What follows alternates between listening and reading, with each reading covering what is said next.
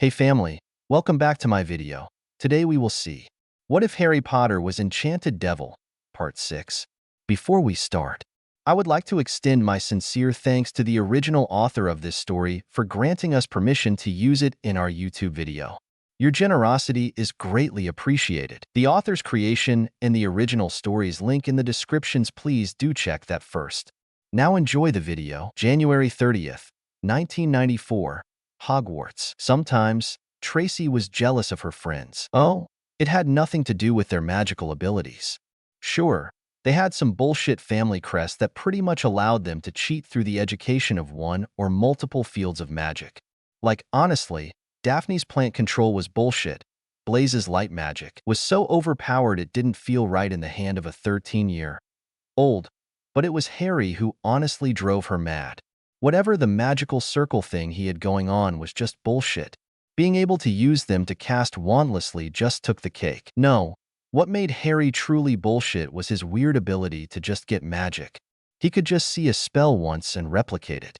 Hell, he could even modify it on the fly to suit his needs, something that arithmencers needed weeks to do for each spell. It really wasn't fair that they all had to spend hours learning complicated spells, only for him to just get them without even bothering with incantations or wand movement, then replicate it using his bullshit magic circles. Yeah, she said bullshit a lot.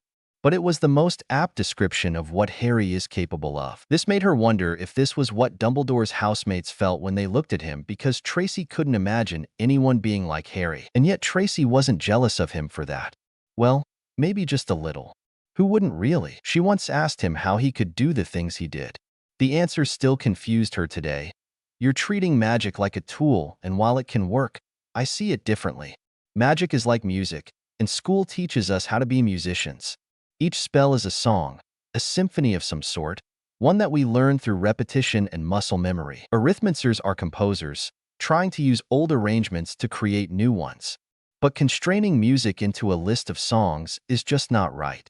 You have to learn how it works. When a note is incorrect, instinctively, you need to listen, and once you understand, once the magic is more than a list of notes but more akin to a language to speak, then you'll be able to do what I do. She hadn't really understood what the boy meant by that.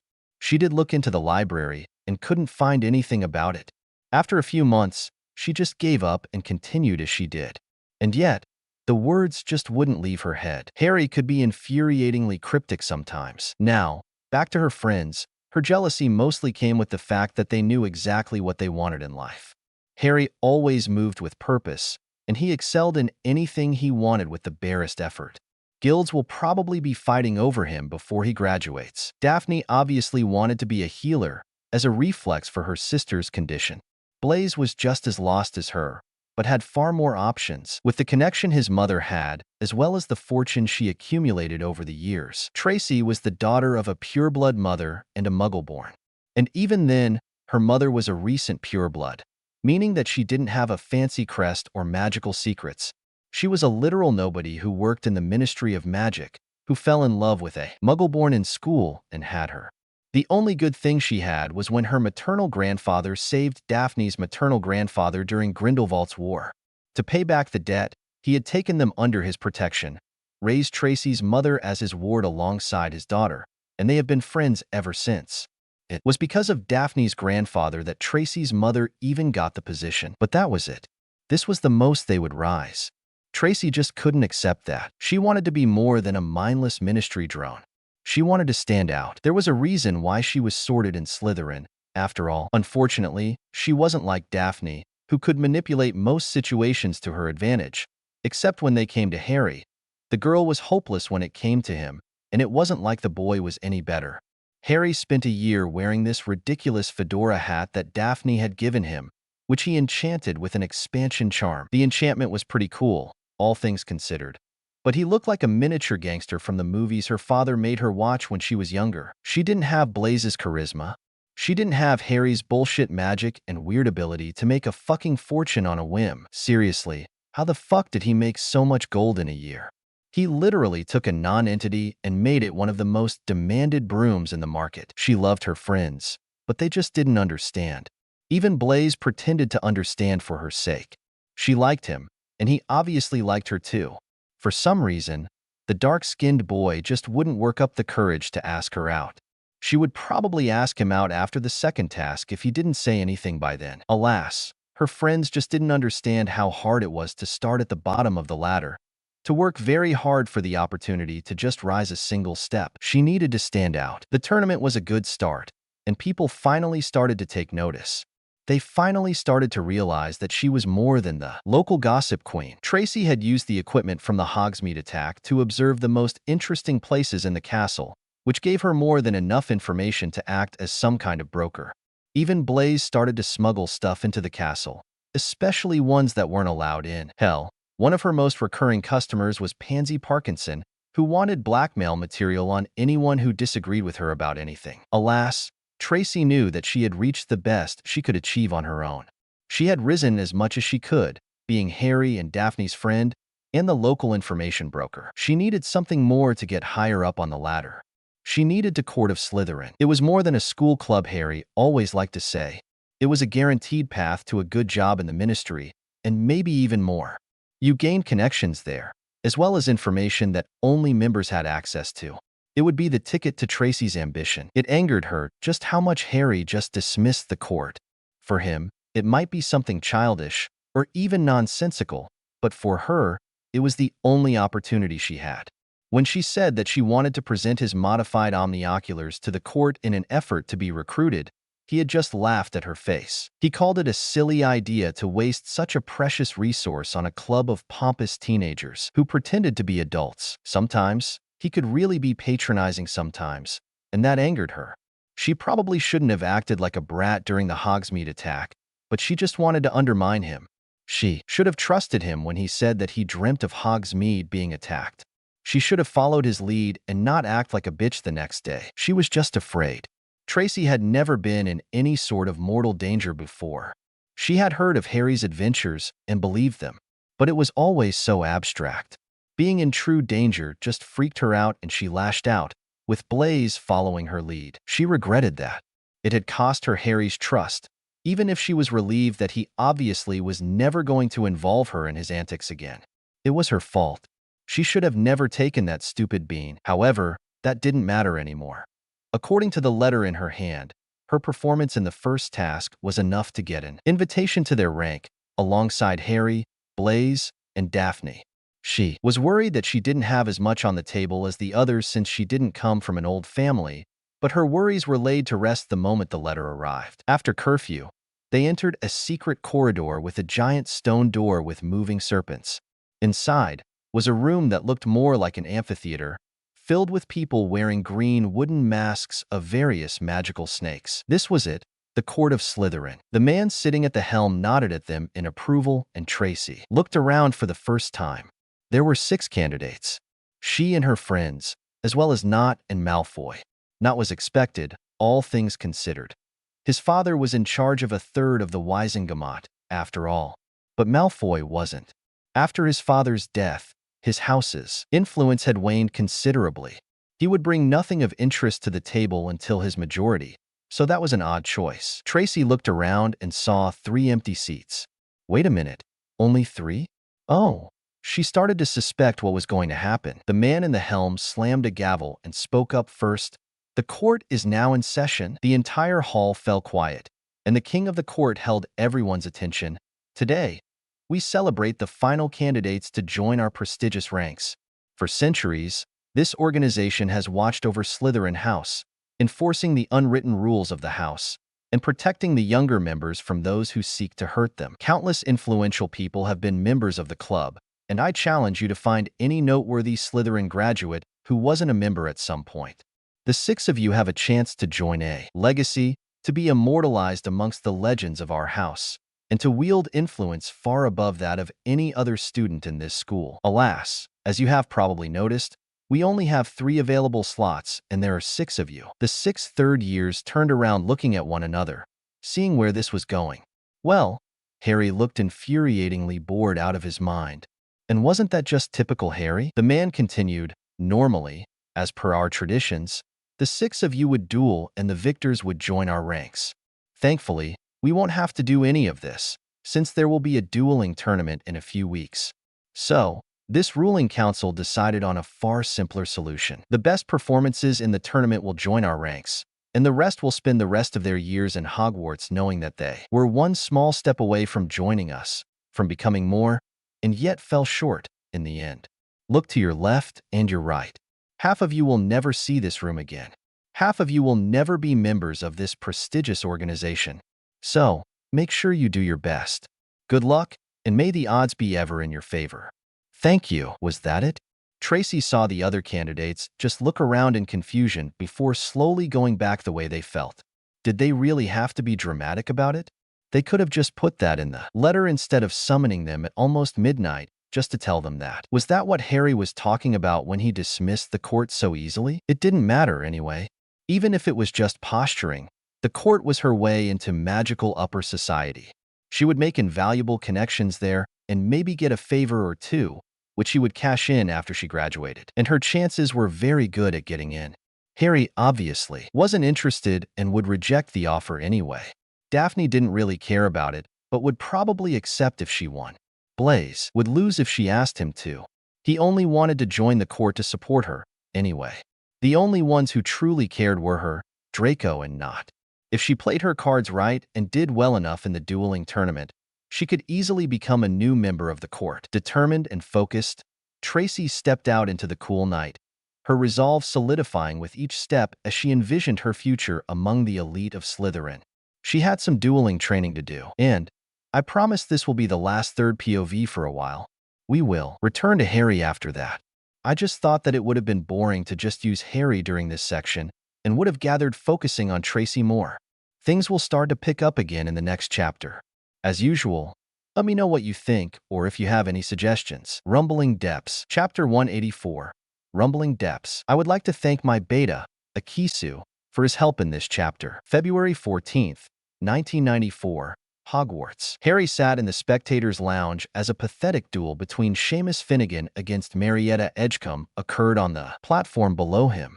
Next to him, Daphne looked befuddled at the sight. I know we're the youngest competitors in the tournament, but is it really that bad? Harry shrugged. It's not really fair to compare them to you.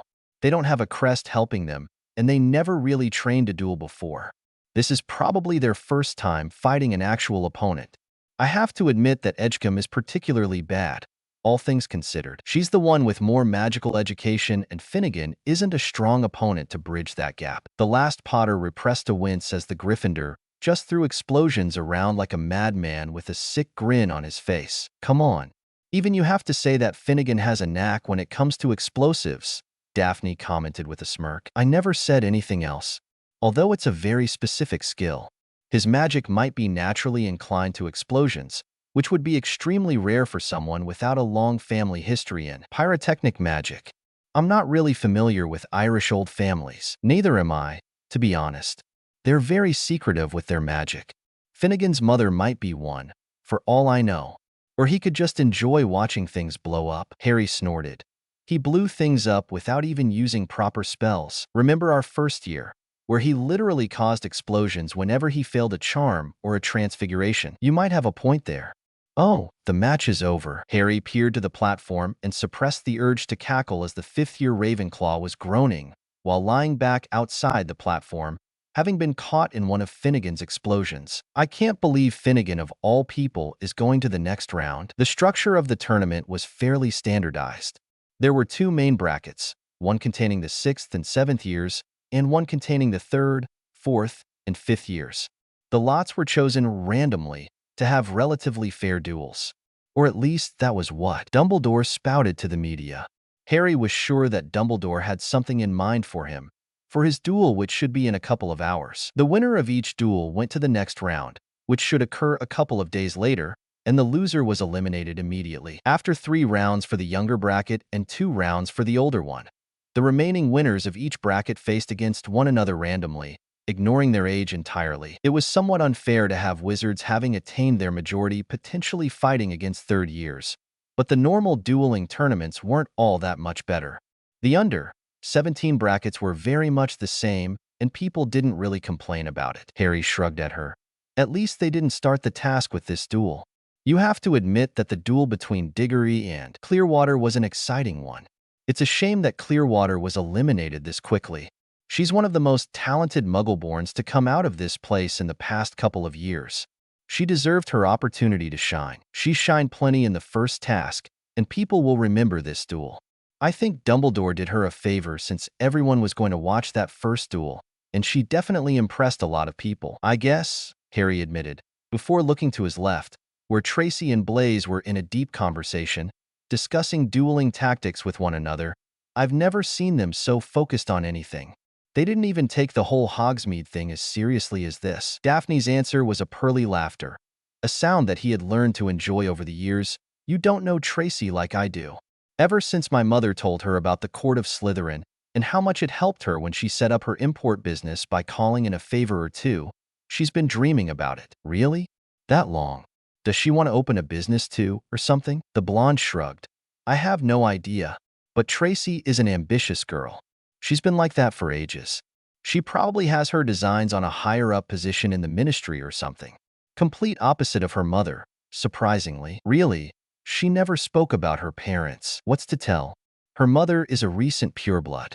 Her grandfather helped mine during the war or something, and he raised her and my mother as if they were sisters. But Tracy's mother never really amounted to much. She just chose to have a cushy job in the ministry and fell in love with a Muggleborn when they were in Hogwarts. Her father was heartbroken when she told him about her engagement. Apparently, he wished for her to strive for more. Harry gave her a slight smile. Some people like the peace that comes with a simple life. Not everyone wants to rule the world. There's a certain purity to it, I suppose. And Blaise, what's his deal? Daphne's answer was just to give him a dry look, which he didn't get. Why are you looking at me like that? You're joking, right? The blonde said with an incredulous tone. What do you mean? I'm joking. I asked a simple question. Harry didn't really hear what she said in response. She muttered to herself something about morons and boys. Before he could ask her more about it, she looked at him with a deadpan expression. Blaise has a huge crush on Tracy. He has for years. Do you seriously think that he cares one bit about joining the court of Slytherin? He's doing it for her, as well as all this dueling stuff. Not that Tracy is any better, swooning around in our dormitory like some love-struck maiden. I bet they'll be dating by the end of the year. Huh, that made a lot of sense. Blaise was always relatively apathetic to whatever happened around him. They were a lot closer in their first year, after which they just kind of drifted apart slightly, with Harry being distracted with the riddle thing. He must have gotten closer to Tracy at the time. The last Potter released a deep sigh. I'm horrible at that kind of stuff. Yeah, I noticed. What's that supposed to mean? She shook her head. Nothing. Just ignore it. Hey, looks like your opponent was announced. Choosing not to press further, Harry let her change the conversation.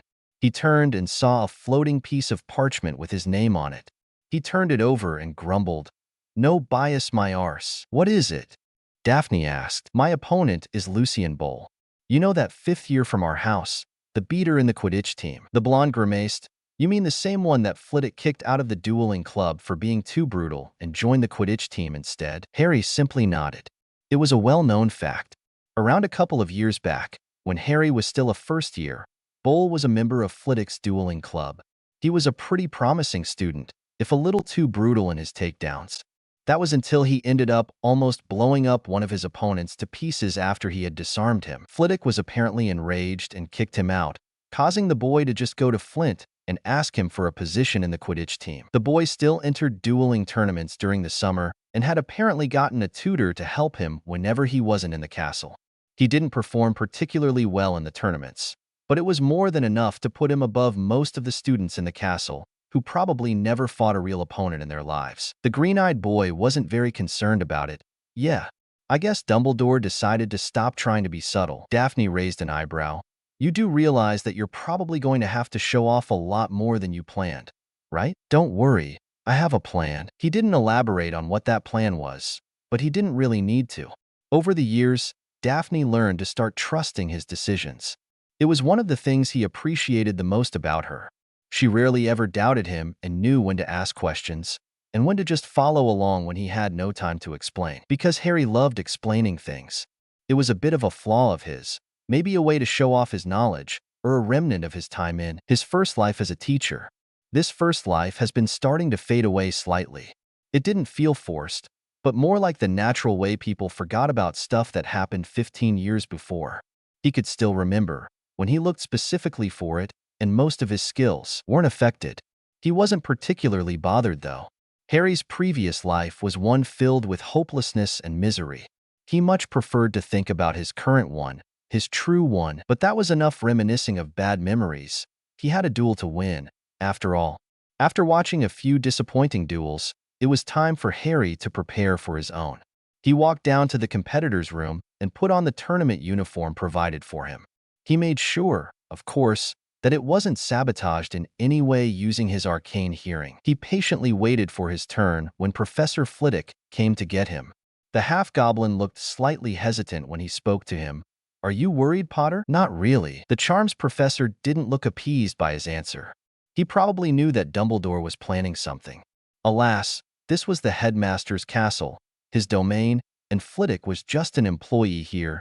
Don't underestimate Bull.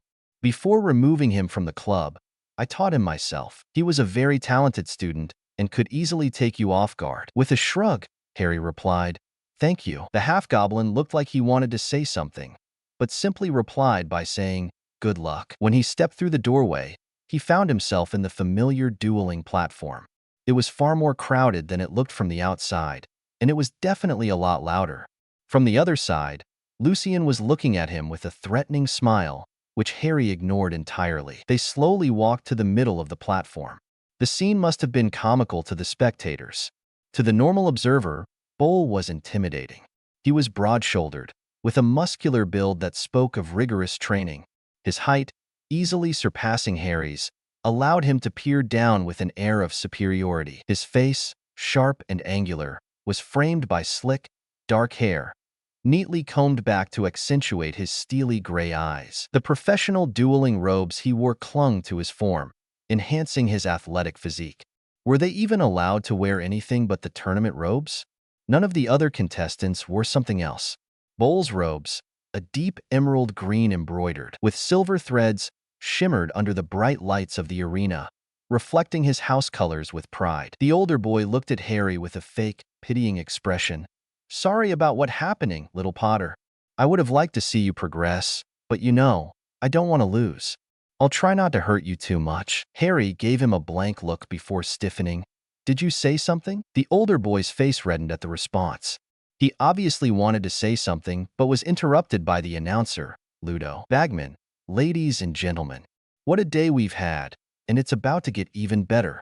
For our next match, we have Lucian Bull, a fifth-year Slytherin, and a known competitor in the under-17 National Dueling Tournament. He will go against his younger housemate, Harry Potter, a third-year, and the winner of the previous task of his tournament. Will Potter be able to use one of his tricks to win this tournament as well, or will Bull's experience prevail? We'll find that out now." Both duelers bowed to each other before turning back and raising their wands. Harry looked at his competitor's stance. Unsurprisingly attacking, which made sense considering his reputation. He probably wanted to end a duel quickly. From the look of the stance, it was probably a bone-breaking curse, but that was a guess at best. Harry felt something change in the boy's magic using his arcane hearing. They were legal but pretty frowned upon. Oh, isn't that interesting? He's shaping his magic to prepare a spell, definitely a bone breaker, to be released without any wand movements. Harry was impressed. It was a pretty advanced dueling trick. From the wand's position, he was probably aiming at Harry's chest. Why this hex, though? Oh, it's part of a famous spell chain that stopped counterattacks by shielding right after with a protego. A good first bout, one that would take out most inexperienced opponents. Too bad for him. Harry wasn't inexperienced. As Bagman announced the start of a duel, Harry tilted to the left to dodge the impromptu bone breaker and retaliated immediately. Stupefy. To Bull, it probably looked like Harry was somewhat experienced, and he continued his chain to continue his shield charm. Of course, Harry's spell surprisingly broke the shield as if it weren't there, and the older boy found himself unconscious from a single spell. The crowd was silent in shock at the bout.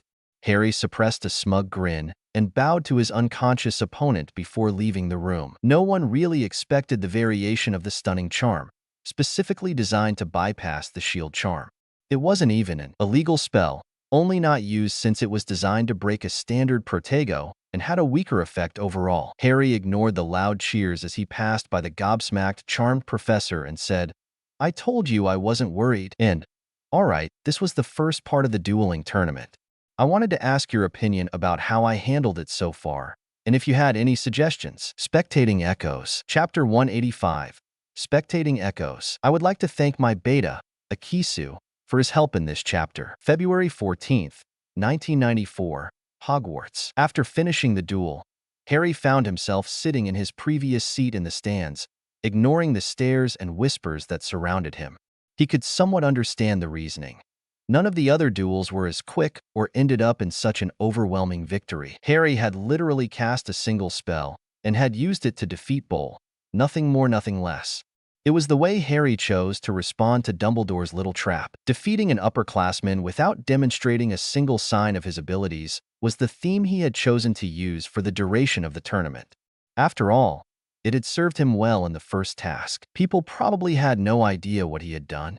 Perhaps they thought that he overpowered Bull's shield, which would be ridiculous. To the trained eye, overpowering a shield and using a shield-breaking charm had completely different effects.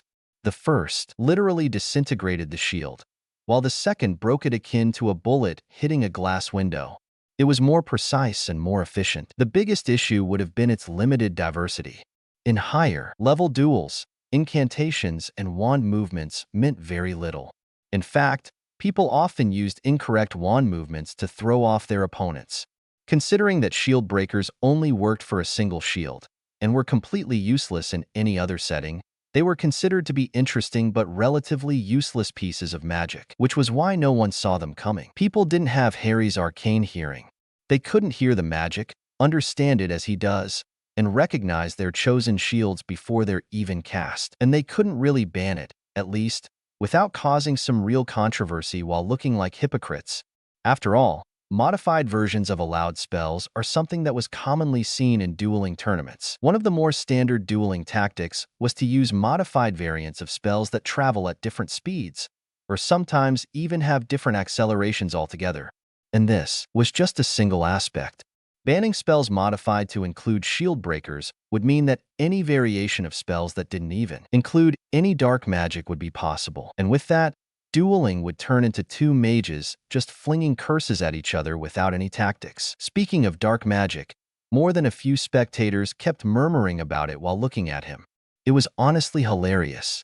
Oh, Harry knew more than a few dark spells, but he could only use the variants relying on the mysterious outside source of magic that made its effects more pronounced. But he never could muster the hatred or rage necessary to take those spells to new heights. He could probably simulate the magic with his arcane hearing, but it would be time-consuming. It also didn't feel right to do it this way, like it would be a very inefficient endeavor. Harry had learned that during his research on curses with Daphne.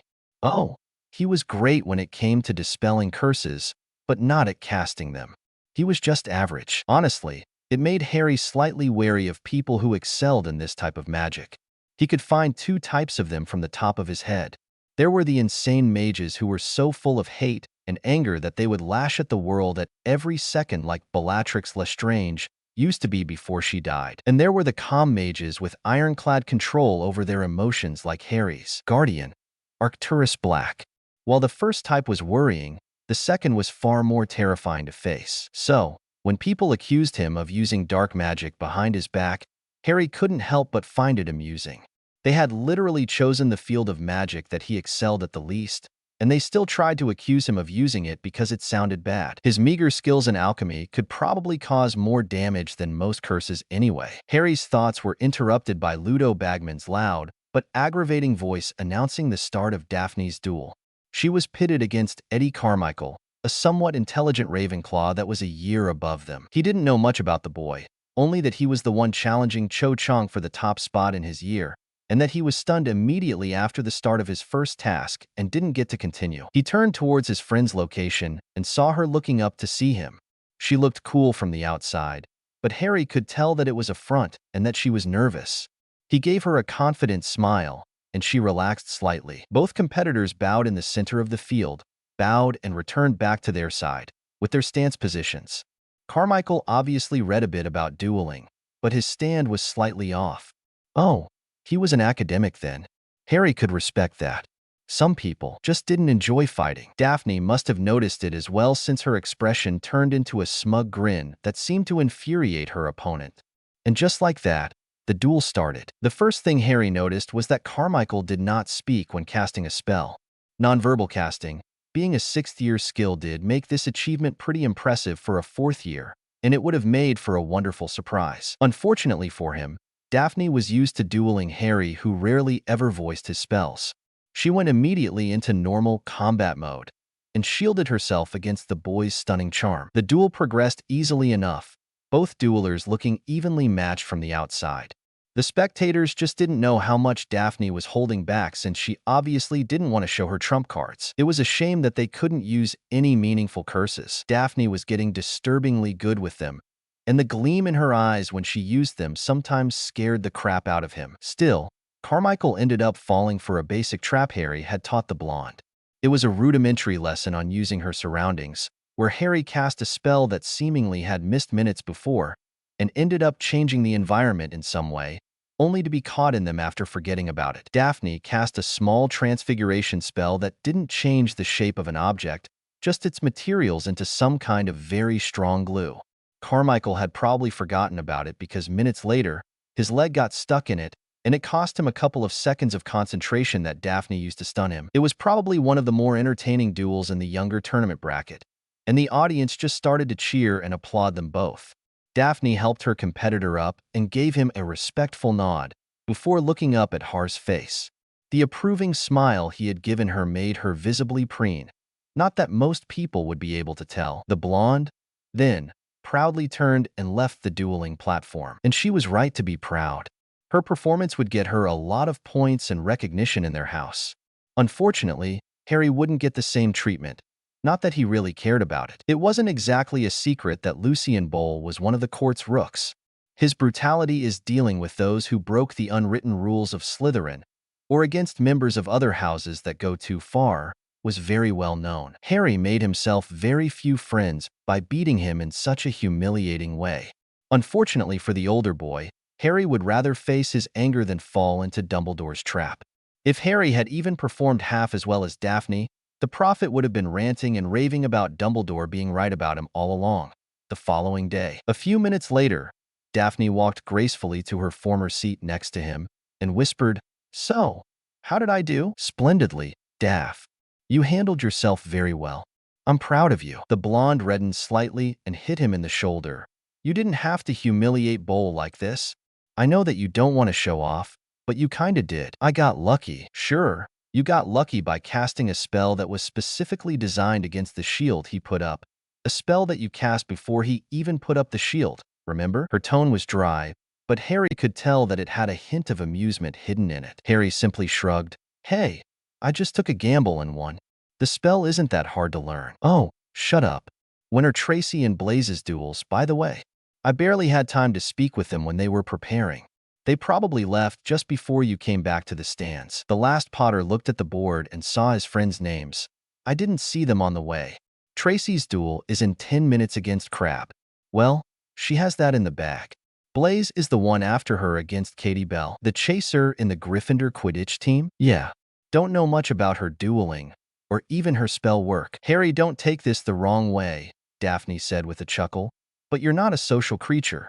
I wouldn't be surprised if you told me that you don't know the names of our yearmates." The young man gave her a smug grin that made his friend hit him in the shoulder again. "Violent woman. Just keeping you in line, dear," the blonde joked back.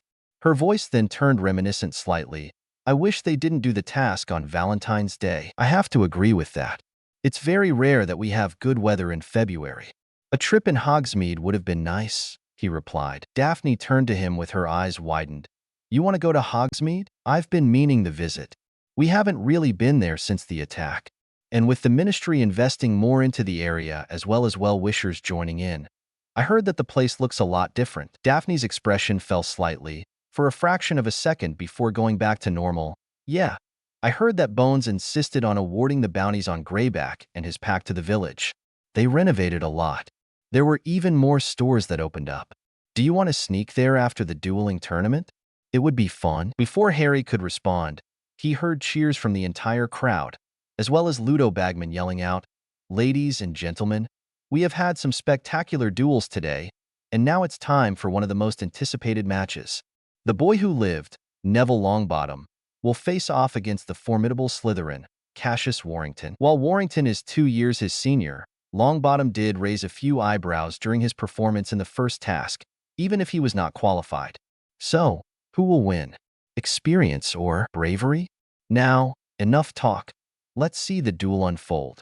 May the best wizard win. The excitement in the air and the cheers that Bagman got after his introduction were far higher than that of the other duels. Neville was right when he said that most people came here to see him. As both duelers took their stance, Harry couldn't help but feel a knot of apprehension tighten in his stomach.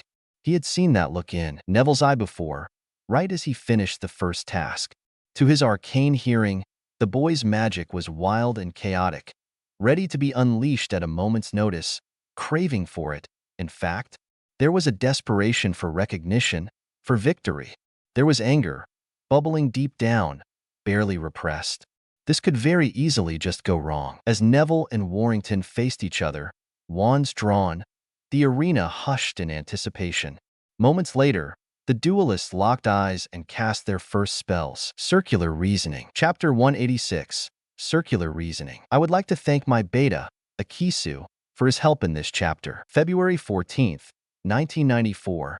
Hogwarts. Cassius Warrington would admit without any shame that he wasn't the most talented student in Hogwarts. He wasn't even the most talented wizard in his year. But he was probably one of the most hardworking students in his house. He wouldn't really say it out loud, but he thought it hard enough. Most of the students in his house were spoiled rotten and barely had a bad day in their lives. It showed, really, when it came to how petty they could be at the sign of something they considered to be a slight. It was proof that people would always have something to complain about, no matter how comfortable their lives were. Cassius wasn't like them. He had to earn everything he ever got. After all, he was the son of a squib, who happened to be a descendant of some healer who received an order of Merlin a couple of centuries back. His mother, a French witch who had recognized the name, married his father, with dreams of wealth and prestige. She didn't find any. While they couldn't be considered to be poor in the broad definition of the term, the Warrington family wasn't drowning in gold, like she hoped. It took her years to find that out, keeping out hope that there was some hidden treasure that her husband didn't tell her about. There wasn't. When she finally lost hope, she divorced his father without a second's thought, taking most of the meager fortune that Cassius' grandfather left them, and didn't even look back as she moved to France once more. She didn't even leave enough for Cassius' own Hogwarts education. He was 10 at the time. His sister, Ivy, was 2 years old and hadn't really realized what had happened. The only thing they had left was their family home, something that they couldn't sell without the rest of magical Britain knowing about it, something that would ruin his and his sister's chances in their world. Status and heritage mattered a lot in their society, and selling a family home was one of the most shameful events that a magical family could suffer. It meant that they officially lost their status, and Cassius would jeopardize his sister's future just for a couple of years of comfort. Cassius' father worked himself to the bone in the Muggle world to buy their clothes and groceries. They couldn't really exchange it to galleons, and Cassius sometimes wished that he was a Muggle-born. Things would have been a lot easier if they could exchange pounds for wizarding currency. So, to buy his school supplies, Cassius volunteered in shops, which were upgraded to part-time positions during the summer. He did it under an alias, of course, and he was easily able to save enough gold to be self-reliant. Of course, when he realized that he was very good at potions, Cassius made even more gold by selling potions under the table to the students during his school year. It was enough for Ivy to grow with magic. He bought her magical toys, magic books, and even a small training broom. He even had enough gold left over to buy himself a broom.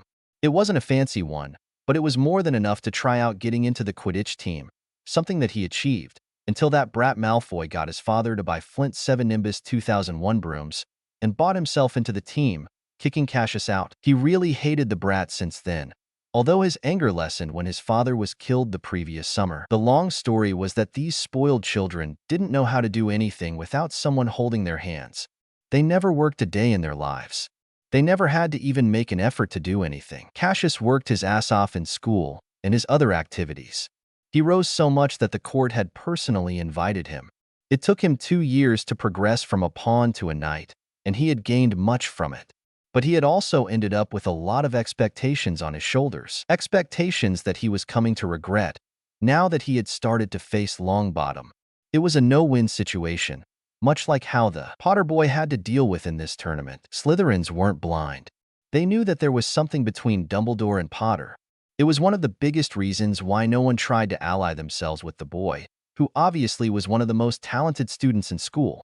No one wanted to get into the headmaster's bad side, especially while staying in his castle. Potter did hide himself pretty well, staying in the background as a talented student, nothing more, until Dumbledore just proclaimed that he could be the second coming of the Dark Lord without a single speck of evidence. It was obviously nonsense, but people started to pay attention to Harry Potter, and the boy did not disappoint. The entire tournament was a bad thing for Potter. He couldn't use anything too advanced, which would prove Dumbledore right, and he couldn't afford to lose, which would make him the mockery of magical Britain. Cassius needed to impress people for the opportunity to be invited into a guild or for an apprenticeship. He could be offered internships and maybe even actual jobs. Potter was the opposite. He needed to impress people, but not too much. And by Merlin's beard, did the boy find that fine line somehow. His performance in the first task was as amusing as it was impressive. The way he beat Lucian Bowl in just a few seconds with a simple spell was insane. He recognized the spell, a stunning charm specifically made to go through Protego shields. It could have ended so badly, yet it just worked somehow. He had to admit that Potter had style. Yet now, Cassius had his own dilemma. Neville Longbottom, the boy who lived. The Gryffindor might have had some hard times in the past year or so, with the whole breaking the statute of secrecy with a flying car, breaking into the common room with Polyjuice, being declared insane because he thought he fought a basilisk and slayed it with a sword, and that was the tip of the iceberg. He became a pariah in the Gryffindor common room, slowly losing his popularity as people realized that he was a relatively talented wizard, but definitely not the second coming of Merlin that Dumbledore alluded to. However, outside the castle, the boy was still a celebrity and the future head of the Longbottom family. People still cheered for his name. Cassius knew that he could beat Longbottom easily. It wasn't anything personal or an attack on the boy's intelligence or magical power, but at the end of the day, Cassius simply had 2 years of magical training over him. The issue was that he couldn't afford to humiliate him. He couldn't make it too quick, since most of the spectators bought their tickets to see him. He couldn't lose, of course. That would threaten his position in the court as well as remove many prospects in the future.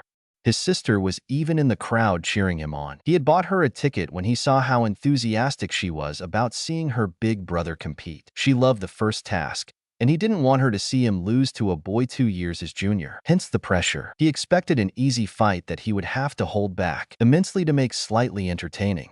Those expectations were stiffed after the first spell Longbottom cast impacted his shield, and he felt like he was hit by the night bus. What the hell? Wasn't Longbottom supposed to be a third year? Thankfully, it looked like power was all there was to it. The boy did learn a bit of dueling, but not enough to bridge the gap between them. Other fifth years could have easily lost his position if they didn't attention. Of course, that's when Longbottom pointed his wand and bellowed, "Reducto!" It was an instinctive response, but Cassius wordlessly cast a shield charm moments before the spell impacted him. Gong. The sound was almost deafening. He could have been seriously hurt if he hadn't taught himself wordless casting. He was planning on keeping that a surprise in his OWL exams. He heard that examiners liked to bump up a grade if someone showed them a piece of magic that was above their presumed education. Cassius leapt to the side right away, reacting on instinct. Lucky he had, for several curses sailed through the space he had occupied a second or so earlier. A spell chain, now? Quite a good one, too. The wand movements had been perfect and the casting had been fast, very fast. Accurate, too. Was it just him? Or was that precision missing at the start of the duel? Did Longbottom want to make him drop his guard with a false sense of security, or did he somehow get better during the fight? When his opponent's next volley was strategically placed to lead Cassius into yet another onslaught, his eyes narrowed. It didn't matter what Longbottom was playing at. He was done holding back. Instead of using a standard shield charm, he used a repelling shield and overcharged it. The spell coming his way was sent flying back towards Longbottom, whose eyes widened and ducked. The boy did not expect the overcharged shield to move outward and send him flying back. Cassius' lips curled upwards as he sent a stunner at the downed boy. This expression quickly turned slightly baffled when Longbottom somehow rolled away and retaliated with a wordless wind cutter mid-roll. Cassius was able to shield against it, of course, but who did that? This was a school tournament, not a war zone. And yet the boy released a torrent of offensive spells that was just so far above what a third year should have been capable of. Still, Cassius easily kept up and traded a few spells with the boy before becoming fed up and deciding to try out Transfiguration instead. A couple of the debris around him were turned into small rats that ran towards the Longbottom scion, who simply pointed his wand at them and yelled out, "Bombarda!" Who the fuck used an exploding charm on rats? The rats were vaporized, but half of the dueling platform blew up as well. Cassius was able to redirect the debris with a Depulso Maxima. The dust settled to reveal a coughing Longbottom who had a bleeding cut on his cheek. The look in the boy's eyes was of burning hatred. The blood on his face made him look feral. Wasn't Longbottom's instability supposed to be a bunch of rumors? Cassius was so distracted by the look on Longbottom's face that he almost missed him yelling out in anger, "Lucero, what the fuck was wrong with this kid?" Cassius dove to the side, knowing that this spell would tear through most of the shields he knew. This was straight-up dark magic. It wasn't technically a banned spell since it was technically a variation of the cutting charm and could be treated easily enough. His dodge put him right in the target of a blinding curse. Cassius hastily yelled out, "Protego Horribilis." The shield barely held, but it thankfully did. He wanted to see what the crowd was thinking about the boy who lived casting fucking dark magic in public. Was Longbottom an idiot or something? This could easily destroy his reputation. He decided to focus on the duel in case Longbottom did something insane again. He would end it quickly. No longer holding back in the slightest, he conjured a dozen bolas that he banished towards Longbottom. Most of them didn't hit, but a couple hit his knees at very hard speeds. Cassius cast 3 punching charms in quick succession. Longbottom fell to the ground, and the older boy decided to end it with a disarming charm, followed by a stunner. The boy must have tried to send another spell his way since he didn't have the time to shield or dodge, but he couldn't with his wand missing from his hand. Before Longbottom realized what had happened, Cassius' spell hit him in the chest, finally knocking him out. That was a lot harder than he thought it would have been. He turned towards the spectators, only to hear screaming for some reason. Why were they screaming? Did something happen? Cassius attempted to take a deep breath, only to feel a burning sensation in his chest. He didn't remember being hit with a spell. He put his hands near where the pain was coming from. Why was there red paint on his hands? Was this blood? Confusion and shock overtook him as he tried to make sense of it all. The crowd faded into a distant echo as his vision blurred. Cassius struggled to stay upright, feeling a wave of dizziness. The only thing he thought about was concern for Ivy seeing him hurt. His legs gave way, and the last thing he saw before darkness engulfed him was the concerned face of Professor Flitwick rushing towards him. Then, everything went black. Bleeding Heart. Chapter 187. Bleeding Heart. I would like to thank my beta, Akisu, for his help in this chapter. February 14th, 1994, Hogwarts. Pandemonium would have been an apt way to describe Harry's surroundings. Everyone around him was either screaming or yelling at the horrifying scene on the stage. Harry could see a furious Dumbledore practically running towards Neville, who lay unconscious after his duel. What a shame. It had started so well for the Longbottom scion. Seeing the boy who lived duel was one of the reasons many people actually bought tickets to what was essentially a glorified school tournament that students were forced to participate in. They were expecting a spectacle, and by the gods did Neville deliver. At the start, the duel was, by far, the most exciting one. Oh, it wasn't the most advanced in terms of magical ability, or who displayed the most power. No, it was the narrative of the underdog, Neville, trying to defeat a more experienced opponent with sheer guts. Neville fought and showcased magic that Harry honestly didn't expect from the boy, with some dueling tactics mixed in. What had started as a sure thing for Warrington ended up as a genuine competition. Harry could tell when the older boy started taking things seriously, and it was a short time after the duel began. The most surprising thing, he had to admit, was seeing Neville get better as the duel progressed. The Gryffindor wasn't an idiot in the academics department by any means. In fact, He seemed to thrive when it came to practical application and learned very quickly while doing, as opposed to Harry preferring to learn by studying and experimenting.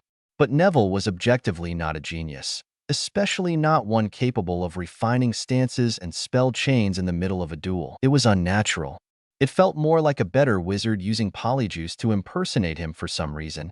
Yet Harry knew that it was fundamentally still Neville with his arcane hearing.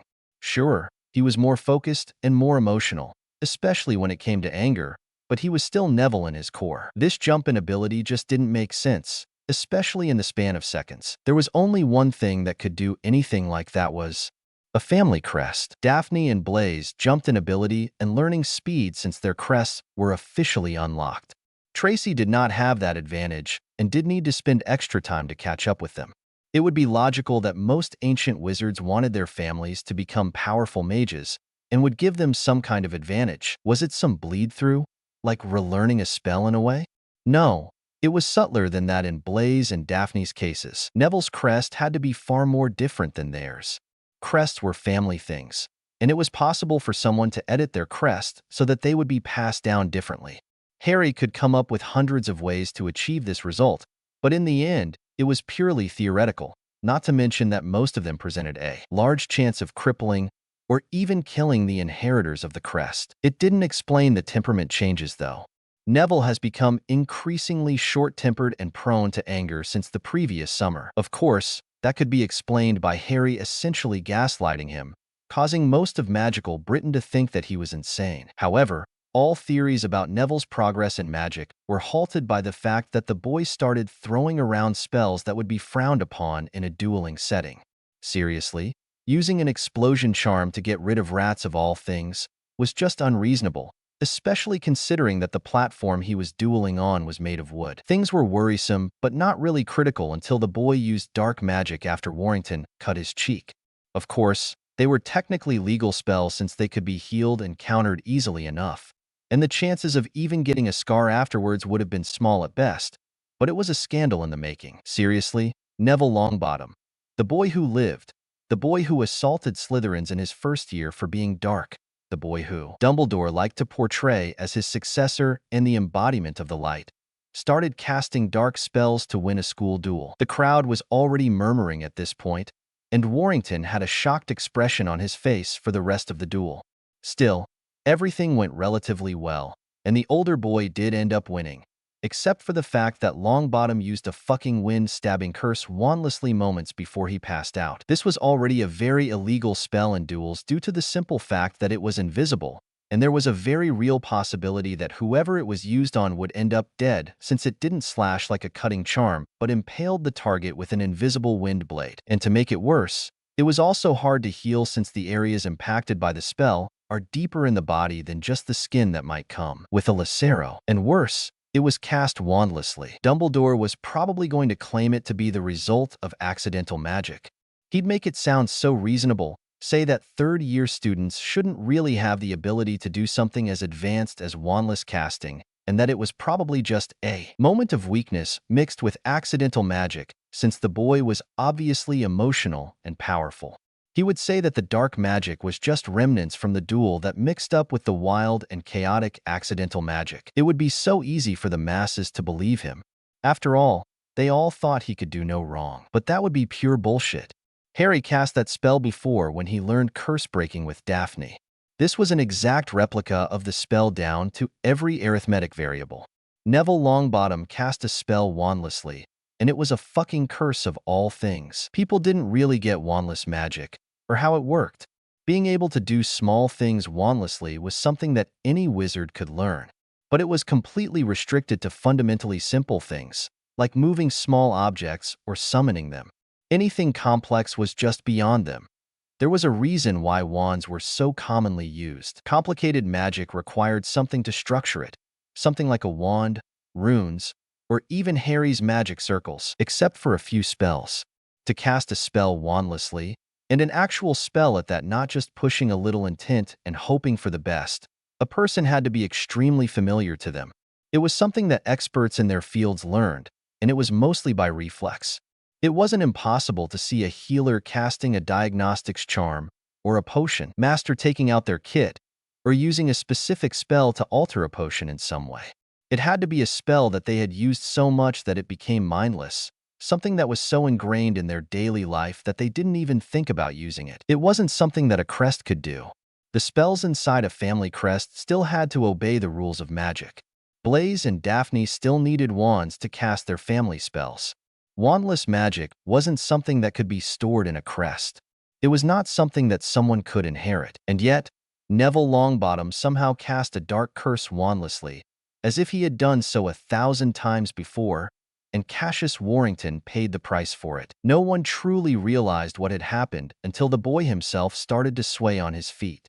A red stain grew on his chest, and people started to scream. The shields around the duel were shattered in the blink of an eye by Dumbledore and Flitwick, followed by a frantic Mediwitch that kept channeling one healing charm after another in very quick succession. At that moment, Harry's respect for Madame Pomfrey grew considerably. Listening to what she was doing with his arcane hearing was amazing. It took her less than a second to realize that Warrington was hit with a dark spell, 2 seconds to isolate the dark magic and stop it from spreading, and 5 seconds to tell what the spell was before countering it. She healed his internal organs, and the young Slytherin could hear Warrington's song start to stabilize slightly. It literally took her 10 seconds to take a dying boy and stabilize him enough that a potion regimen would likely heal him in a couple of days. She conjured a few bandages, probably designed to deal with dark magic, and levitated the unconscious boy outside the arena. Even Dumbledore hadn't even tried to get in her way. Not that he would care, since he was checking on his precious boy who lived, who was simply stunned, and maybe a little bruised. People did not mess with healers, and there was a good reason for that. The Healing Guild was, by far, the most ancient guild in the wizarding world, and while healers took vows before and after learning healing magic, no one could unearth their secrets. Yet, should someone attack or even kill a healer, they were banned from any sort of magical healing in the world. Not a single healer would touch them. A simple curse could kill a mage if they couldn't counter it in time, and healing potions could only go so far. And considering how many people just happened to befall seemingly harmless accidents right after killing a healer, the guild probably arranged for them to happen as warnings. There was a reason why no one was insane enough to attack magical hospitals. Grindelwald hadn't done it, and even Voldemort didn't touch St. Mungo's during his civil war. People just stopped pressuring them to join sides since they were bound by their oaths to not take sides in conflicts, to simply heal the sick no matter which side they came from. And in turn, people respected their neutrality. "Is he going to be all right?" someone on his right muttered. It was Daphne, who looked pale and horrified by what she had witnessed. For all their adventure together, this was probably the first time she had seen someone with such a wound. With the basilisk, the whole thing was instant, and the Peruvian instant darkness fog did obscure most of the violence in Hogsmeade. Harry had the urge to reassure her, "Warrington will be fine. He wasn't hit anywhere really important, and Madame Pomfrey was able to handle things before it got too out of hand. He's lucky, though. If he was hit just an inch up, things would have ended a lot worse, and if Madame Pomfrey hadn't been there, he would have bled out before anyone could take him to the hospital wing." The blonde shook her head. "I recognized the curse.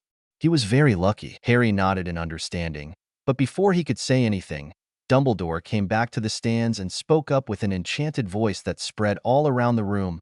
"Ladies and gentlemen, I understand your concerns regarding the recent events in today's dueling tournament. Rest assured, both Mr. Warrington and Mr. Longbottom are receiving the best care and will make a full recovery. This incident, however, serves as a poignant reminder of the unpredictable nature of magic, especially when not fully controlled. The tournament shall proceed, but I implore everyone to exercise the utmost caution and restraint.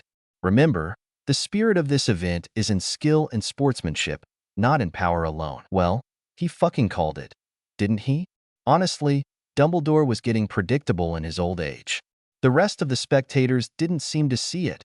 The crowd murmured in response, some still visibly shaken by the intensity of the duel. Dumbledore's words seemed to bring a sense of calm over the audience, who listened to him like sheep, and Bagman announced the following duel. Harry watched the rest of the duels with a lot of thoughts and theories in his head about Longbottom's behavior. When Tracy won against Dean Thomas, and Blaise defeated Carl Hopkins, a student a year above him in Gryffindor, He clapped and congratulated them absent-mindedly. He had purposefully ignored Neville's recent behavior out of guilt. Something was wrong with the boy, and Warrington had almost died because of it. This behavior was not normal. This temper definitely was not natural for a teenager to have. People didn't switch from irritation to murderous rage during the duel. He had seen it before during the first task, but Harry thought it would have been a one-time event. He had to talk to Neville as soon as possible. Yes, with his mindset, Harry decided to visit him in the infirmary once the duels were over. They had a lot to talk about, and the confrontation with Neville should be in the next chapter. I tried to keep things interesting from Harry's perspective and Dumbledore's expected reaction to Neville's mess. As usual, please let me know what you think, or if you have any suggestions. The Crimson Light. Chapter 188. The Crimson Light. I would like to thank my beta, Akisu, for his help in this chapter. February 14th, 1994, Hogwarts. Neville woke up with a killer headache and his ears ringing. What had happened? He was confused. He remembered being prepared to enter the duel, but it felt more like a fog than anything else. He was fighting this older Slytherin, Warrington. He wanted to win so much. He wanted to impress his grandmother. He wanted to show the world that he was more than a name, more than the product of his parents' sacrifice. He wanted to show Harry that he was worthy of his friendship. Did he lose? He must have. He was knocked out, from the looks of it. He didn't remember much at the end of the duel, only that he was overwhelmed and how angry he was. It was hard to think. Everything was just drowsy. The Longbottom Scion tried to get up, but his body just wouldn't move. He couldn't even turn his neck. Instead, he heard voices. It took a lot of effort on his part to focus enough to hear them. "What am I going to do with you, Neville?" He recognized the voice. It was his grandmother. Why was she here? Shouldn't she have stayed in the stands with the rest of the spectators? She sounded so sad, so heartbroken. Neville had never seen her as anything but a strict and unyielding woman with nerves of steel. To see her like this, it hurt. He wanted to comfort her, to hold her hand. He wanted to tell her not to be so sad. That was until he heard her next sentence. Frank would be so disappointed. Alice would be horrified. Dark magic? Neville? Why did you think that using something like that would be worth it? Why would you tarnish our legacy like this? You were supposed to be the best of us, the best of all Longbottoms before you. Wait, what? What dark magic? Neville never learned any dark magic. He never so much as opened a book that had a dark spell inside. He knew a lot of dueling spells, and he had prepared himself ever since the first task was over, but he never touched dark magic. What you did was reprehensible. Was it my fault? Was I too indulgent? Maybe I was too hard on you? Sometimes I wonder if you're doing your best to push the edges of how much I love you. The way you behaved in school, the bullying, the pranking, breaking into another house's common room, using illegal potions. Frank was never like that. Maybe I should have agreed with Dumbledore's demands all those years ago to let him take care of you. But I loved you too much. You what remains of my son's legacy in this world, and the first moment I ever saw you, I knew then that I would never have let you go. Not for anything. Perhaps you would have grown differently, grown into a better man if Dumbledore had raised you. But the past is the past. I really don't know what to do with you. Before Neville could even think about what his grandmother revealed, sleep overtook him once more. The next time he woke up, his mind felt just as clouded as before. He heard another voice speaking. It wasn't his grandmother. It was a male voice, an old voice. It was Dumbledore's, but it felt a lot harsher than it used to be. The kindly old man wasn't there, just an imposter stealing his face, and an unkind one at that. "You stupid boy. What were you thinking, using dark magic publicly?" Wait a minute. Was he talking about Neville? "If I hadn't been able to salvage things, you would have ruined 12 years of work and planning. I swear you aren't worth the trouble to keep you around. Sometimes I still wonder if you were worth the sacrifices. Frank and Alice were so promising." His voice was slightly muffled at the end, but still sounded furious. What did he mean by 12 years of planning? And what about his parents? Was Dumbledore using him? Did Neville mean so little to him? This had to be a dream, some kind of nightmare, at least. His mind definitely felt foggy. Yeah, that sounded about right, a dream. Dumbledore's voice became less furious and became more curious, even if there was an undertone of irritation in it. "Perhaps I'm not being fair to you. Perhaps it wasn't your fault at all. Perhaps this was always meant to be. I wonder if this is part of the prophecy, a way it is manifesting due to my influence. At least you're not as troublesome as that Potter boy, though. But you're coming very close to becoming a wasted asset, and there are very few things that I loathe as much as wasted assets. Time will tell. Time always does, after all. And with that last ominous message, Neville returned to the realm of Morpheus, hoping that it had all been in his head after all. His eyelids fluttered open, revealing a blurred world that slowly swam into focus. The ceiling above him was an unfamiliar tapestry of shadow and light, making him wonder for a fleeting, disoriented moment where he was. It didn't take long for him to realize where he was. He remembered that ceiling and the faint odor of healing potions and herbs. He was in the hospital wing. He lay there for a moment, his gaze wandering over the high, vaulted ceilings, where the moonlight streamed in through the tall, arched windows, painting silver patterns on the polished floor. So it was nighttime. He didn't know how long he stayed like that. It could have been a minute, and it also could have been an hour, but finally, Neville attempted to sit up. He felt a mild ache in his chest. Had he gotten hurt? That was when he finally remembered what happened. Oh, Merlin, the duel. What had he done? Memories of the duel came back slowly, as if he was remembering it for the first time. Warrington was good. He remembered being frustrated after their first bout. The older student was easily the better wizard, probably because he had twice as much experience with magic than Neville did, and it showed. He was more graceful, surer of himself. Neville's reductor curses were shielded against. His spell chains were dodged and countered. His tricks were unraveled in seconds, and it was just unnerving. The Longbottom Scion remembered getting angrier, as Warrington was obviously not putting his whole into the duel. He wasn't even attacking. And when he was taken aback by the Slytherin's trick with the shield charm, he was almost about to lose. He saw the stunner coming in towards him. Everything just turned hazy. The duel and the spectators were gone. There was only the enemy, and he had to defeat him. The dark-cutting curse was a bit overkill. Even if it was frowned upon in official duels, it was legal. He had learnt this spell from his tutors in Christmas, in case he was attacked by Death Eater sympathizers. But that's when he used a few spells that he had literally never used in his life. He doesn't even remember where he had learned them, yet now he could cast them perfectly. And that last wandless spell. Neville never even knew that you could cast curses wandlessly. He had only seen his grandmother wandlessly cast some basic charms around the manor. What is happening to me? He couldn't help but say to himself. That's exactly what I wanted to ask you. A voice responded in the dark. Neville stiffened and turned briskly, only relaxing at the sight of Harry's face. What are you doing here, Harry? You're joking, right? You almost killed someone in a fucking school duel. Almost being the key word, Neville joked back, trying to alleviate the situation. This is not the time for jokes. If Madame Pomfrey wasn't there at the scene, then you would have killed Warrington. And don't tell me he would deserve it. Warrington is probably one of the best students coming out of Slytherin in years. He's ambitious, but not immoral, and he's not some spoilt brat like the rest of our house. I admit that I never really interacted with him, but he's never so much as insulted a Muggleborn, let alone bullied anyone in school. What you did was wrong, and you need to admit that before you move forward with your life. Accidents happen in duels, Neville protested. It's normal for people to get hurt, and that's what Dumbledore said to the press a couple of hours ago. And that's probably what the Daily Prophet will be printing. He gave a long speech about the unpredictability of accidental magic, and that the curses you used were only dark in name, and not banned by the Ministry or dueling regulations in any way, since their effects are superficial and easily reversible. But who knows with that old man? He always has an agenda with every action he takes. Neville's dream about the evil Dumbledore came to the forefront of his mind. Had Dumbledore really sorted things out for him again?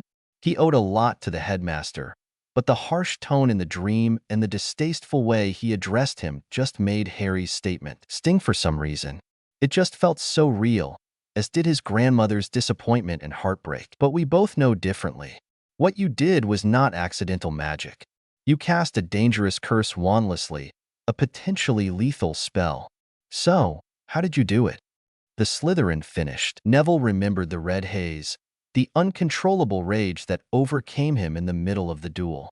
Everything was hazy yet clear. He knew what he was supposed to do as if he had done it 1,000 times before. He didn't want to admit it to Harry, That's not any of your business." Harry didn't seem deterred in any way by his denial and gave him a piercing look. "You don't remember, do you? You don't know what happened, and you're not even trying to find out. Is something stopping you from trying to understand what happened? No, you're scared, but you're supplementing it with anger. You don't feel guilty about Warrington. Not really. You're mostly just scared that it would happen again. You really should have spoken to someone about it. You're out of line, Potter." Neville screamed back at the Slytherin. He didn't know why he was getting angrier, only that he did. "Oh, I did notice that your temper was getting more unstable. I thought it was just your moody teenager phase, but what if it wasn't? In the duel, you got better the angrier you felt. You somehow learned new spells, new tactics, stuff that's too trivial to be put in a magical crest. So, it's something else, something more." "Enough!" Neville yelled, and he waved his arm. He didn't have his wand on him. He didn't even know what this was supposed to do, but Harry immediately waved his wand and caught the spell on its end. The Slytherin gave the spell a curious look, a piercing curse. That could have killed anyone else. And you're even surprised that you know it and can cast it wandlessly. So, a defense mechanism since I know too much. But your eyes. Oh, what is it? Neville bit out. Harry seemed lost in his own world. I'm such an idiot. I'm so thick. How did I not see this coming? I thought it would have been a nerd after so much time. I should have realized. Stop being a cryptic bastard, Harry, and just fucking tell me. What's happening to me? When was the last time your scar was burning? What are you on about? The young Gryffindor asked, baffled by the question. Harry didn't seem inclined to answer. Instead, he kept talking to himself. It was always there, in the back of your head, trying to extend its influence. All those years burrowing in, but stopped by your parents' sacrifice, like a locked door. It was inert, contained for over a decade, until someone opened a window. The way it expressed itself, through rage and knowledge of spells in your subconscious. It was already attached, even without meaning to. It was how it survived. It would definitely explain the parcel tongue. What the fuck is going on? Neville yelled out. Just answer the fucking question, Neville. You're distracting yourself from answering the question. Just answer. Answer what? Harry sneered at him. Are you so stupid that you can't even remember a fucking question? It's such a simple thing. Maybe they're all right about you. Maybe you really are just a mad boy. Fuck you, Potter. I'm not fucking mad. Then answer the fucking question. When was the last time your scar burned? Neville didn't even try to process the question Harry asked. He just wanted to prove him wrong. For Harry to take back his words. The answer just came out of his mouth without even thought. When I unlocked my crest. Harry gave him a weird smile. Exactly. That was when the boy's expression turned sad and he gave Neville a pitying look. This is a bit out of my pay grade. I can't help you with this. What you need is to talk to your grandmother and tell her that your scar got connected to your crest when it was unlocked. She'll probably know what to do. My scar did what? The green-eyed boy just gave him a pitying look. I'm sorry, but there's nothing I can do. Your best bet will be a specialized healer or maybe even Dumbledore, but I'm not sure that would be a good idea. Explain, Potter. Someone is coming, he simply whispered. Neville turned towards the door and then looked back at Harry, only to find the Slytherin having completely disappeared like a ghost. Of Desperate Vultures. Chapter 189. Of Desperate Vultures. I would like to thank my beta, Akisu, for his help in this chapter. February 17th, 1994. Hogwarts. Harry sat on the ground, his back against the sturdy trunk of the ancient tree. Its gnarled roots sprawled around them like protective arms. The tome he held was thick and covered in aged leather, its pages yellowed with time and filled with intricate runes that seemed to dance under his gaze. Beside him, Daphne lay comfortably on her stomach, her book propped up on a small mound of grass. Her blonde hair spilt over her shoulders, occasionally catching the weak sunlight that managed to filter through the leafless branches above. They had decided to spend the afternoon there since they were done with their duels for the day, and their friends obviously wanted some privacy. The black lake stretched out before them, its surface a mix of melting ice and cold, dark water. It reflected the pale winter sky, broken only by the occasional ripple from a creature lurking beneath.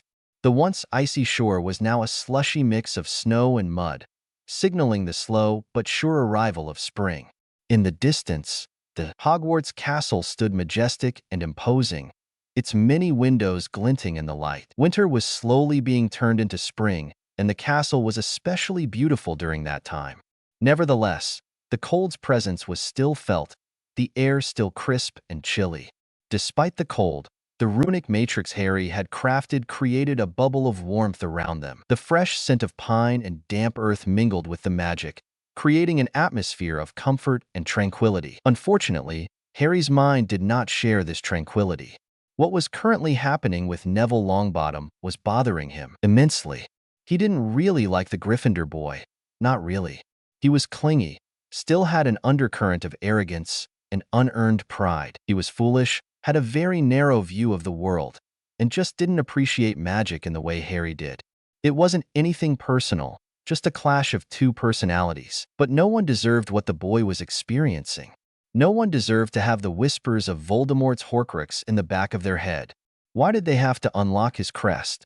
No, the Longbottom family wasn't to blame. Most of it lay on Dumbledore's head. He should have told them about the true nature of the scar, or at least alluded to it so that they wouldn't jeopardize Neville's mental state and risk him being possessed by unlocking their family crest. And considering the fact that Harry had come to a dead end when it came to his research in his multidimensional magic, he tried to be productive with his time by looking for a way to help Longbottom. For some reason, any academic work on multiple dimensions was only theoretical in nature or happened by studying standardized spells, like Fiendfire. Considering how dangerous those spells were and how little results they got from their research, Harry was very leery about casting them in a magically rich environment. He wasn't that desperate yet, and so he busied himself trying to find more research on magical circuits. He still couldn't find anything concrete on crests. Every single one behaved differently, but Harry knew that crests attach themselves to a person's magical circuits, sort of like a control node, ready to be activated and used to cast spells inside. He thought about theoretically finding the connection with the Horcrux and cutting off the circuits connected to it, essentially cutting it off entirely from Neville's magic in any way. Unfortunately, the risk of crippling Neville or magically neutering him would be too high. Harry didn't have access to the knowledge healers had regarding circuits, so they probably would know a lot more about how to treat Neville's condition. Still, the young Slytherin just couldn't help himself to see a solution by himself, and it grated him that he didn't find any. Harry growled in frustration, and Daphne tried to comfort him by patting his shoulder. "You need to stop blaming yourself for what happened to Neville. You weren't involved at all. I know it's not my fault, but I should have seen it. I spent 2 hours a week with him for fuck's sake." The jump in ability, his unstable temper, they were all signs, and I should have realized what was happening. I should have been objective, but I felt too guilty about what happened last year and willfully closed my eyes to the truth, and Warrington almost died for that. Harry Potter, you are not responsible for Neville's actions. You made a mistake, maybe, but it's not your job to look after Neville. It should have been his family's or his head of house. Hell, it should have been Dumbledore coming forward. And look at what he's doing now. He's so caught up in his damage control that he didn't even care enough to make sure his successor was all right. You are not responsible for his negligence. Harry gritted his teeth. I know, but it's something logical, all right? The blonde wouldn't let it go, though. You need to relax. You've been driving yourself spare this year. Hell, you weren't this stressed last year, and there was a basilisk roaming around in the school. You did the best you could. You told Neville to speak to his family, to see a healer, or even to go to Dumbledore. Let them handle the rest and focus on you. I guess you have a point there. It's hard to stop caring once you start. I know. Merlin knows I worry all the time about Astoria. And you were the one who told me to not burn myself out. Now, it's your need to take a break. Come on, let's go back to the castle. We skipped lunch, so we may as well go to the kitchens. Afterwards, we'll play a little chess. Just the two of us. Harry gave her an exasperated yet fond smile. You're relentless. You know that, right? And proud of it. I had to be to get my sister to do anything, she returned with a cheeky smile. Harry stood up and pulled her up. With a wave of his wand, he packed all their things into his expanded bag, and they strolled towards the castle. You know, Daphne started. I was thinking about looking around the room of requirements to start my healing training, at least get a leg up before my OWLS. Harry raised an eyebrow. I thought you just said something about breaks. She punched him in the shoulder. Come on. Just answer the damn question. Well, as far as I know, the beginner healing classes for newts aren't that extensive. The spells aren't that difficult and are basic at best. I guess you could learn them, but the books should be publicly found in the library. If you're talking about real healing tomes, then you're out of luck. The Room of Requirements, as amazing as it is far more limited than it appears to be. How so? She answered with raised eyebrows. I guess I never really explained the limits of the room to you, have I? The room would be more aptly named the Room of Illusions than anything else. Everything you see there is made with some kind of transfiguration, expansion charms, and illusions. The books that you can conjure inside are either doubled from the main school library, and that's only books without the added protections to prevent them from being doubled, or very rarely they're books physically left in the room without any protections. For example, if it was in a bag, then it wouldn't really count. The chances of getting even a single healing tome, which is considered priceless and whose knowledge was enforced by a guild before Hogwarts was even made, would be immensely small. The blonde huffed. So, no healing tomes? Harry couldn't help but snort. No healing tomes. The rest of the conversation was interrupted by an unfamiliar voice speaking around them. Excuse me, young man, can I have a word? Turning towards the source of the voice, Harry's eyes fell upon a figure approaching with an air of undeniable authority that reminded him a bit of Professor McGonagall. She was tall and straight-backed, her posture exuding the kind of stern dignity that demanded respect. Her face, framed by tight curls of silver-gray hair, was lined with age but sharp with intelligence. She was wearing some very expensive robes and a cane that radiated magic to his arcane hearing. On her head sat a vulture-topped hat, a distinctive and somewhat eccentric choice that Harry heard many complaints about during his runes lesson. Of course, it didn't take long for Harry to identify her. This was Augusta Longbottom, matriarch of House Longbottom and Neville's grandmother. Recognizing the seriousness in her demeanor, Harry turned to Daphne and said, "I'll meet you in the castle, okay?" Daphne nodded, casting a curious glance towards Augusta before heading towards the castle alone. "Good evening, Madam Longbottom. Is there anything I can help you with?" The Longbottom matriarch gave Harry an appraising look, her sharp eyes seeming to analyze Harry, just as he did her. It was easy to deduce her personality. Stern, proud, yet constantly grieving. Her son's death must have hit her hard, and she still mourned him. Her posture was rigid, but not unwelcoming. She obviously considered Harry an unknown, but trusted him somewhat, probably because he told Neville to speak to her about his problem. Finally, after a few seconds of silence, she nodded to herself, a small murmur escaping her lips, too quiet for Harry to catch. The corners of her mouth twitched slightly, hinting at a rare, unspoken approval. "I saw your performance in the tournament. Quite impressive, especially considering your age." Harry simply shrugged. "Sometimes a few simple spells can do wonders. I will admit that my last duel made me feel much to be desired." And he was right. His duel, this morning, was against Crabbe of all people. The boy somehow passed to the second round after defeating Goyle in the first round. Harry didn't even have to do anything but cast a normal stunner which knocked his yearmate unconscious. The older woman had an intelligent glint in her eyes. There's no need for false modesty. Most of the more competent people on the stands knew exactly what you were doing. I would advise against making a mockery of Dumbledore, but he didn't give you much of a choice in the matter. Yes, his interest in me is quite vexing, but it pales in comparison to his interest in your grandson. I would not want to be in his position." She stiffened at the mention of Neville for some reason. "Neville did tell me that you were good friends during the holidays. I'll be completely honest here. Neville and I were antagonistic towards one another in the first 2 years of our schooling. It was mostly on his side since he expected me to act in a certain way and was disappointed that I didn't. He apologized at the start of the term, but we are now on friendly terms at most, not actual friends.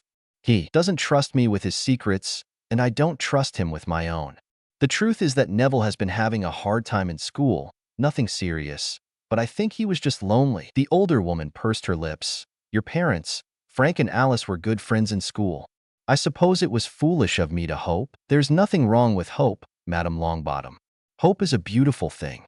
The world would stop spinning, and life would have very little meaning without hope." "Stop trying to sound like an old man, young Potter. It doesn't suit you." But that's enough time for pleasantries. I don't care about what could have been. Hell, I don't even care about Dumbledore and his constant empty platitudes. For some ungodly reason, you seem to be the boy with the answers. So tell me, Potter, what is happening to Neville? What is happening to my grandson? Wisdom and Choices. Chapter 190. Wisdom and Choices. I would like to thank my beta, Akisu, for his help in this chapter. February 17th, 1994. Hogwarts. Stop trying to sound like an old man, young Potter. It doesn't suit you. But that's enough time for pleasantries. I don't care about what could have been. Hell, I don't even care about Dumbledore and his constant empty platitudes.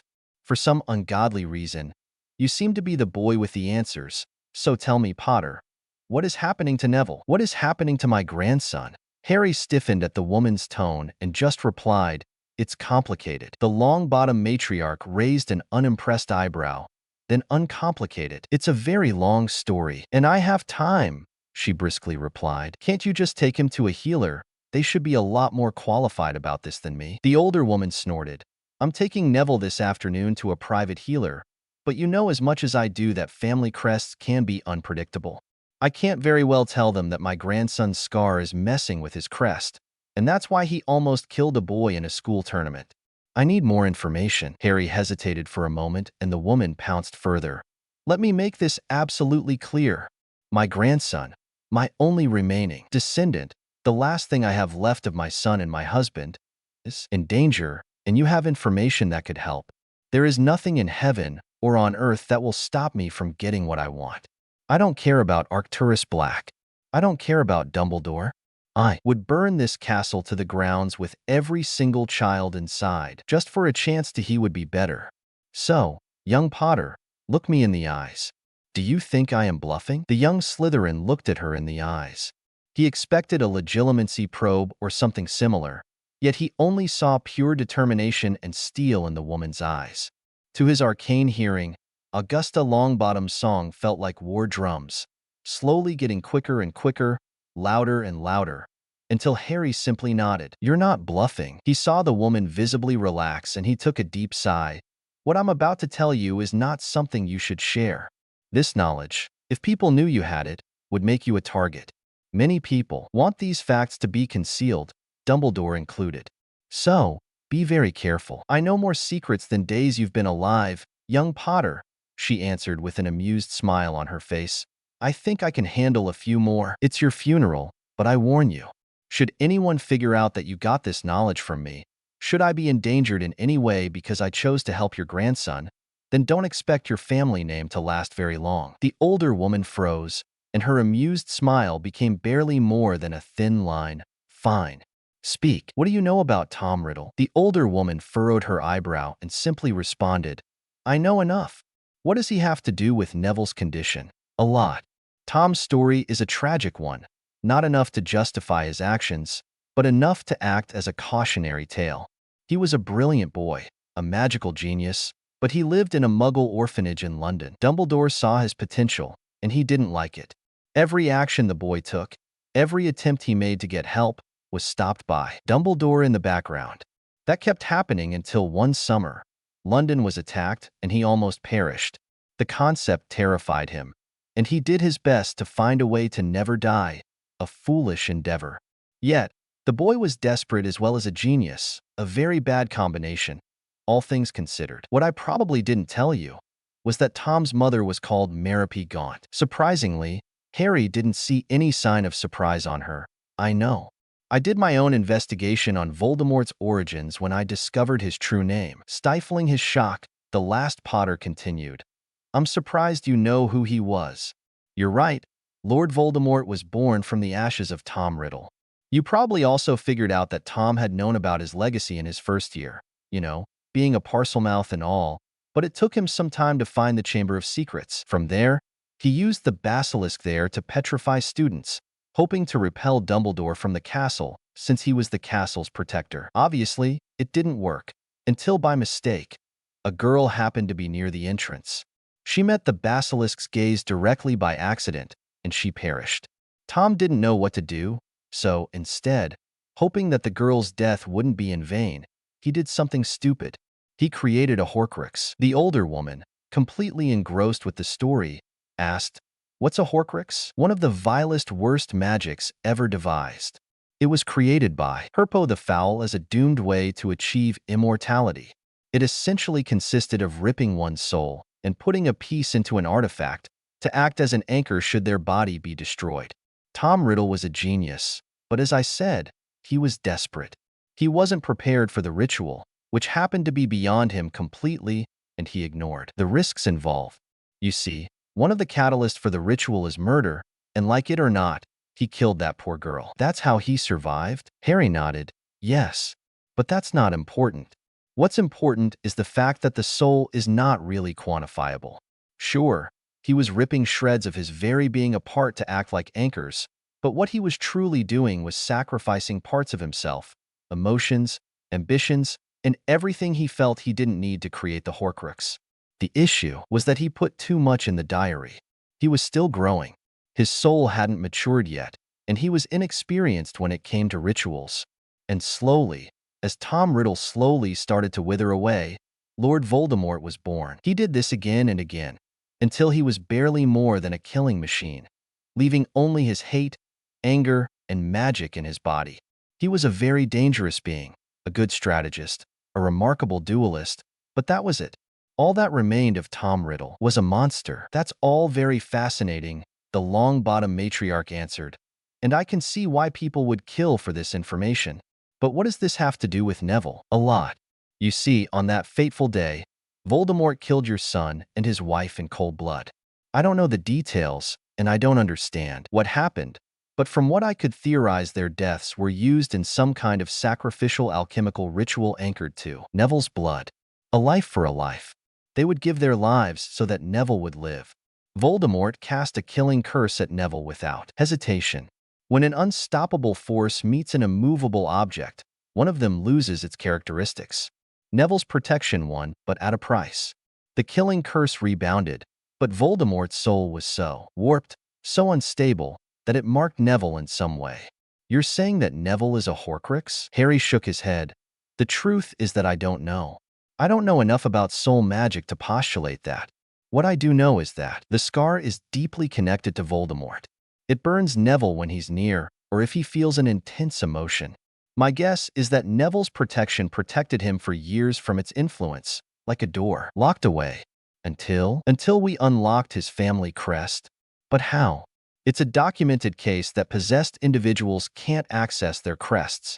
It's one of the fundamental protections put on them since their creation. You have to understand that what happened to Neville is completely unprecedented. As far as I know, no one other than Voldemort has ever made more than one Horcrux. A sacrificial ritual like the one that happened on Samhain hasn't been documented for thousands of years. Hell, no one has ever had an unstable soul like Voldemort. I don't even know for sure if Neville is a Horcrux. The main reason I have this theory is the fact that Neville somehow gained Voldemort's crest when that happened, and as you know, crests use some kind of soul magic. That's impossible. The conflict between two different activated crests connected to a single magical circuit network would make the connection unstable at best. At best, using any spells would have unpredictable consequences as both crests activate at the same time. And at worst, it might even kill the user. Harry gave her a slight grin. Only if they're connected at the same time. What if one of the other crests acted differently? What if one of the crests didn't have a physical manifestation and didn't connect to the magical circuits but used something different to pass on the magic, perhaps even the soul or blood as the connection deepens? Then it would be possible to inherit two crests at the same time. But Salazar Slytherin didn't have a crest. It was one of the biggest perks the founders used to make Hogwarts a legitimate place of learning. Unless Salazar lied, I analyzed it myself. Parseltongue is a spell, one that can be cast by anyone. It is a crest, and your grandson inherited it. The Longbottom matriarch hummed. When we unlocked Neville's crest, it got into conflict with the already activated Slytherin one he got from Voldemort, a crest with unknown origins, probably with a deeper connection to souls. Frank and Alice's sacrifice would stop Neville from being possessed directly, but you allowed the Longbottom crest to act as a buffer between Neville and whatever is in his scar. A scar that probably contained a portion of Voldemort, his knowledge, his emotions. It would explain Neville's jump in talent, like some sort of bleed through. while it slowly takes over the long-bottom crest. As I said to Neville, his parents' protection locked the door, but you opened a window. And do you have any idea about how to stop it? The older woman asked. No. If I had, I would have helped Neville without anyone being any wiser. You probably noticed that I don't like attention much, but you need to hurry. The more you leave things, the more Neville is affected. How long does he have? It depends on Neville. The bleed through seems to be more present whenever he fights or feels tremendous anger. Pretty much, the more he acts like Voldemort, the angrier he gets, the greater foothold the scar gets. It's like a feedback loop. The angrier he gets, the crests amplify that, making him even angrier and so on. At the minimum, I would recommend a clemency lessons to at least slow down the spread, but anything more than that is just beyond me. At the end of the day, I'm a 13-year-old wizard and a student at that. When he looked at the long-bottom matriarch's face, he noticed that it was paler than it was before. Are you sure about that? I'm not. This is theoretical at best. I told you that Neville's case is unique, and I wasn't joking. It's why I suggested going to a healer or Dumbledore, although the headmaster's help is bound to have strings on them. And how does a third-year student know about all of this? You have to admit that your knowledge is a little out there. Perhaps, Harry hummed, but I think I have a right to have a little privacy. I agreed to help you for the sake of your grandson's health, and I think I told you more than enough to help. Honestly, if he didn't have a real risk of ending up possessed or dead, I probably wouldn't have said anything. I try not to involve myself in other people's affairs. I don't really have anything more to add about Neville's condition. The rest is fully in your hands. Your parents would have been proud of you, young Potter. Thank you for your help. House Longbottom owes you a debt. Harry suppressed a grimace at the thought of his mother approving of him. I suppose they would be proud. It would be a useless thing to ponder on what could have been and forget about the present. As for the debt, it's not required. I did owe Neville a favor. This is me repaying it. As far as I'm concerned, we're even now, and he meant it. After this, Harry would be completely free of the guilt for gaslighting Neville earlier. Activating the crest was probably something that Neville was going to do this summer either way. He would have been in this position regardless. Whatever happened to Neville after this would be completely out of Harry's hands. The Longbottom matriarch asked Harry one final question. Out of curiosity, if we somehow disabled Neville's crest, would it help in any way? Harry furrowed his eyebrows. I'm not qualified to answer that. A healer would be more appropriate. You thought of something, I could tell. I did not get to grow this old by being foolish. I am going to verify every single claim you made. Young man, why not make one more? Resigned, the young Slytherin tried to think of the possibility. I will reiterate that I'm not an expert in the matter, but as far as I know, the connection between the scar and Neville's magic has already been made. Without a crest acting like a buffer, there shouldn't be any bleed through, but the connection will still remain. For the scar to influence it, he'd have to consciously decide to use it. I don't know Neville as much as you do, but self-control was never his strong suit. Quite. Thank you for your time. Young man, you have been very helpful. Before the older woman could leave, Harry asked one final question. Out of curiosity, I've never heard about removing an activated family crest. It's not a common thing, and it's deactivating the crest, not fully removing. That would be impossible. It's a last resort, though.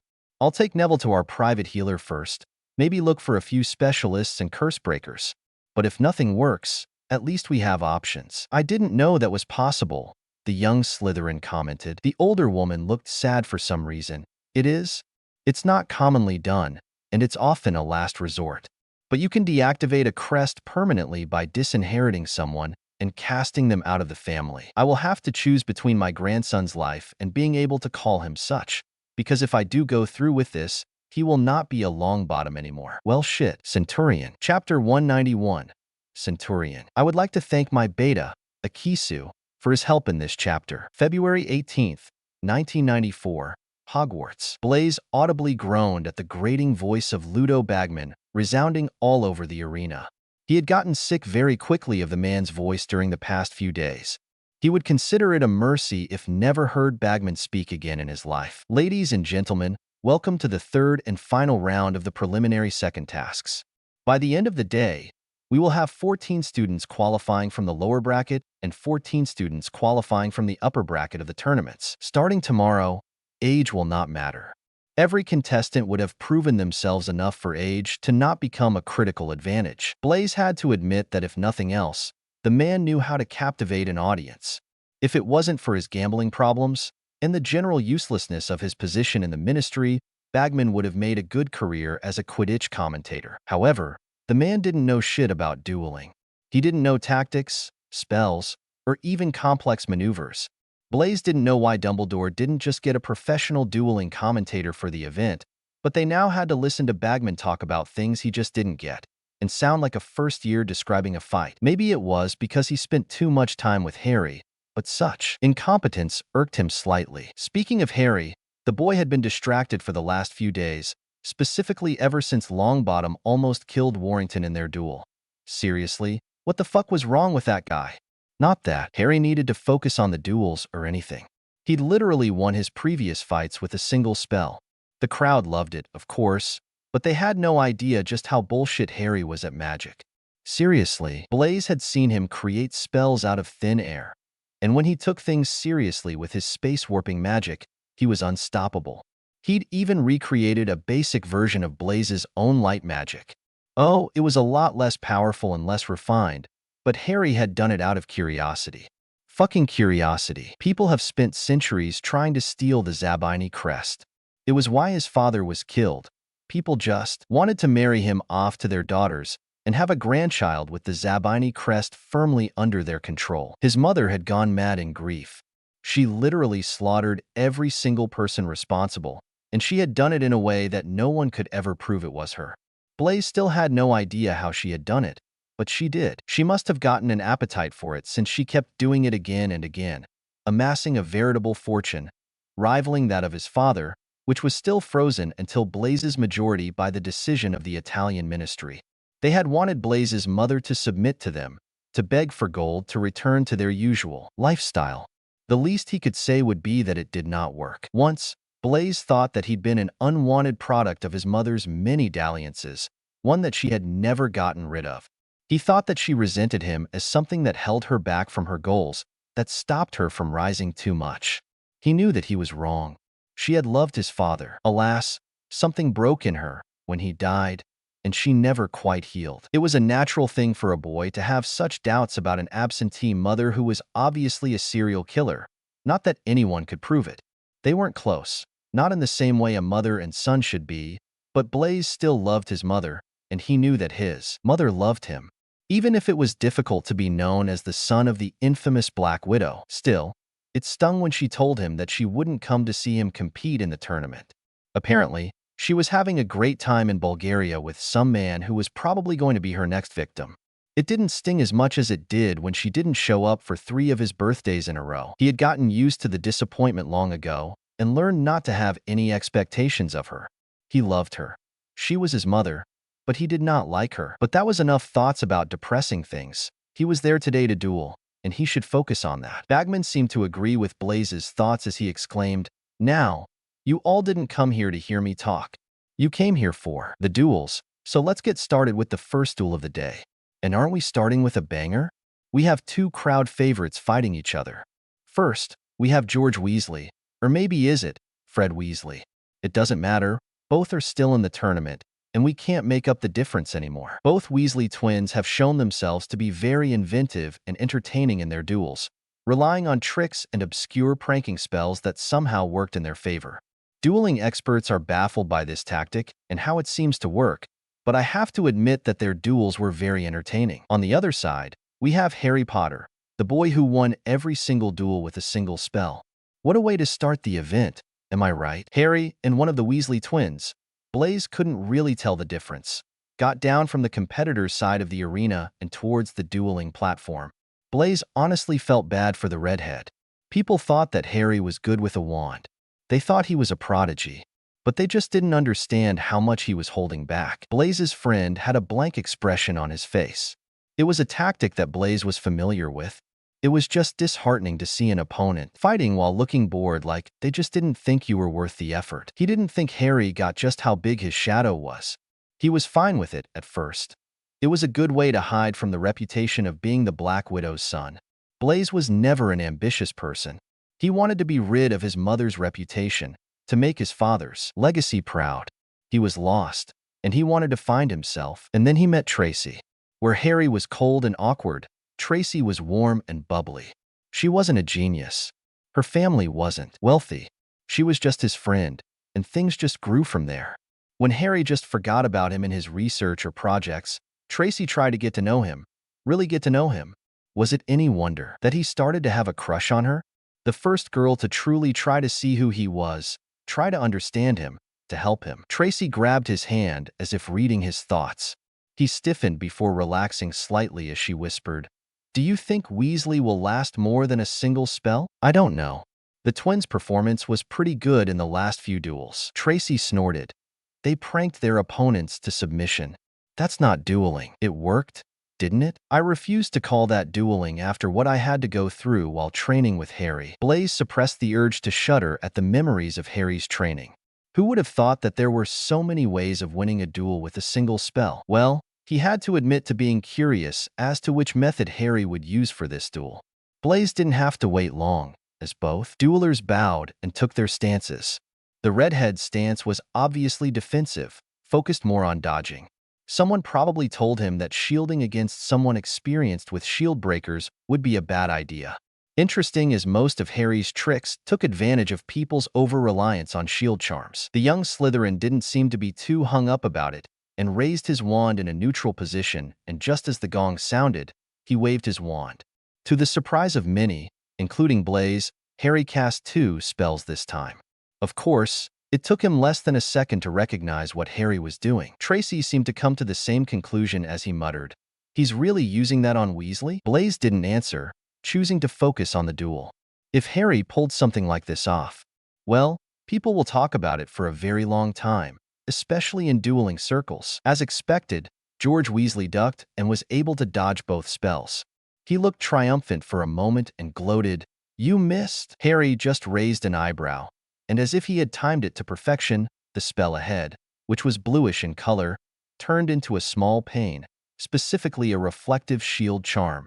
It was a particular variation of a spell that allowed the user to cast shields away from him. It only looked like an attacking spell to prevent loss of energy during its flight. The red spell behind the shield, a stunner, reflected over the static shield and moved towards the Weasley's back, knocking him out. And just like that, Harry won. Most people simply didn't comprehend just how precise Harry had to time that. He had to ensure that the stunning charm would move slower than usual, and he had to make sure that the shield charm would only activate after he went past Weasley. All they saw was Harry finally using more than one spell for the first time. They roared in excitement and applause. Even Harry's opponent just got up and shook his hand. Harry somehow still won without showing a single thing about what he's capable of. The 2 spells Harry used can be cast by a normal 4th year after some study. He was making a mockery of Dumbledore's event, and people loved him for it for some ungodly reason. How the fuck was he pulling this off? Blaise tried to not be jealous. He really did. All he had to do was remember Hogsmeade and how terrified he felt as he held Tracy, while that monster chased them down. Yeah, Harry's life wasn't one he wished for, even if his talent in magic made Blaise want to tear out his own hair at the injustice. He'd been a sucky friend to Harry and had essentially forced him to train him and Tracy. Not that Harry wouldn't have done it if they had just asked. They were acting like brats during the Hogsmeade attack.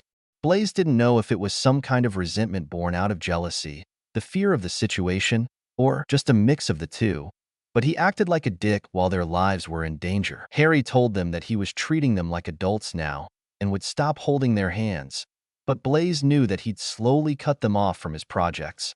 They lost whatever trust he had in them for their little tantrum, and they deserved it.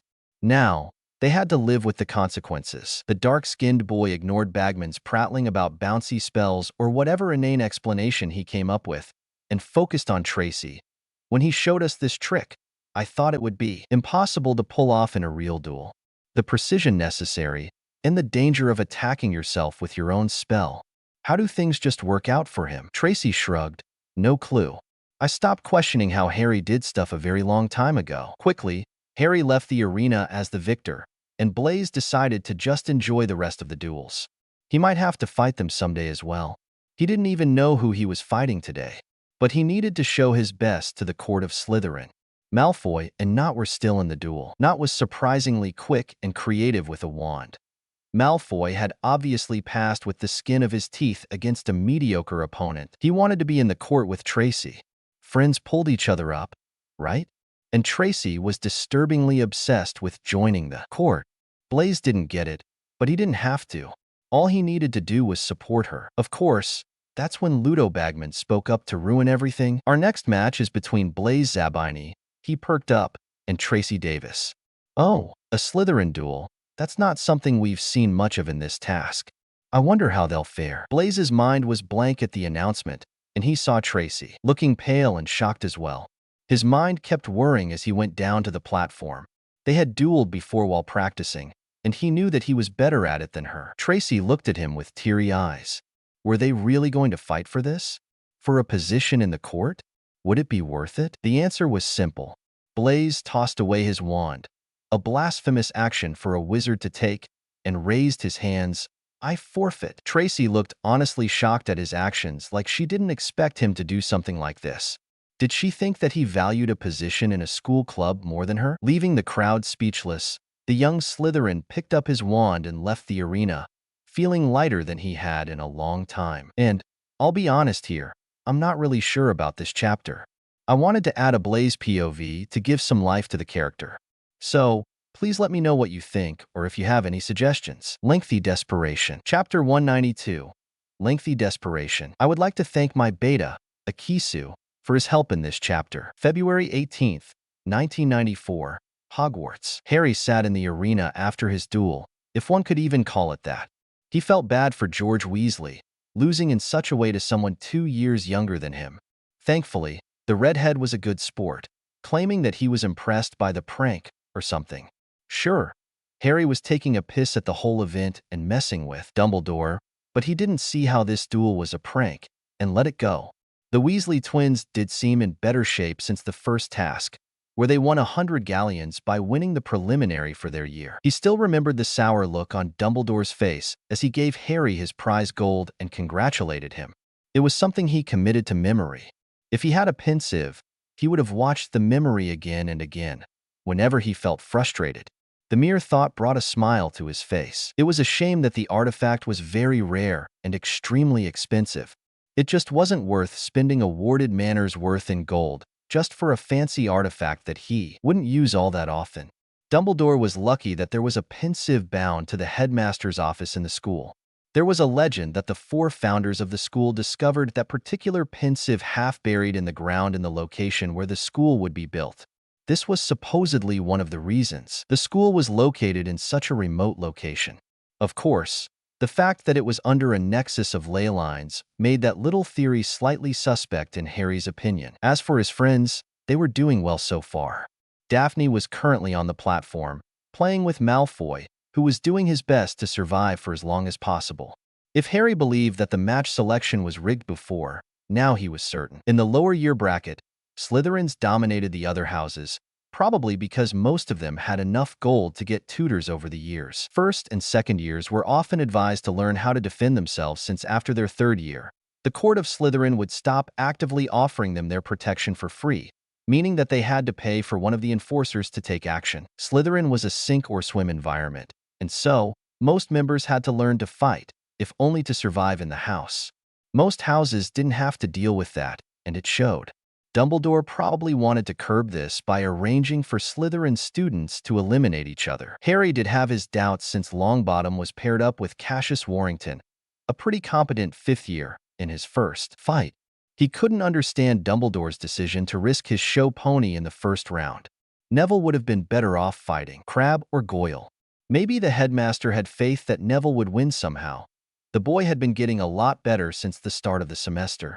Harry was proud of him at first, but now, knowing how that improvement came to be, it just left a bad taste in his mouth. The crowd gasped as Daphne sent icicles at Malfoy, who huddled behind a hasty shield. His performance was the most lackluster by far out of the 6 recruits to the court of Slytherin. Not that Daphne cared about that. She was showing off to Astoria, who was sitting next to him and had stars in her eyes. That's so cool. Did you see that? That's my sister. Yes, I saw that, Astoria. I was the one who taught her that move. You're going to want to see what comes next. It will be very impressive, I promise you." The younger Slytherin didn't have any signs of having heard him. Draco was in an exact position that taught Daphne how to finish. The blonde started with a reductor curse that Malfoy's shield held against barely, and followed up with a particular charm that Harry didn't see duelers use much. It was a simple one that created a black cloud whenever it hit its target, which in this case was the shield. Seeing that her opponent was blinded temporality, she cast a shield breaker, followed by a very strong gust of wind. Malfoy probably didn't even feel his shield break before being thrown away by a large gust of wind that cleared the arena. Daphne then finished it with a stunning charm, ending the duel. There was the usual applause and cheers, of course, and Harry heard Astoria mutter, "This was so cool." The last Potter simply ruffled her hair, making her whine in annoyance. "Told you that your sister was awesome, right?" "Yeah. Everyone is impressed with you guys. Mom and Dad are so proud of Daph, and you should have seen how many women swooned when Blaise forfeited for Tracy." "Oh, it was just so romantic." Harry gave her a small smile in return.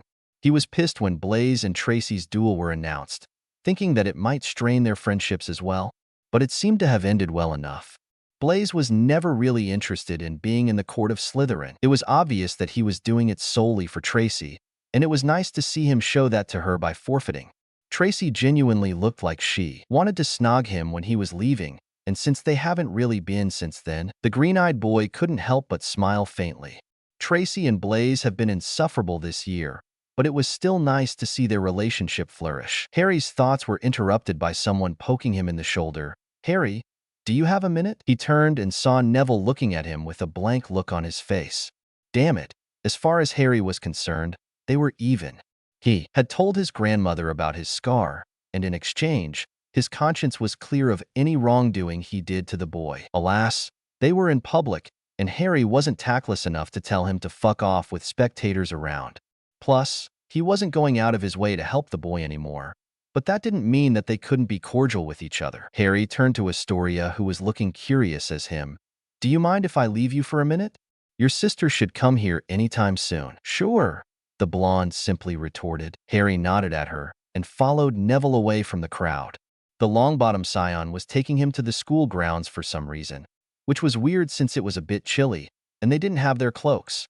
Still, Harry cast a small warming charm on himself and walked with Neville towards the lake. They stood there, completely silent until Harry had enough. "So, what did you bring me here for?" "I wanted us to talk alone. I know you're not a malicious person. I know that you wouldn't really hurt me.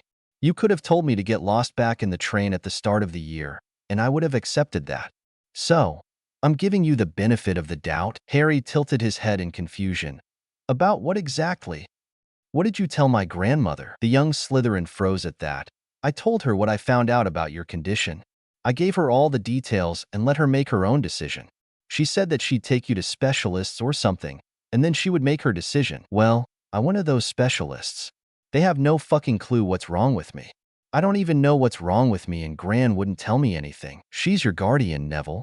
It's completely her right to not tell you." Neville's face reddened. "But it's all right for you to know? I figured it out and have a theory. I'm not a healer, and I am certainly not an expert in obscure magic. Maybe someday, if I work hard enough, but not now. I'm a third-year student just like you. I deserve to know. And bullshit. You probably know more magic than some of the professors here. So just fucking tell me." Harry shook his head. "Not without your grandmother's permission. I promised her that I wouldn't say anything to anyone else, and that includes you." "Well, thank you for your integrity," the Gryffindor replied with a snarl. "Because I'm probably going to be disinherited because of your little theory." "She's really going to go through with this so quickly?" Harry muttered. "I thought that she'd take more time to see if there are any other options." "You knew about this?" "She mentioned it, but said that it was a last resort if the healers couldn't do anything." The boy who lived's face reddened in anger. "Well, congratulations. The healers couldn't figure out a way to stop whatever is happening. Some experts, they are. You can't really blame them. Your condition is unique in the very sense of the word. Too many arcane magics interacting with each other in weird ways. I still don't know for sure what's going on. And you're getting my grandmother to disinherit me on a theory that you're not even sure about?" Harry calmly responded. "I'm not getting your grandmother to do anything. This was entirely her decision, and it's likely to save your life. I lived with my scar for 12 years, Harry. It wasn't killing you. You didn't have your crest activated before. The child of the prophecy growled in response. Is that what this is? You're jealous that I'm getting better, that I might surpass you, and you're trying to stop me. That's preposterous, Neville. It makes so much sense. You saw how much my crest was helping me improve, and you wanted to stop that. That's enough. Neville, Harry yelled, frustrated by the boy in front of him. He took a deep breath. You're hurt. You're angry. You feel betrayed, like the entire world is conspiring against you. But the truth is that this scar is a danger to you, and it's using the crest to warp your thoughts. You're not being yourself right now. You need help. I don't need help, Neville sneered. I was fine on my own, without you intervening. I didn't intervene. You did. You're the one who told your grandmother because you knew that something was wrong. You're the one who realized what you might lose to get better. I don't need to get better. I'm fine just the way I am. I just have to manage my temper. That is, Harry responded in a tone as dry as the desert. So, Warrington was what? An accident? Yes. And how many accidents do you need to have before you finally see that something is wrong? Are you going to wait until you maim someone? Or worse, kill someone? This isn't you, Neville. The long-bottom scion froze for a moment. No, this will never happen again. Are you really willing to gamble with other people's life? Your grandmother is not doing this out of hate or spite, and neither am I. It's why I told her the pure truth. I trusted you, Harry shrugged. If you thought I was lying, you wouldn't have told her. Trusting me was the right move, and let me tell you why. You're being influenced by a wizard so evil, so unnatural, that people wouldn't say his name a decade after his presumed death. Do you think you can win a contest of will between you and him? And if you defeat him, are you sure you'll still be yourself in the end? Aren't you ever going to wonder if every decision was yours or a compulsion from your scar?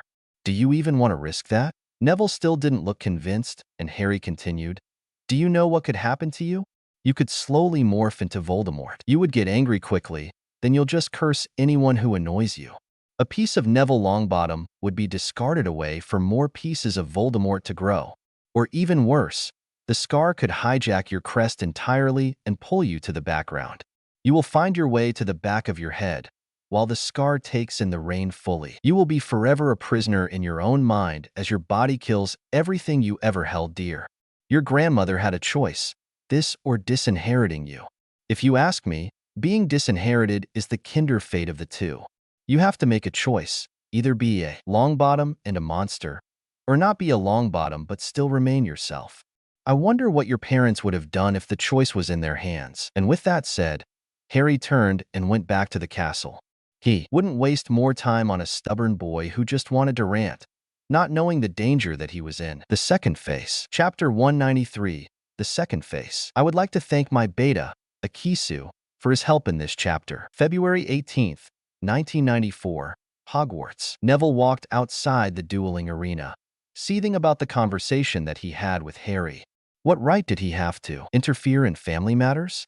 What right did he have to uproot Neville's life so much? It wasn't any of his business anyway.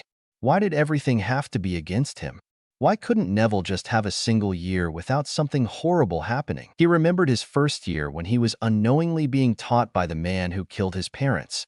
He had almost died, saved by some kind of weird magical interaction that made Quirrell burn. Whenever Neville touched him, he remembered his second year, where he was blamed for petrifying Muggle-born students just because of being able to speak Parseltongue. He was then trapped in an illusion while destroying some diary. It sounded weird when he thought about it objectively, but that didn't matter. Neville was vilified as an unstable boy, desperate for attention. And this year, all he wanted was to have some friends again, bond with Harry even more so, and have some fun in school. The tournament did provide an opportunity to regain some of his reputation. Not qualifying in the preliminaries in the first task was unfortunate, but he had gotten over it. But the dueling tournament was supposed to be his greatest opportunity, and when he realized that he might have lost, he went too far. He didn't think, with anger clouding his mind, and Warrington had almost died for it. It was just a lapse of judgment, nothing more. Neville didn't mean to hurt him. There was nothing wrong with having a tempter, was there? Harry couldn't be right. He just couldn't. It just wouldn't be fair. he murmured to himself. If there's anything I've learned in the past year, it would be that life is just not fair. A mocking voice interrupted him. When he turned, Neville suppressed the urge to groan. Of course, he had to run into one of the most unpleasant people he had ever met, Draco Malfoy. I'm not in the mood, Malfoy. Funnily enough, neither am I. You're not the only one who has things to brood about, Longbottom. What? Your diamond shoes are too tight or something? I'm just annoyed to see your ugly mug, the blonde retorted. Immediately, before smiling softly, so, why aren't you in the arena with the rest of the people? Just had some thinking to do. Yeah, I suppose you're having a hard time too, with the whole almost killing another student and whatnot. Not that I have anything to help the mood. I just lost my only opportunity at having any sort of security from my house in my time in Hogwarts. Neville furrowed his eyebrows. How? I lost my duel. It's Slytherin stuff, and I'm not really allowed to talk about it, but let's just say that I had a lot riding on my duel. It's a shame that I got Potter's girlfriend. It's only logical that he trained her enough to defend herself. Really? Greengrass is Harry's girlfriend? The Malfoy scion shrugged. Don't know. Don't care. They might as well be considering just how inseparable they are. No one really tried asking him about it, but no one in the house had the guts to touch her or her sister. Potter is all nice and calm when you leave him alone, but he could be fucking terrifying when you get a rise out of him. No one wants to risk poking the dragon and all that. I always wondered what happened in that house of yours. So, how did losing a duel destroy any protection you might have? As far as I remember, you still have a nice fortune in the bank. More than enough to hire people to look the other way. Yeah, and I have access to a pittance of that fortune until my majority. Not made sure of that when he took over from my father. As far as they're concerned, I can barely do anything other than bark until I'm 17. And today, I just proved that I couldn't handle fighting a girl in my year. And that's not to mention the opportunity that I just lost. Losing to Potter wouldn't have been a shameful thing. Losing to Greengrass, well, I'm in some very shitty few years. Neville frowned. You don't seem overly concerned. I guess I'm just desensitized. I've been doing nothing but losing fights since my father died. I expected this anyway. There's also the calming potion that I drank, I guess. Maybe it's even the fire whiskey I mixed with it. I don't know. That's a pretty dangerous conversation, the Gryffindor retorted. Maybe, but it's better than hyperventilating and crying out in despair. So, what about you? What are you running from? I'm not running from anything. Of course you are, Malfoy replied with a scoff. I recognize that desperation from a mile away. Is it about you almost killing Warrington? It's a wonder you're still in school. Most people would have been expelled, maybe even arrested. I wonder how many times Dumbledore will have to bail you out. Just stop talking, Neville gritted out. Touched a nerve, did I? The blonde answered with a familiar cocky smile. I have to admit that you're a lot more different than before. I remember in our first year, you were so against dark magic. I wonder if your parents could see you now. Enough, Malfoy. I wonder if they'll be like the rest of the world, disgusted by your actions. I personally think that they'd be ashamed to see you as their son. That just came closer to home than he expected, especially with the possibility of him being disinherited. And just like that, Neville's control slipped, and he yelled out, "That's enough." A burst of magic, born of rage and fear, sent Malfoy flying. Neville followed up with a wand in his hand, ready to send a piercing charm at his enemy, only to freeze in the middle of the action. What was he doing? Why did he even attack Malfoy? The reality of what he had nearly done, what he might have done, hit him with crushing force. In a moment of horrified clarity, he felt like he could have easily just gone through with it. He could have killed Malfoy. And just like that, Harry's words came crashing back. He was getting unstable. The scar was having a lot more influence on him than he realized. Oh, Merlin, what was he doing? He looked at the disoriented Slytherin with pity and regret. I'm sorry, Malfoy. And he just ran. He ran as far as he could. Away from other people and their judgment. Away from his problems. Neville didn't even know where he was going. But when he looked around a few minutes later, he found himself in the empty Quidditch pitch. It was a place that once represented his freedom and joy. It represented what he could have been before Dumbledore banned him for breaking into the Slytherin common room. It was a representation of his potential, but currently, it was just a good place to vent. He looked at it, with teary eyes and muttered, "It's not fair. It's not fair," he repeated, this time, shouting with raw emotion this time. Another pulse of magic ripped the plants and roots from the ground around him.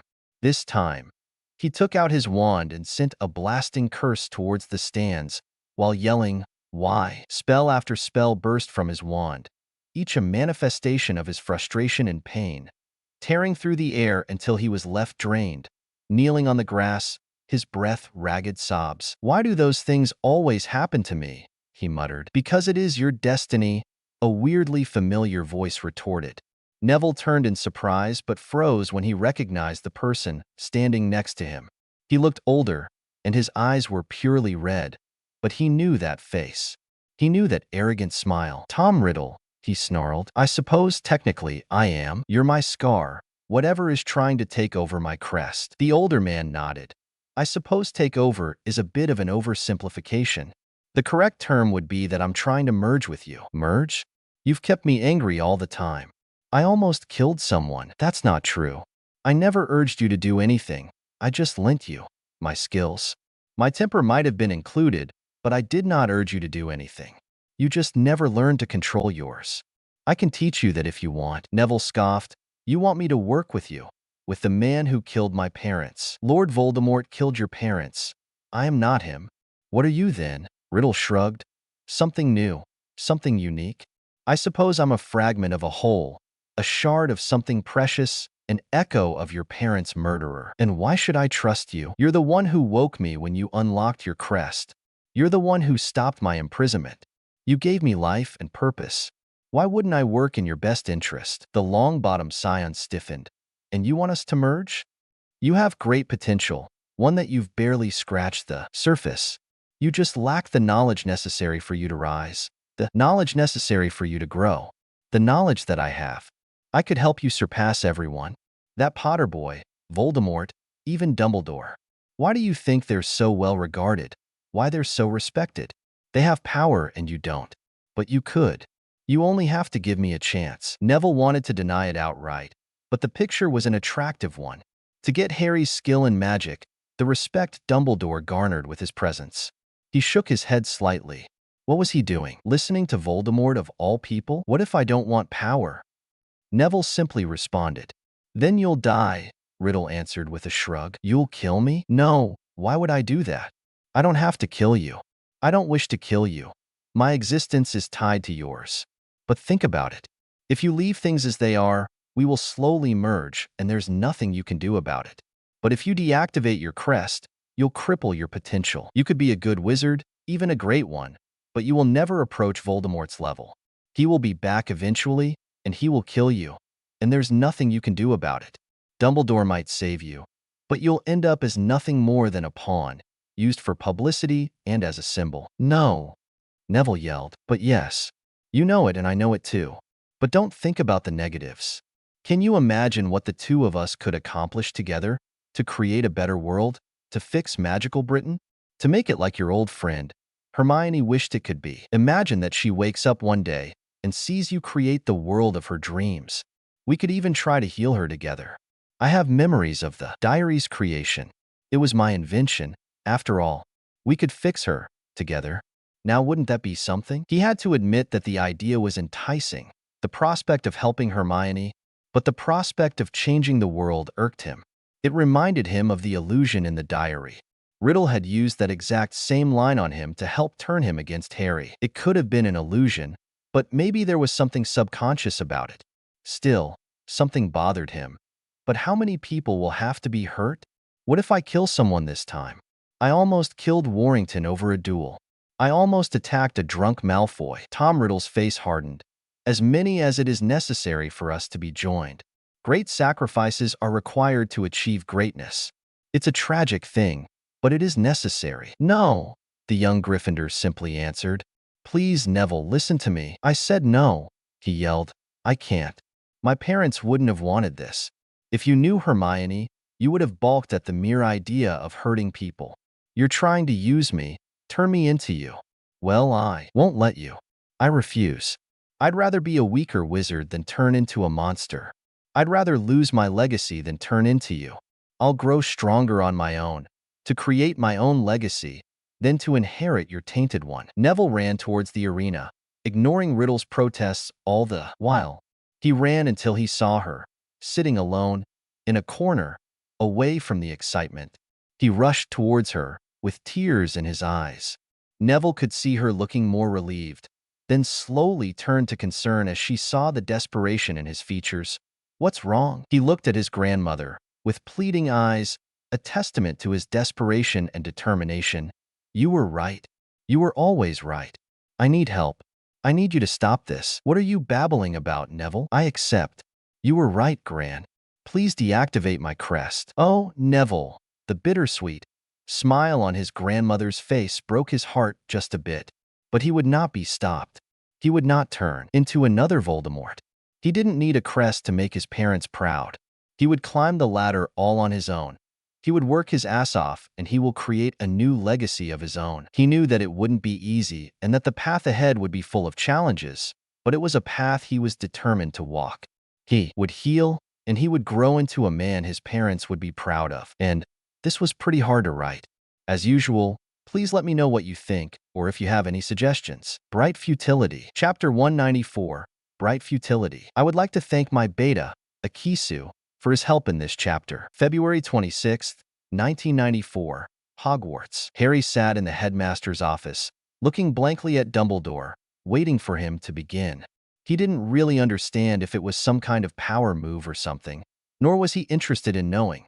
The man had summoned him on the day of his first duel after the preliminaries were over. Having a week between the preliminaries and the actual tournament was probably a way for Dumbledore to get people to maximize his income from the tournament and retain media interest for as much as possible.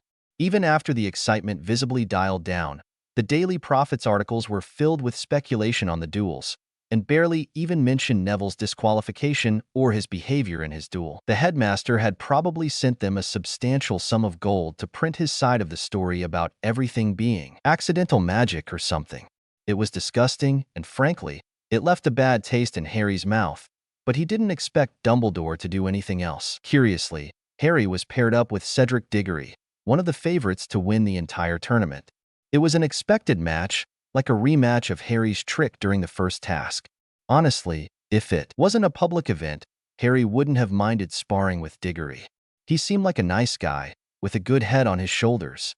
It was a shame that he was paired up with Harry of all people. Still, Dumbledore summoning him out of a whim was surprising. Harry expected the old man to keep his distance after what happened in the summer.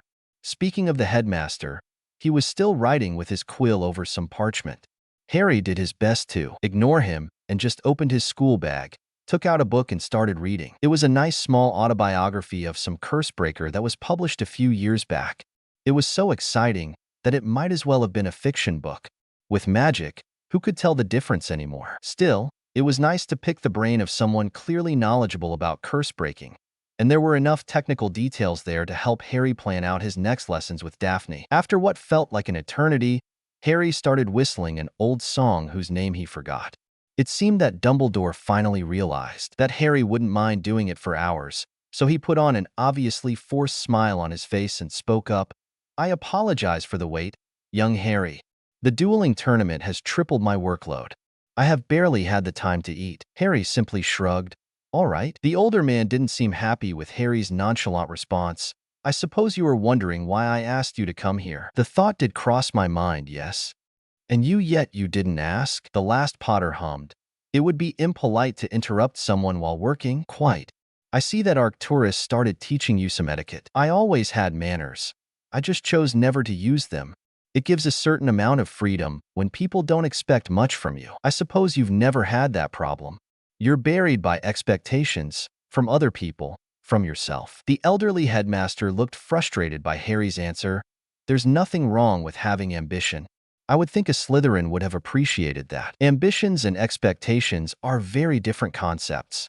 But it is not my place to judge the path you have chosen, because it would be meaningless to you, wouldn't it? Yet, I do not think you believe that idea. In the end, the only thing that matters is my own opinion. I am happy with the path my life has taken so far." "Are you?" The headmaster froze for a moment, and his smile was nowhere to be found. "That's a very inappropriate question, Mr. Potter. I suppose you can blame it on the curiosity of youth," the young Slytherin replied with a cheeky tone.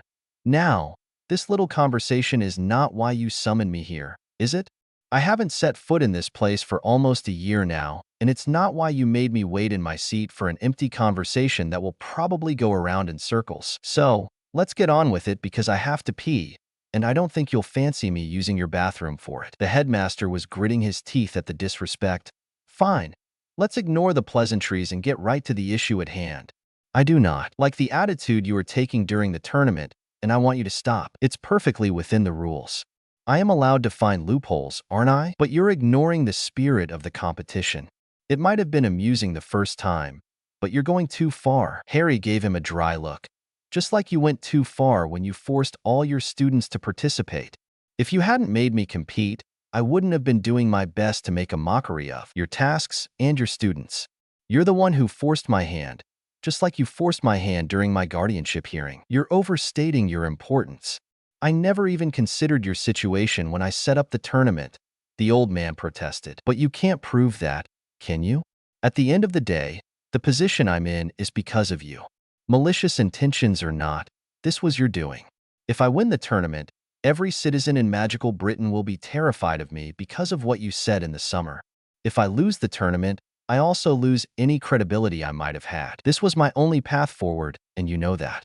You can't expect me to risk my future to make you look good when you're the one who jeopardized it in the first place. Dumbledore frowned. You are a student in my castle. I can make your stay here just as comfortable as I could make it miserable, and I can now leave the castle.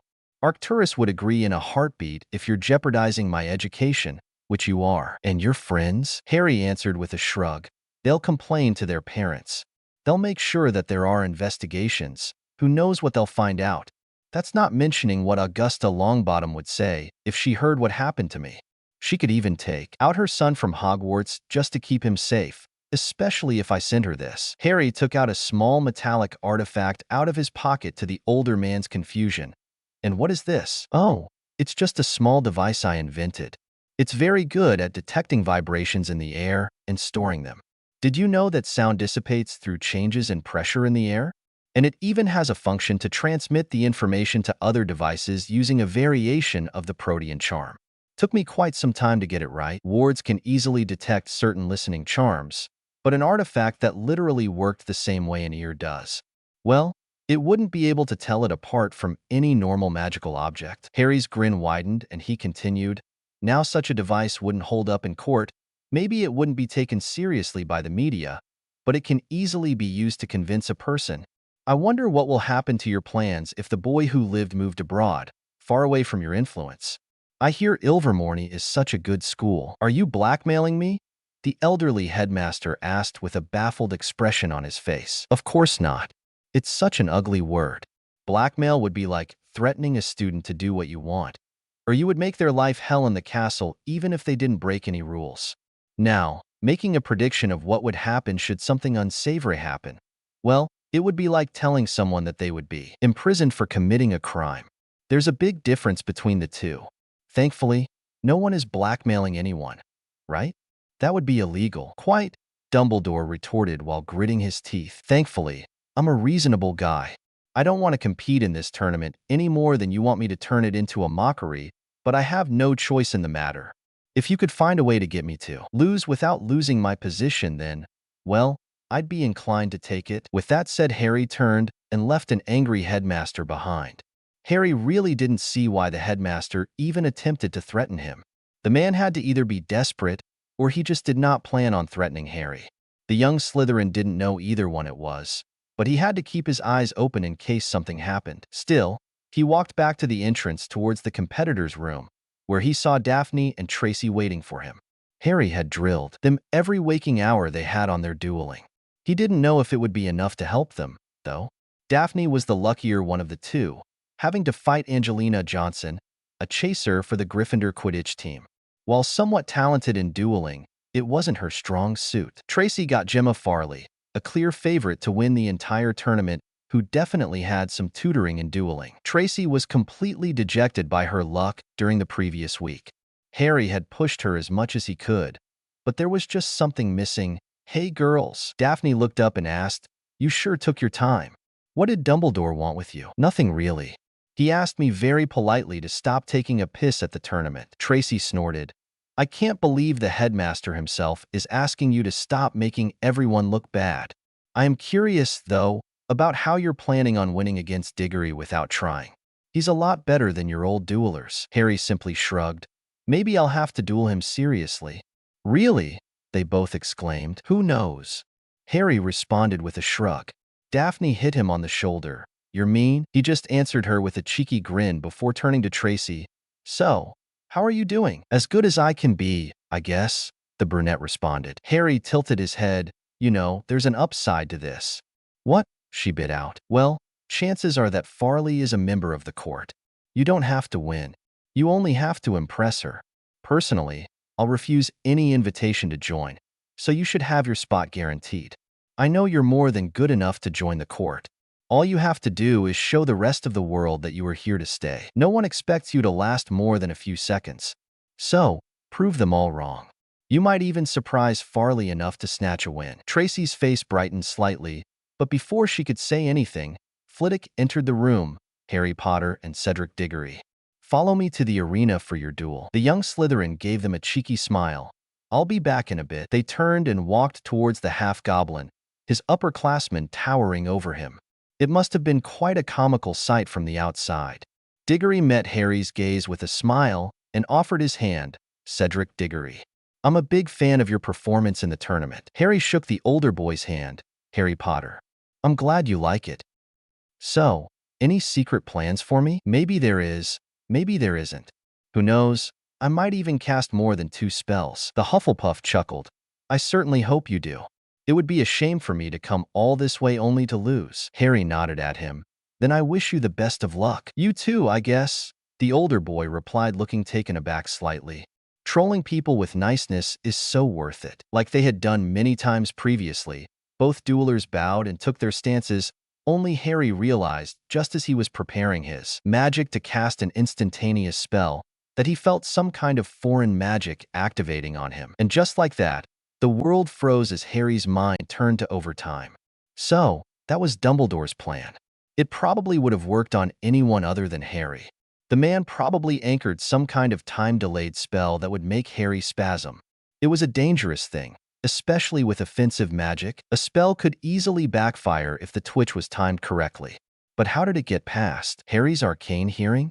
Sure, there were plenty of distractions since there were just too many magical artifacts around. But he should have still picked it up. Was it some kind of weird technique to make magic untraceable? Riddle did manage it in his diary. Or perhaps it was something specific to the Elder Wand.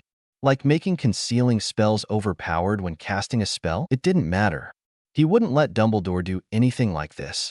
With a quick pulse of his inner magic, the spell was nullified with its exact opposite frequency.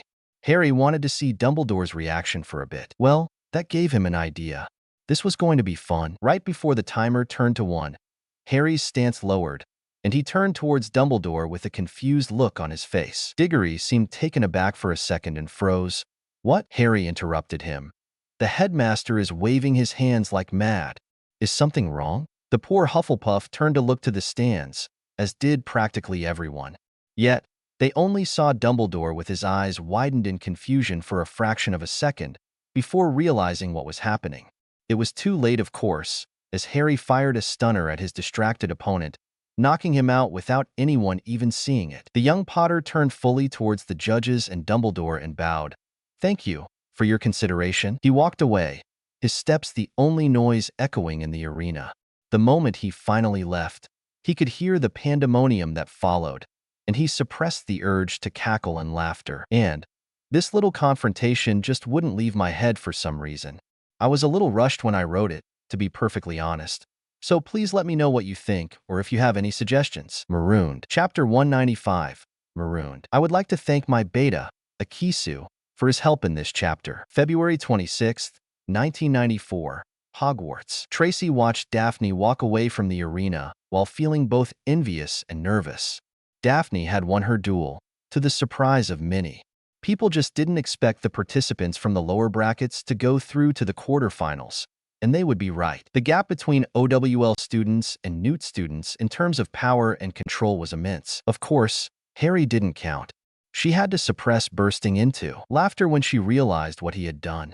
Using something as childish and as obvious as pretending the headmaster was in trouble to distract Diggory was just hilarious. The fact that he got most of the audience with it just made it all so much better. But even if he wasn't messing around, Harry could easily win the tournament. He just didn't want to. Daphne's win was just suspect. Angelina Johnson wasn't the best dueler out there, but she was miles better than a third year had a right to be. Most of the duel was just Daphne and her being evenly matched until the Gryffindor chaser mistimed a reflection and got hit with a random curse. It was a very anticlimactic end to what was a very impressive duel. Daphne had been holding her own with some weird curses that just bridged the gap in raw power between her and the older girl. They weren't illegal curses or anything, just some curses of slowness, curses that messed with wand movements, and the like. Daphne liked to curse parts of the platform and discreetly trick her opponents into stepping on them. Slowly, Daphne neutralized her opponent's movement by slowly limiting the environment around her, forcing Johnson to shield more likely than not. She had literally held on until she brought down Johnson to a level that she could manage to fight. That's when the older girl blundered and mistimed a spell redirection, which ended the duel seconds later. It wasn't something Daphne had done. The look of shock on Daphne's face showed that she was as surprised as she was. Tracy had looked towards Harry afterwards, only to see him frowning in the same way he did when he tried to solve a mystery of some sort. It probably wasn't him either. There was a chance that Johnson just made a mistake, but it was just unlikely. Someone interfered in the duel to make sure Daphne would win, and that meant that someone was sabotaging the matches. Wasn't that a worrying thought? Still, either way, Daphne lucked out. And now, it was Tracy's turn to fight a girl far older and far more skilled than she was. Tracy didn't really get to show off in the preliminaries, and Harry's words rang in her ears. She didn't have to win. She had to impress. Not lost in seconds, just a few matches previously. He was unlucky enough to get Percy Weasley as an opponent, who just didn't play along and took him down as quickly as possible. Merlin, that guy had to stick up his bum the size of Mount Everest. So far, 2 candidates got through. Tracy only had to do better than not to qualify. She had to do enough to make up for the fact that politically, not was as big as anyone was going to get. This was her time. This was her chance. The chance that Blaise had given her. Tracy blushed slightly at the thought of her boyfriend. If she wasn't training with Harry, she spent most of her waking time just snogging Blaise. It definitely made Harry and Daphne uncomfortable, but the brunette ignored them. She would pay them back when the two of them stopped dancing around one another and got together. But no, this was not the time to get distracted. She had to be focused. She had to be ready. She was fighting one of the best duelers in Slytherin, and she had to prove her worth. Why the hell was she unlucky enough to end up with Gemma Farley of all people as her opponent? It just wasn't fair. The only good point was the fact that she knew that Farley was reasonable enough to let her shine. To be fair, the organizers did their best to pair fighters of the same gender, and there were only 3 female competitors in the upper brackets. She was either going to end up with Gemma Farley, Angelina Johnson, or Penelope Clearwater. Daphne was lucky enough to get Johnson, but Tracy thanked every possible god in existence that she didn't end up with Clearwater. Losing in seconds was already bad, but losing to a Muggleborn would have been a death sentence to Tracy's dreams of joining the court. As much as people like to say that Slytherin wasn't a house of bigotry anymore, there was still this unconscious thought of Muggleborns as lesser wizards and witches. Cho Chang had ended up against Clearwater, and she was bound, gagged, disarmed, and petrified in less than 20 seconds. It was just a merciless takedown that looked more like bullying than anything else. Tracy could only hope that Farley would be a little more merciful with her. Professor Flitwick's voice interrupted her musings. Tracy Davis and Gemma Farley, please make your way to the arena for your duel. The brunette stiffened slightly, finally realizing that her time was up. She stifled the nervousness in her gut and walked forward to the entrance. There she met her opponent, who smiled down somewhat kindly at her. So, are you ready? Tracy couldn't help but smile at the act. As ready as I'm going to be. I don't think I could have done much to bridge a 4-year gap of magical education. The older girl giggled. Maybe, but you've done well to get here. Most of the house is impressed, to say the least. You're the most promising year in a while.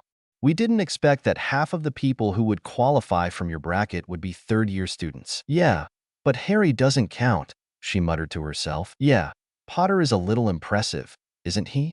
There will be some grumbling about how he beat Diggory, though. It's his way of protesting the whole forced participation thing. He didn't want to be involved at all. Farley snickered.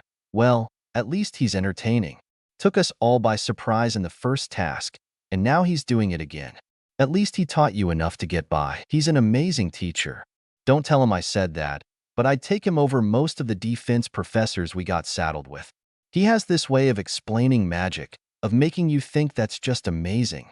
It's easy to take for granted until you try to learn on your own, without his input. Interesting. It's a shame that I didn't end up fighting him. Tracy snorted unconsciously before her eyes widened in panic. She hadn't meant to do that. The older girl raised an eyebrow. So, what's so funny then? Damn.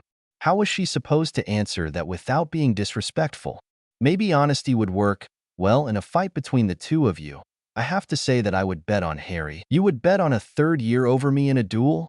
The older girl replied with an incredulous tone. You haven't seen Harry fight seriously. I don't think even I have. What Dumbledore said in the summer about Harry being as good as the Dark Lord wasn't an exaggeration. If anything, it was watered down. He's playing around, right now, mostly to just mess with the headmaster, and because he doesn't want to deal with the hassle of being recognized as the next Dumbledore or Dark Lord. Interesting. But if someone would force him to fight seriously, Tracy didn't bother stifling her chuckle this time. I can't see that happen, but Harry can be unpredictable sometimes.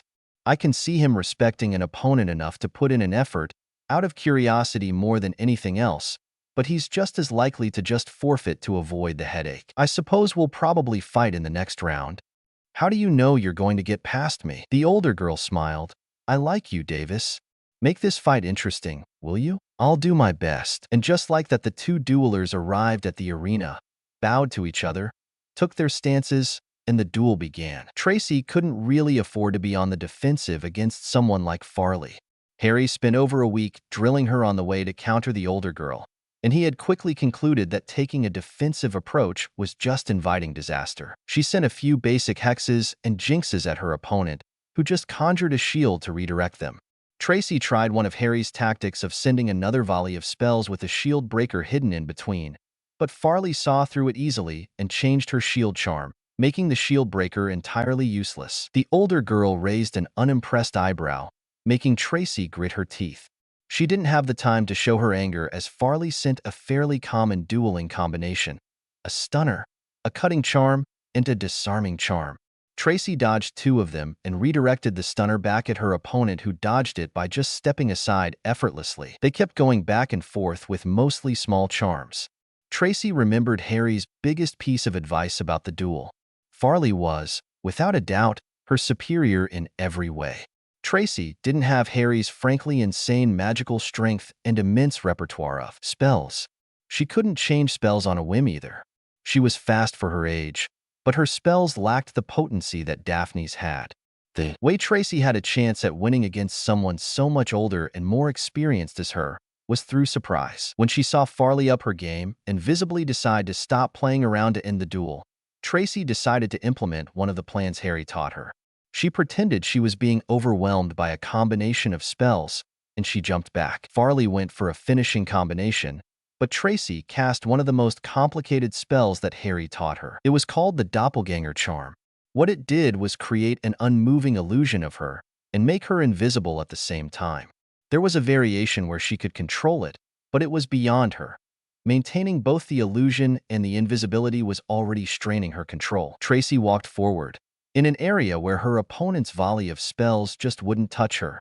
She did her best to maintain the illusion until the spells were about to hit the copy. She dispelled the illusion, revealing her true location, and didn't let her opponent realize that she was tricked by sending a lightning piercer at her. It wasn't the most dangerous spell in her arsenal, but it was the fastest. And in this trick, speed mattered more than damage. Most students, even 7th years, would have fallen for that trick, but Farley showed her experience when she was barely able to conjure a shield to block the piercer, but she wasn't able to counter the full elemental aspect of the spell, electrocuting her as well. Tracy didn't let up and stopped holding back. Farley wouldn't keep underestimating her anymore. She sent a wind-enhanced cutting charm, followed by 2 stunners. Unfortunately, her opponent was able to create a repelling shield to send her spells back. The young Slytherin didn't let up her assault and used a small trick Harry taught her. Apparently, an overpowered disarming charm could redirect spells mid-flight, and if anything, Tracy's advantages were both her speed and her accuracy. Just as she practiced 100 times with Harry, her disarming charm hit the stunning charm closing to the older girl, and she could see her opponent's eyes widen as the stunning charm returned back at her. Tracy didn't have time to relish the look on her face since she had to transfigure parts of the platform as a small hill to intercept the spells being reflected back at her. With a smaller charm, she made the wooden hill act like a wave and moved towards her opponent in an effort to throw her out of the platform while she was dealing with her last trick. The younger girl's eyes widened when the wooden wave split into two as she neared her opponent. Farley looked ragged and more than a little pissed off. It was a shame. Tracy was sure that her trick could have worked. Now, the older girl wasn't going to underestimate her anymore. She was proven correctly when, just like that, Farley's spells doubled in speed and tripled in power. Tracy was slowly getting overwhelmed just by defending. Damn it, this was exactly what she wanted to avoid. As a Hail Mary, Tracy cast a pulsing, repelling shield, which already strained her magic channels. It was a very power-consuming spell that not only repelled spells but acted as an attack. Farley expertly cut through the force coming at her, but Tracy didn't plan on it working. She conjured a giant fireball towards her opponent and followed it with the strongest gust of wind she could manage. She was running dry. Raw power wasn't really her strong suit. She could only hope that this would work somehow, even if she didn't have her hopes up. Tracy's hopes were dashed when chains were conjured out of nowhere and bound her legs, and somehow, Tracy's wand flew out of her hand. The fire faded to reveal a slightly singed Gemma, Farley holding her wand at her, with a small smile on her face. "You did well, kiddo." "Very impressive. But that's the end of the line." Tracy let out a bitter chuckle. "I thought I had you with that." "You almost did. You did far better than anyone could have hoped. Now, are we going to make me stun you? Or are you going to take the dignifying way out?" Well, Harry did say that if Tracy didn't win, she had to impress them and show them what she could do. And it's not like she expected to defeat Farley anyway. Now, she could only hope that the court would be satisfied with her performance.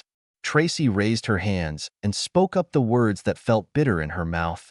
"I forfeit." The crowd roared, but Tracy ignored them. Instead, she looked towards a specific section of the stands where Harry, Daphne, and Blaze were cheering for her.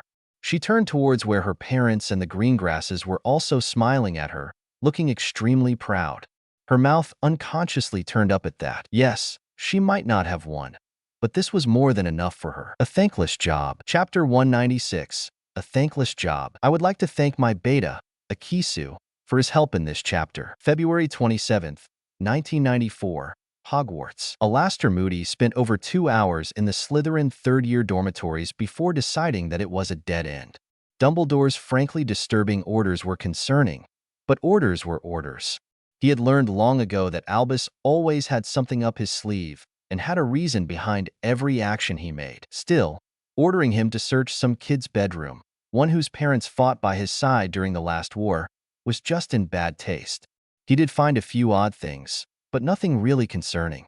It didn't take long to break the encryption of the protection charms on the boy's trunk, thanks to a small artifact he bought from a German wizard during his time as an Auror. Aside from some clothes, a disturbing number of books, fiction and educational in equal numbers, and a bit of gold, the only noteworthy item was a small notebook filled with notes and small ideas. It was mostly concentrated on curses and their counters, as well as the development of new ways of detecting them, and even some interesting research about a new general counterspell that was geared towards curses in general. It would have been some very impressive work for a Newt student, hell, even someone working on a mastery in charms, and yet it was a third year that did it. For the first time, Alastor finally understood why Albus was so worried about Potter. The boy could easily end up as his successor, or the next Dark Lord, the latter being the most likely because of his close association with Arcturus Black. This kind of work was definitely not unique. The boy had likely stashed his other work elsewhere, probably more completed. Still, there was no sign of malicious dark magic, At least not something as dangerous as what the children in Slytherin practiced back when Voldemort was still kicking around. He had to admit that the work was fascinating, though, and it wasn't long until he found himself engrossed for half an hour reading it, trying to understand its complexities.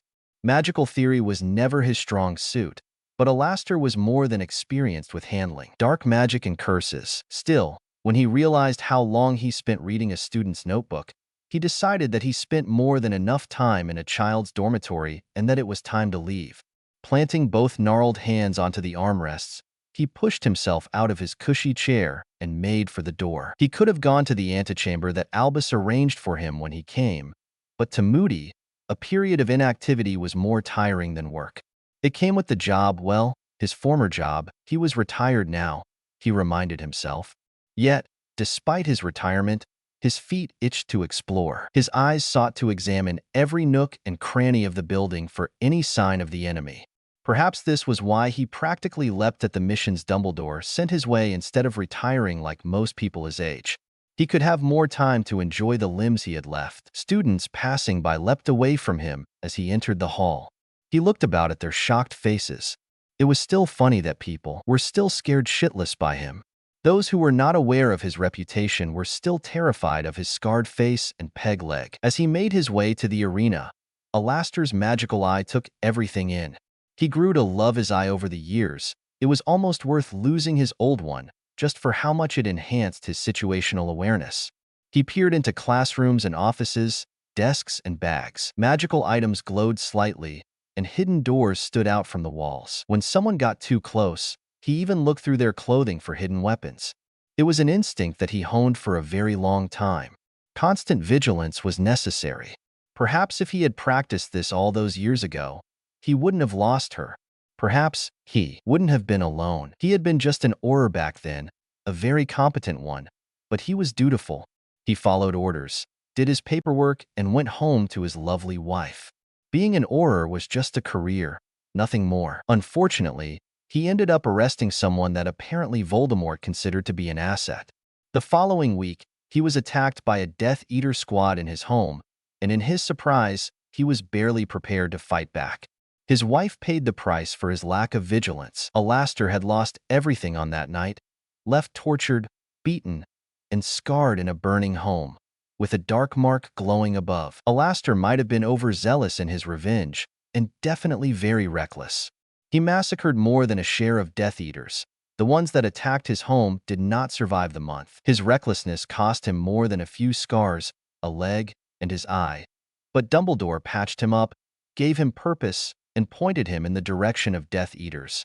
Alastor relished it because fighting was better than remembering, better than going to an empty home devoid of life or warmth. He agreed to join Dumbledore's movement, his order, out of hatred for Voldemort more than anything else.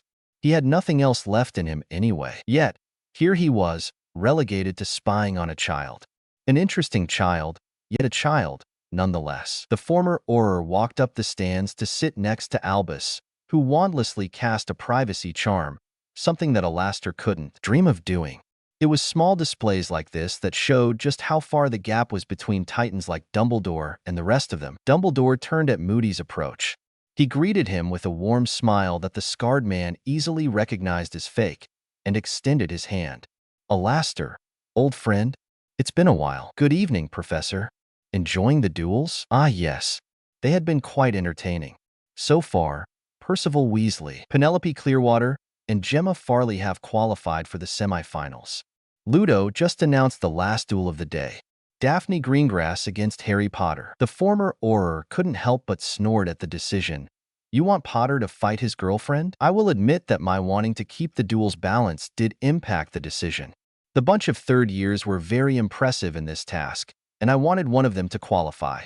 Having an underdog in the semifinals would help sell tickets after young Neville was eliminated so quickly. Well, Potter definitely is no underdog, I can tell you that. I doubted your words during the boys' guardianship hearing, but you were right. He's far more capable than any third year I've ever seen. The older wizard stiffened.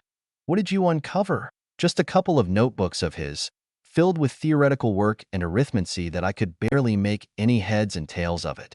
He's analyzing formulas of known curses and whatnot. From the number of fiction books and biographies about curse breaking, I'm assuming he wants to be one. It's not too concerning, but he must have other notebooks that he hid somewhere. Dumbledore took a deep sigh. It is as I feared, then. What is? I believe that young Harry might have been responsible for Neville's behavior in his own duel. I didn't have the chance to examine him since Augusta requested that he recover in their family manor a couple of days later, but I believe that young Harry cast some kind of obscure curse to somehow get Neville to cast his last spell. It's the only explanation I had. He was the only person young Neville spent time around since the year started. There were holes in that theory. For one, a curse should have been detected by the dueling wards as some kind of cheating.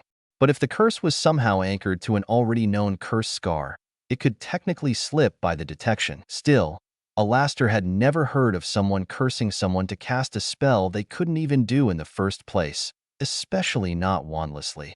Memories of the frankly extremely advanced notebook about curses did come to mind. The boy could technically create it somehow. Still, there were too many unknowns and Alastor wasn't afraid to speak his mind. This is flimsy at best, Albus. You need better than that. I don't think any child would purposely almost kill another one for no reason. He has plenty of reasons. He wants to embarrass me in revenge for my actions the previous summer. By the way, what the hell were you thinking, Albus? The older wizard looked sheepish. I might have been rash in my decision to alienate him. I was just concerned about the influence Arcturus Black could have on a young boy, especially one as talented as Mr. Potter. Well, you fucked up. But if it's any consolation, I don't think Potter has it in him to almost kill another innocent student like that. He's embarrassing you plenty enough with the way he's outsmarting the tasks. Dumbledore's fists clenched. I am not willing to risk letting such a dangerous student remain unsupervised. I did with Riddle, and you know how much of a mess this was. I want you to keep observing him in the castle. I'll say that I hired you as a consultant for the third task. You're getting hyperfixated on the boy, Albus. This is not like you, perhaps, but it is a very small favor to ask you, Alastor. I'm asking you to trust me here. The scarred man let out a deep sigh. This is wrong, Albus, and I think you know that deep down. I could understand spying on Lupin, considering his time on the continent and his condition. He could be a real risk to the students, even if he hasn't infected anyone in his life. But Potter is 13. You're blowing this out of proportion. I'm not asking you to spy on the boy, just stay vigilant about his activities. That's another way of saying spying.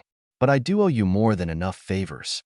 I'll do it, but I can feel that this won't end well. Albus, the headmaster smiled softly. Thank you for your trust, old friend. And I am not being too judgmental of the boy. I have just given him an opportunity to make amends by pairing him with Miss Greengrass. He could either forfeit without anyone judging him for refusing to fight his friend, or he could try to embarrass me again, with the cost of the Greengrass family ending up in the crossfire. Alastor knew that there had to be more to it, but before he could say anything, Ludo Bagman's grating enhanced voice started speaking. Ladies and gentlemen, sadly we find ourselves at the final duel of the day. Yet, it might be the one you have been waiting for the most. Two underdogs, who were never expected to come this far in the tournament, will battle it out so that the victor shall have the final spot in the semifinals. So, let us welcome Daphne Greengrass and Harry Potter to the stage. The two duelers were walking towards the dueling stage while speaking like old friends, unconcerned by the very idea that they were going to fight a few minutes later. When both students bowed and took on dueling stances, when it was time to fight, Potter just raised his hand and said with an enhanced yet bored voice, "Honestly, this entire thing was just a drag and boring. I wouldn't even be fighting if it wasn't for the fact that the headmaster forced us with vague threats of expulsion and so on. And I'm pretty sure I'm not the only one who just didn't feel like being forced to duel in front of thousands of people like some kind of magical gladiators, and I'm not really in the mood to pretend to care about any of it. So, let's just call it a day and save ourselves the trouble. I'd rather focus on something less bothersome. Life is too short for this. I forfeit." And just like that, the boy left the arena, leaving behind a sea of bewildered but entertained spectators. Alastor had to repress the urge to burst into laughter at the boy's sass, even if the air around Dumbledore was getting heavier with his barely restrained magic. Yeah, the boy had got one over the headmaster again. Alastor had a bad feeling about this. This definitely wasn't going to end well, and this was pretty hard to write. Please let me know what you think, or if you have any suggestions. Retrospection. Chapter 197. Retrospection. I would like to thank my beta, Akisu, for his help in this chapter. February 27th, 1994. Hogwarts. Harry left the arena, barely suppressing his vindictiveness from showing itself. He wanted to hurt Dumbledore in a way that would actually sting him, and he had succeeded. If only he hadn't gone overboard with it. He knew that the headmaster couldn't afford to have a third year. Winning the second task as well, without even showing any effort. It would have literally been proof that the entire tournament was meaningless and that it didn't test the competitor's magical skills in any meaningful way. And Harry could have won, easily. It would have taken a bit of planning and some creative thinking, but he could have won the dueling tournament by casting a few spells. That was something that the headmaster realized, which made him sabotage Daphne's opponent and arrange for Harry to fight Daphne in the quarterfinals. It was a dirty trick. If Harry won with his usual method, he would be humiliating his best friend and her family in public and would look heartless. If they duel and he won, then the whole narrative that Harry wanted to convey would have been lost. If Daphne had forfeited, then it would look like Harry had heartlessly intimidated her into letting him win without a fight. The whole thing gave him no choice. He needed to forfeit without fighting. It was the best option. Whatever Harry's decision would have been, Dumbledore would have won. His event would continue unimpeded, and Harry's duels would just be an amusing anecdote, a form of entertaining memory that people would have when they think of the tournament, but not the main event. Harry didn't really care about winning the tournament, and neither did Daphne. They had nothing pushing them to win, but neither of them wanted to risk being harassed by the public. Daphne wouldn't have even minded losing after her first couple of duels. Healing and curse-breaking were her passion, not dueling, even if she was getting very good at it. The young Slytherin found himself on the school grounds. He's been finding himself there very frequently, specifically whenever he had to sort through his emotions. The outside was just so calming, especially considering the chaos that often accompanied the tournament events. He liked helping Hagrid with his charms, visiting Fluffy every couple of weeks. Hell, sometimes Hedwig would just fly to him, and he would talk to her as he took a walk. It was one of the few places where he knew peace. Of course, all good things never lasted. Since someone interrupted him while he was on a walk, it was a stupid thing what you did. Harry suppressed the urge to groan when he recognized the voice. Go away, Lupin. I'm not leaving without a proper conversation. I thought I told you that I wanted you to stay away from me if you're not going to tell me what you're planning. If this conversation has nothing to do with it, then we have nothing to talk about. The older boy could hear the man's inner wolf growl in frustration and stifled the urge to chuckle in amusement at the man's temper. You're going to get yourself killed. It's still not your problem. Aside from your obsession with my mother, you don't really care about me. Nor do I care about it. Of course, I care about you. This time, Harry let out a bitter laugh. You don't. Let's just make that clear. You might have lied to yourself to pretend like you're a good person, but you don't care about me.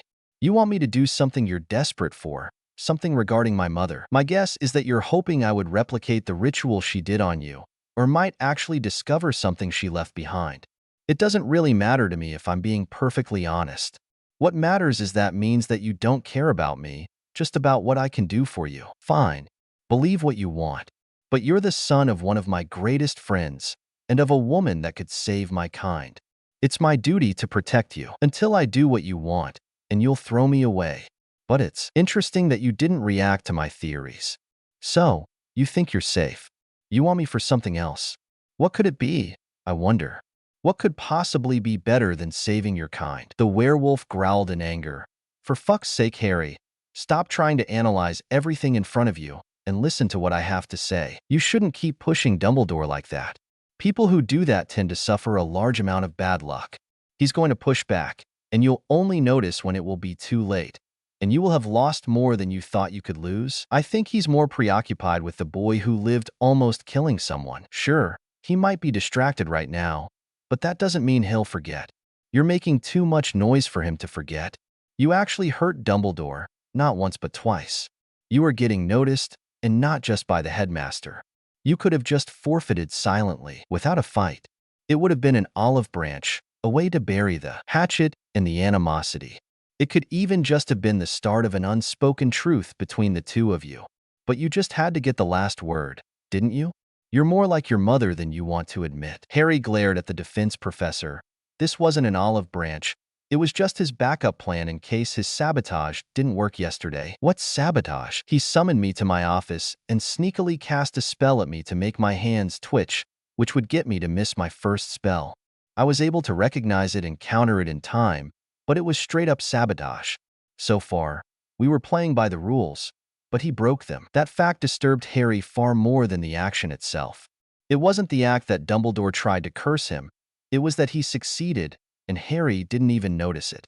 His arcane hearing was always on, especially when it came to things that he considered as threats. Sure, it gave him a headache when there were too many conflicting magical properties in an area, but when it came to magical effects on his person, he was always vigilant, always ready to dispel any spell anyone cast on him. With that skill came a sense of confidence, perhaps even arrogance, that nothing would ever touch him without him noticing it. This confidence was trampled on and torn to shreds by a single spell on Dumbledore's behalf.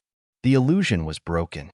Someone was able to slip something by him, something that Harry just never saw coming, and that thought just scared the crap out of him. It was something that Lupin must have picked on as well because he smiled slightly. I get it now. For all your justifications for your actions, the whole thing was just a reflex. You weren't angry about Dumbledore's plan. You were angry that he almost succeeded, that he did something you didn't see coming. You just lashed out, and you're trying to rationalize to me, even to yourself, why you did that. And believe it or not, you did the same in your guardianship hearing. Dumbledore blindsided you with his accusations, and you lashed out by getting back at him. I have to say that I'm relieved. Relieved? He answered with a confused tone. That you're still a normal boy underneath it all. Don't get me wrong. You're a terror with a wand, and you can probably outthink most politicians, but you're still a teenager who's confused about his place in the world, and who lashes out whenever he thinks he's vulnerable. What? Harry replied with a raised eyebrow. You're surprised that I'm not some kind of clone of my monstrous mother. Your mother wasn't monstrous, Harry. Say that to her husband, Lupin. Oh, right. She killed him. Let's just stop talking about Lily for a bit, Lupin replied with a sigh. You should be more focused on Dumbledore's answer to this. He won't let this go. You called him out in front of everyone, and he already has an easy target to hurt you with. Harry nodded. Daphne. Exactly, and he has a golden opportunity to do it during the semifinals. You have the weekend to prepare her against any trick she might have to face, to fight against a more powerful and more experienced opponent. I was already going to do that. Lupin gave him an approving smile. Good. One last piece of advice. You need to keep a lid on your temper. You can't just recklessly lash out every time you're surprised by something. I know firsthand just how irritating Dumbledore could be, but sometimes you need to let things go. Yeah, whatever, Harry answered before returning back to the castle, the conversation heavy on his mind. He still didn't trust Lupin, not one bit. For all the man pretended to be friendly, Harry knew that the man was just trying to buy into his good graces. When nostalgia and knowledge about his parents failed, he tried to make himself approachable, like some fake mentorship figure. But at the end of the day, the whole conversation made him realize just how irrational his feud with Dumbledore really was. Oh, the man was a control freak who wanted to have influence everywhere and wished to turn the world into some kind of children's playground. But comparing it to how Harry handled Riddle the previous year, his approach when dealing with the headmaster was always straightforward and needlessly hostile. He didn't scheme. He didn't lay traps. He just kept responding to every single move by the old man with one of his own. That approach just didn't work, yet he kept doing it again and again. Something had to change. Dumbledore had proved many times that he could hurt Harry and that he knew where to target. The older man tried to destroy Harry's future during his guardianship hearing. He inconveniently shined light onto Harry's actions, constraining how he had to act for the duration of his sham of a tournament. Was that why Harry always acted like this when it came to Dumbledore? He was calm when he fought Riddle. He didn't act rashly when Sirius tried to kill him during the Hogsmeade attack. Harry needed to figure out what he wanted out of his enmity with Dumbledore. Getting the man to leave him alone was unlikely, and now he needed to decide on a plan forward. He arrived in the common room. He was engulfed by a blonde bullet hugging him. "Where were you, Harry? I've been looking for you for almost an hour." "I was just on a walk, Daph. I needed to clear my head. Finally realized how stupid you were when you did that stunt." "Huh?" The last Potter sheepishly ruffled the back of his own head. "Yeah, it was a dumb idea. wasn't it? Oh, I don't know. You only mocked Dumbledore's event in front of every influential person in the country, she answered with a dry tone. Fine, I get it. I should have just forfeited in silence. At least no one is going to think you're some kind of Dark Lord anymore. Because what kind of Dark Lord says that he won't fight because it would be too troublesome and too much of a drag? You did technically achieve what you wanted, but Dumbledore isn't going to take this lying down. Don't worry about me, Daph, he comforted her. I'll handle it. But right now, let's focus on you. Your match will be in a couple of days. Did they say who you're going to fight this time? Or are they leaving it as some kind of surprise? I'm fighting Clearwater. Huh, that's worrying. She's not one to hold back. I guess I'll have to up your training. The blonde looked at him, confused. My training? Weren't we going to do that anyway? Well, win or lose, I want you to show the world how good you are. Your studying curses will be beneficial, but I think it's time I teach you something a bit more. How do I say this? Dangerous. You prove to me that you're mature enough not to misuse this and that you would follow my advice. It will be pressing, and we'll have to work during every waking hour, but I think a couple of days would be enough to help you learn a few tricks that might really make a difference. And what is this mysterious, tricky subject? Harry gave her a sneaky grin. Daphne Greengrass, how do you feel about learning ice magic? And I'm not talking about the spells your parents taught you. I'm talking about real elemental magic. And I know that not a lot happened in this chapter, but I just wanted to have a little insight from Harry's head about the dueling tournament before shit starts hitting the fan. As usual, please let me know what you think, or if you have any suggestions. Crouching Tiger. Chapter 198. Crouching Tiger. I would like to thank my beta, Akisu, for his help in this chapter. February 28th, 1994. Ministry of Magic, London. Bartemius Crouch was aware that his recent habit of lingering in his ministry office was excessive, even by his own measures.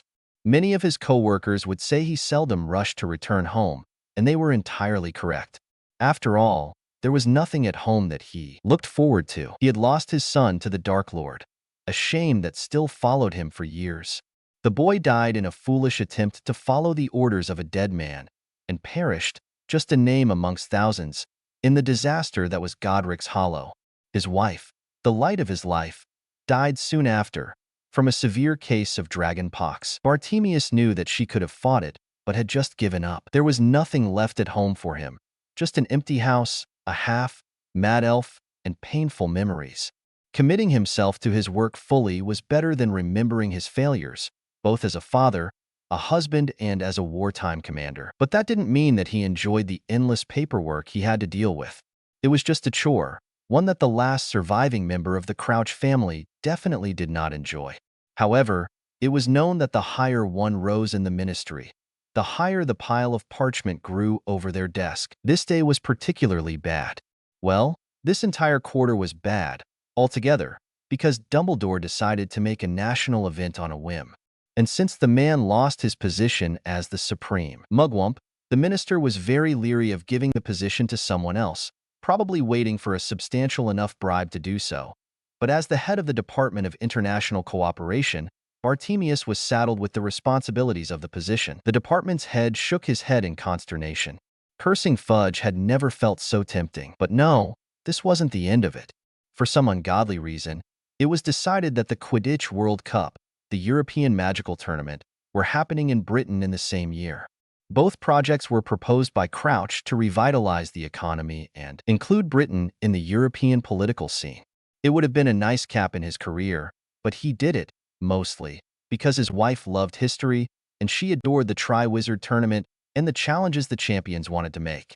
The Quidditch World Cup was a no-brainer since it was a guarantee of income and would attract potential investors into the country, something that magical Britain sorely needed. The entire nation was not considered safe since the 70s, and the ICW had washed their hands of the British Isles completely.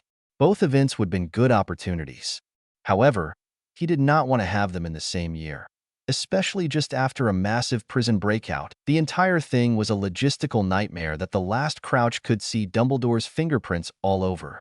This had literally quadrupled his workload, since he had to make sure that the Department of Magical Sports and Games didn't screw up. Again, sometimes, he marveled at the decision to elect Ludo Bagman of all people as the head of a department. The fact that the man was a gambling addict and was drowning in debt was a badly kept secret that everyone from the lowest paper push to the minister himself knew about.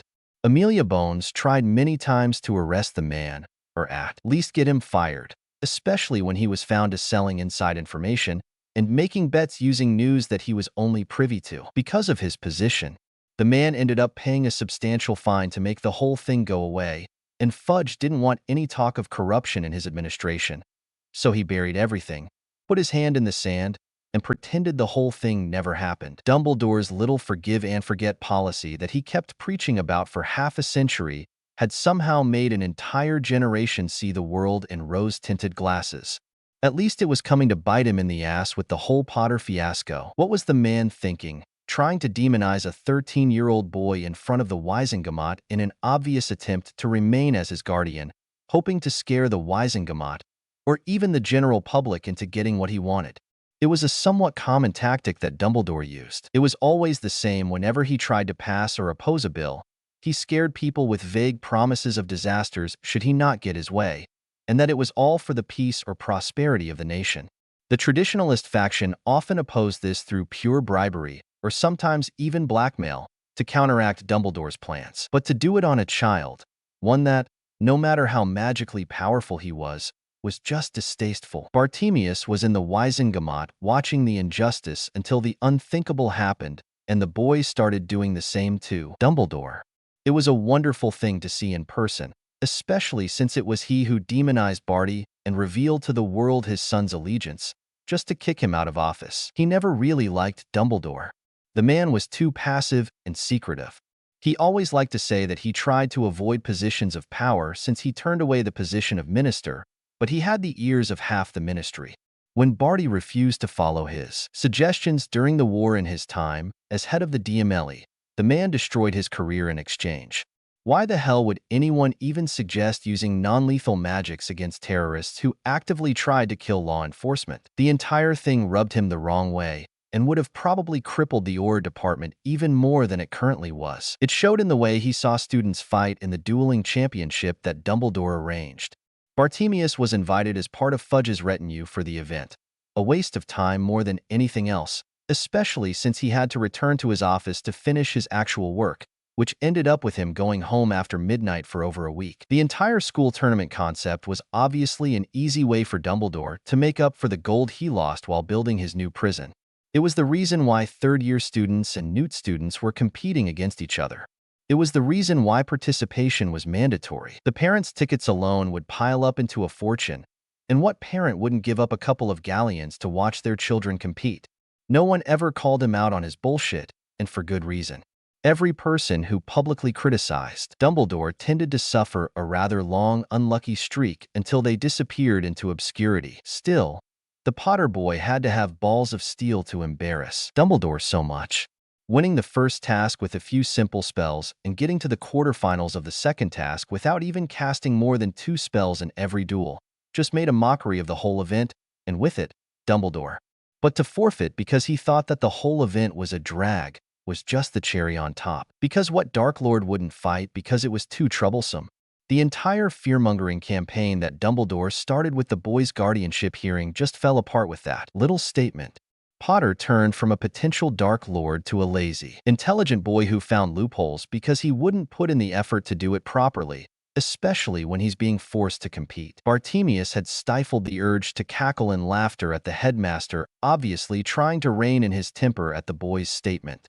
The memory alone put a rare smile on his face. It was then that he picked up a small folder, thinking that it was a usual boring report that he had to go through, but his eyes widened when he recognized the secrecy enchantments on it. These documents were from the Department of Mysteries. The last Crouch never really liked the department, and he never attempted to even have a shard of influence there.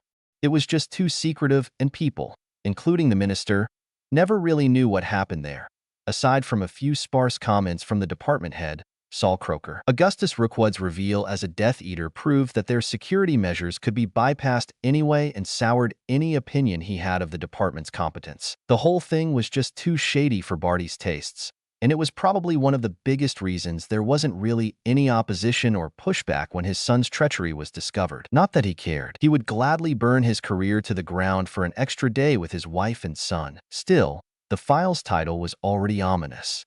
Project Medusa. By the time he had finished with the file, he was equal part fascinated as he was horrified.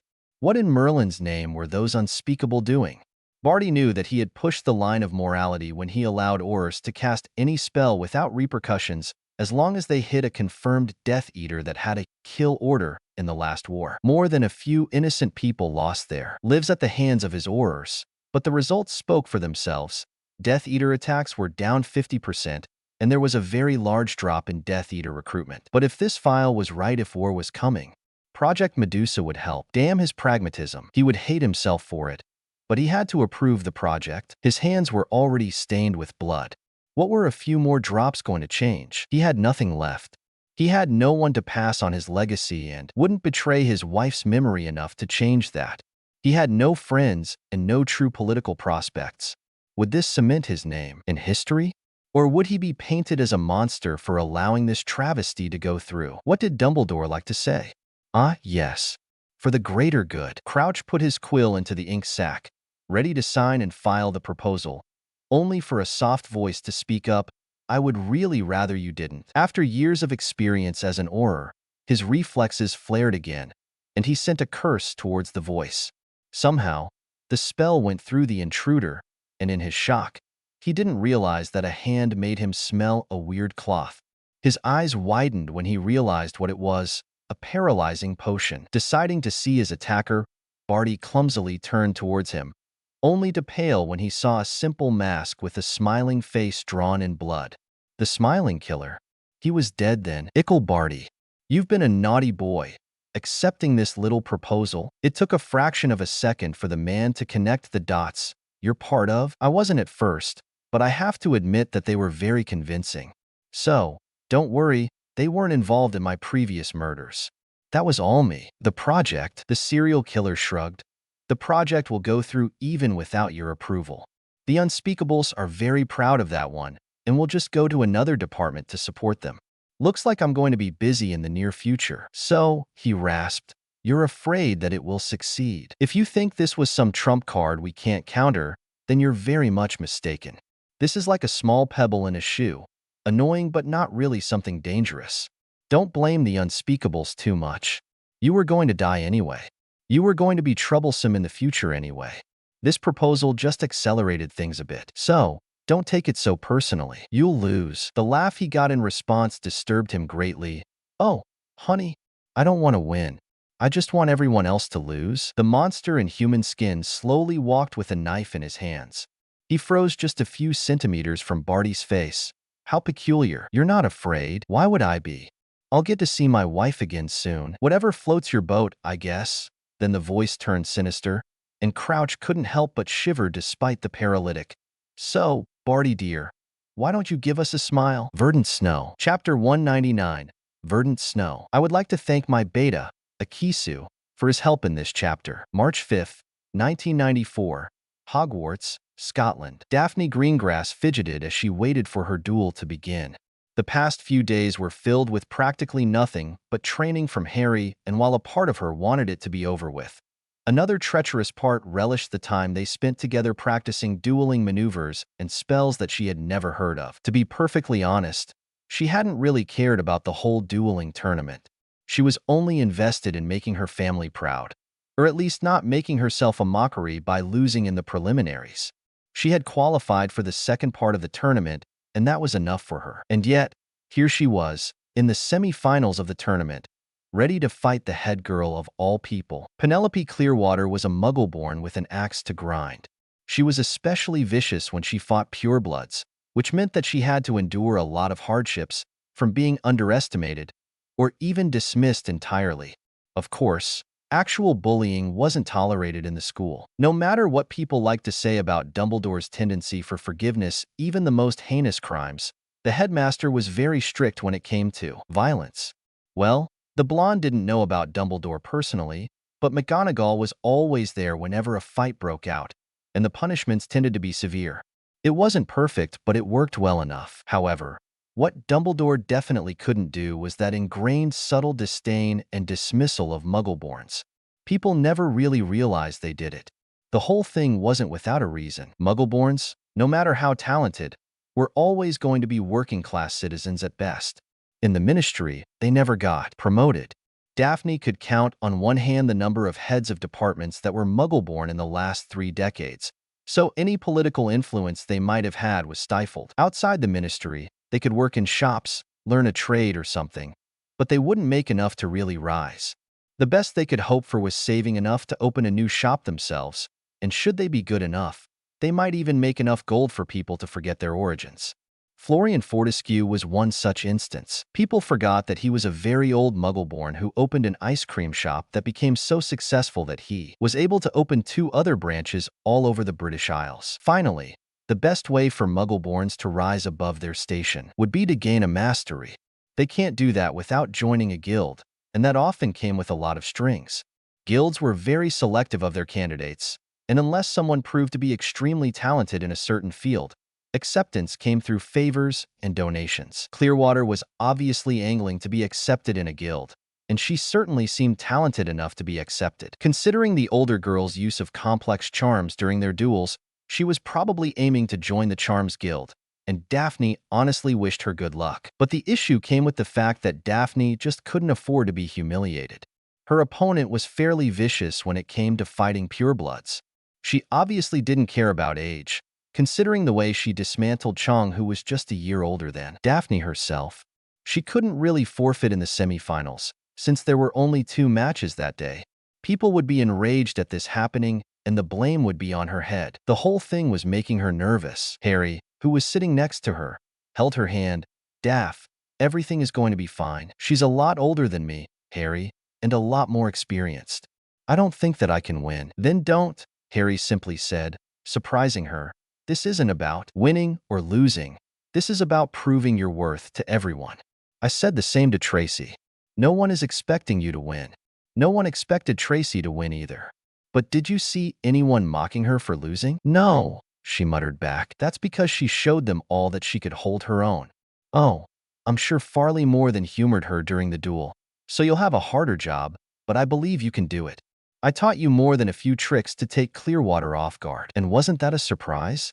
Daphne knew that Harry was powerful and that he always held back against them, but the ice magic that he taught her was proof that it was just the tip of the iceberg. It was something that he had created, something beautiful, something personal that he had shared with her, and it warmed her heart to see him giving something this special to her, even if it was technically out of guilt. Yes, Harry felt guilty.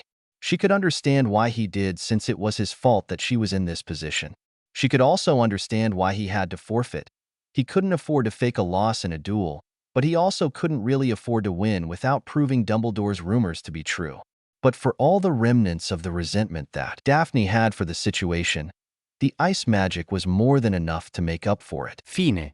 "But stop fidgeting," Daphne returned. "You're making me even more nervous." "I'm just worried," he retorted. "Dumbledore might pull something. And the whole thing with Sirius killing Crouch. Something is happening, something that I can't see, and I don't like it." Oh, it was one of Harry's few flaws. He couldn't stand not knowing something. He could overthink stuff to an insane degree, but whenever he was stuck, he just became an average moody teenager. Barty Crouch's death was one of those. It was obviously Sirius Black's handiwork, and the Smiling Killer's resurgence during the weekend after months of silence was making a lot of people nervous, especially Harry, who was frankly becoming paranoid. The fact that Black didn't come after him after recovering meant that the man was plotting something, and Harry couldn't figure it out. And as usual, it ate at him. He warded their dormitory and made her and their friends basic protection amulets and distress beacons. He felt more like a cornered animal, fighting off Dumbledore from the front and Black from the back. His behavior was worrying, to say the least. Frankly, if it wasn't for Daphne stressing about her coming duel, she would have smacked him in the head. She probably would after this mess was done with. She didn't have time to voice her concerns since Bagman decided that this was the best time to announce her duel. "Daphne Greengrass and Penelope Clearwater, please make your way to the arena for your duel." Harry gave her a warm smile. "Come on, Daph. You're going to do great." "I know that." She tried to smile back at her best friend, but it probably looked more like a grimace than anything else. She turned and slowly walked towards the arena, where Clearwater and Flitwick were waiting for her. The older girl gave her a disdainful look that made the blonde nervous. Yeah, Clearwater definitely wasn't planning on holding back on her. By the time they took their stances, the entire crowd faded away. Harry taught her to ignore everything outside the arena. It was just her and her opponent. And with a loud gong, the duel started. As she expected, the Ravenclaw began by sending a barrage of spells at her, probably hoping to overwhelm her. Daphne countered with a repelling shield. She learned a long time ago to not match an opponent with more raw power than her, spell for spell. It was doomed to fail anyway. Clearwater easily parried the spells redirected back at her and decided to conjure 2 lions that leapt at her. Daphne reacted by casting 2 freezing spells at the animals, which froze them into ice cubes, and dodged the wind cutter that the older girl snuck in between the spells. For the first time, the blonde decided to go into the attack and sent an ice spear at her opponent. It was a deceptively simple attack because of the curses that she added to the ice, specifically a piercing curse and a variation of the banishing charm. As the blonde expected, her opponent tried to destroy the spear with a blasting charm, probably aiming at incorporating the ice shards into her next attack. What she did not expect was the telekinetic blast that occurred the moment her spell hit the spear. She was definitely taken off guard and tried to conjure a shield to protect her. It worked well against the telekinetic blast, however. It failed to account for the tip of the spear, spelt with a piercing curse slammed towards her and destroyed the shield entirely. She was able to move away, but there was a thin trail of blood on her chest. Daphne gave her opponent a small smile and went on the attack once more. She cast a blasting curse at the frozen conjured animals and banished the frozen remains towards her opponent, who cast a transfiguration shield. It was a curious spell that Harry showed her, that transfigured everything it touched into sand. Daphne tried to bring down the shield with a stunning charm. It was horribly ineffective against active spells, but in a surprising move, the older girl animated the countless grains of sand into a giant fist that came at the young Slytherin with a blinding speed. In her desperation, Daphne cast a dome ice shield. It was a standard spell, but one that she enhanced using Harry's ice magic. She put a curse on it to make it even more resistant to magic and physical impact.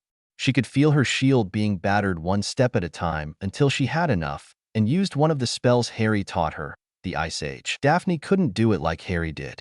She just didn't have the raw power and control to suck out the heat of her environment for whole minutes and create a field of absolute zero. But what she could do was send a pulse of cold which would stop any incoming projectile. She followed the spell with a pulse of telekinesis, throwing everything away from her, causing the fog to rise, mixed with some dry ice. She followed with a charm to see specifically through dry ice. One of the first lessons Harry taught her about dueling was the power of misdirection. The blonde could see her confused opponent trying to send spells at her, and Daphne decided to conjure ropes of ice far away from her to make the illusion of her presence there and made them attack the older girl. Frustrated, Clearwater vanished the ice with a wave of her wand and conjured a giant gust of wind to remove the fog, which raised up into the air. Choosing to take advantage of this situation, Daphne used one of the strongest spells in her arsenal. The fog raised in the air started to darken, and the arena started to rain ice. Clearwater used her transfiguration shield once more. Daphne released her control over her spell before trying to finish off her duel, only to be blasted away by some unseen force. Daphne was barely able to roll away from an incoming wave of spells coming her way and was able to conjure a reflective ice shield to reorganize her thoughts. What had just happened? Her eyes widened when she saw that every magical effect in the arena was negated. Holy shit! Did she just cast a wide area magic counterspell? From the way Clearwater looked tired, it seemed to be the case. Damn, that was just insane for a student to cast something like this. Before she could think of her next move, a strange sound caught her attention. She'd heard it before in one of her duels against Harry, that terrible noise that at once sounded like angry buzzing and the crackling of dry leaves in an open flame. Fire wasps. Whoever invented this spell was a sadist who somehow combined wasps and fire elemental magic. Harry used it as an example of elemental magic being combined with transfiguration. Surely enough, a giant cloud of the insect was coming down at her. Daphne did the only thing she could and cast another burst of her Ice Age spell, killing them, but they were obviously a distraction, and she automatically conjured another shield. just in time to block 3 stunning charms cast in succession. Desperate, the blonde tried one of her last tricks by conjuring giant vines of ice that she cursed with repelling curses and animated towards her enemy. Daphne couldn't use her crest directly during official duels, but she found out that using ice to mimic a few spells that she mastered from her crest was a lot easier. As far as anyone was concerned, this was just animated ice. The tentacles intercepted the spells coming at her, redirecting them towards their castor. Clearwater wasn't having it, though, and conjured a giant wave of fire that melted her ice construct.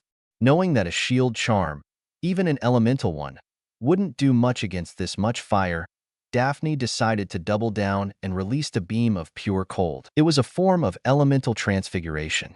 Apparently, opposing elements tended to prioritize defeating each other automatically. Clearwater's eyes widened when the wave of fire turned into a beam of heat that did its best to counter against the blonde's beam of pure cold.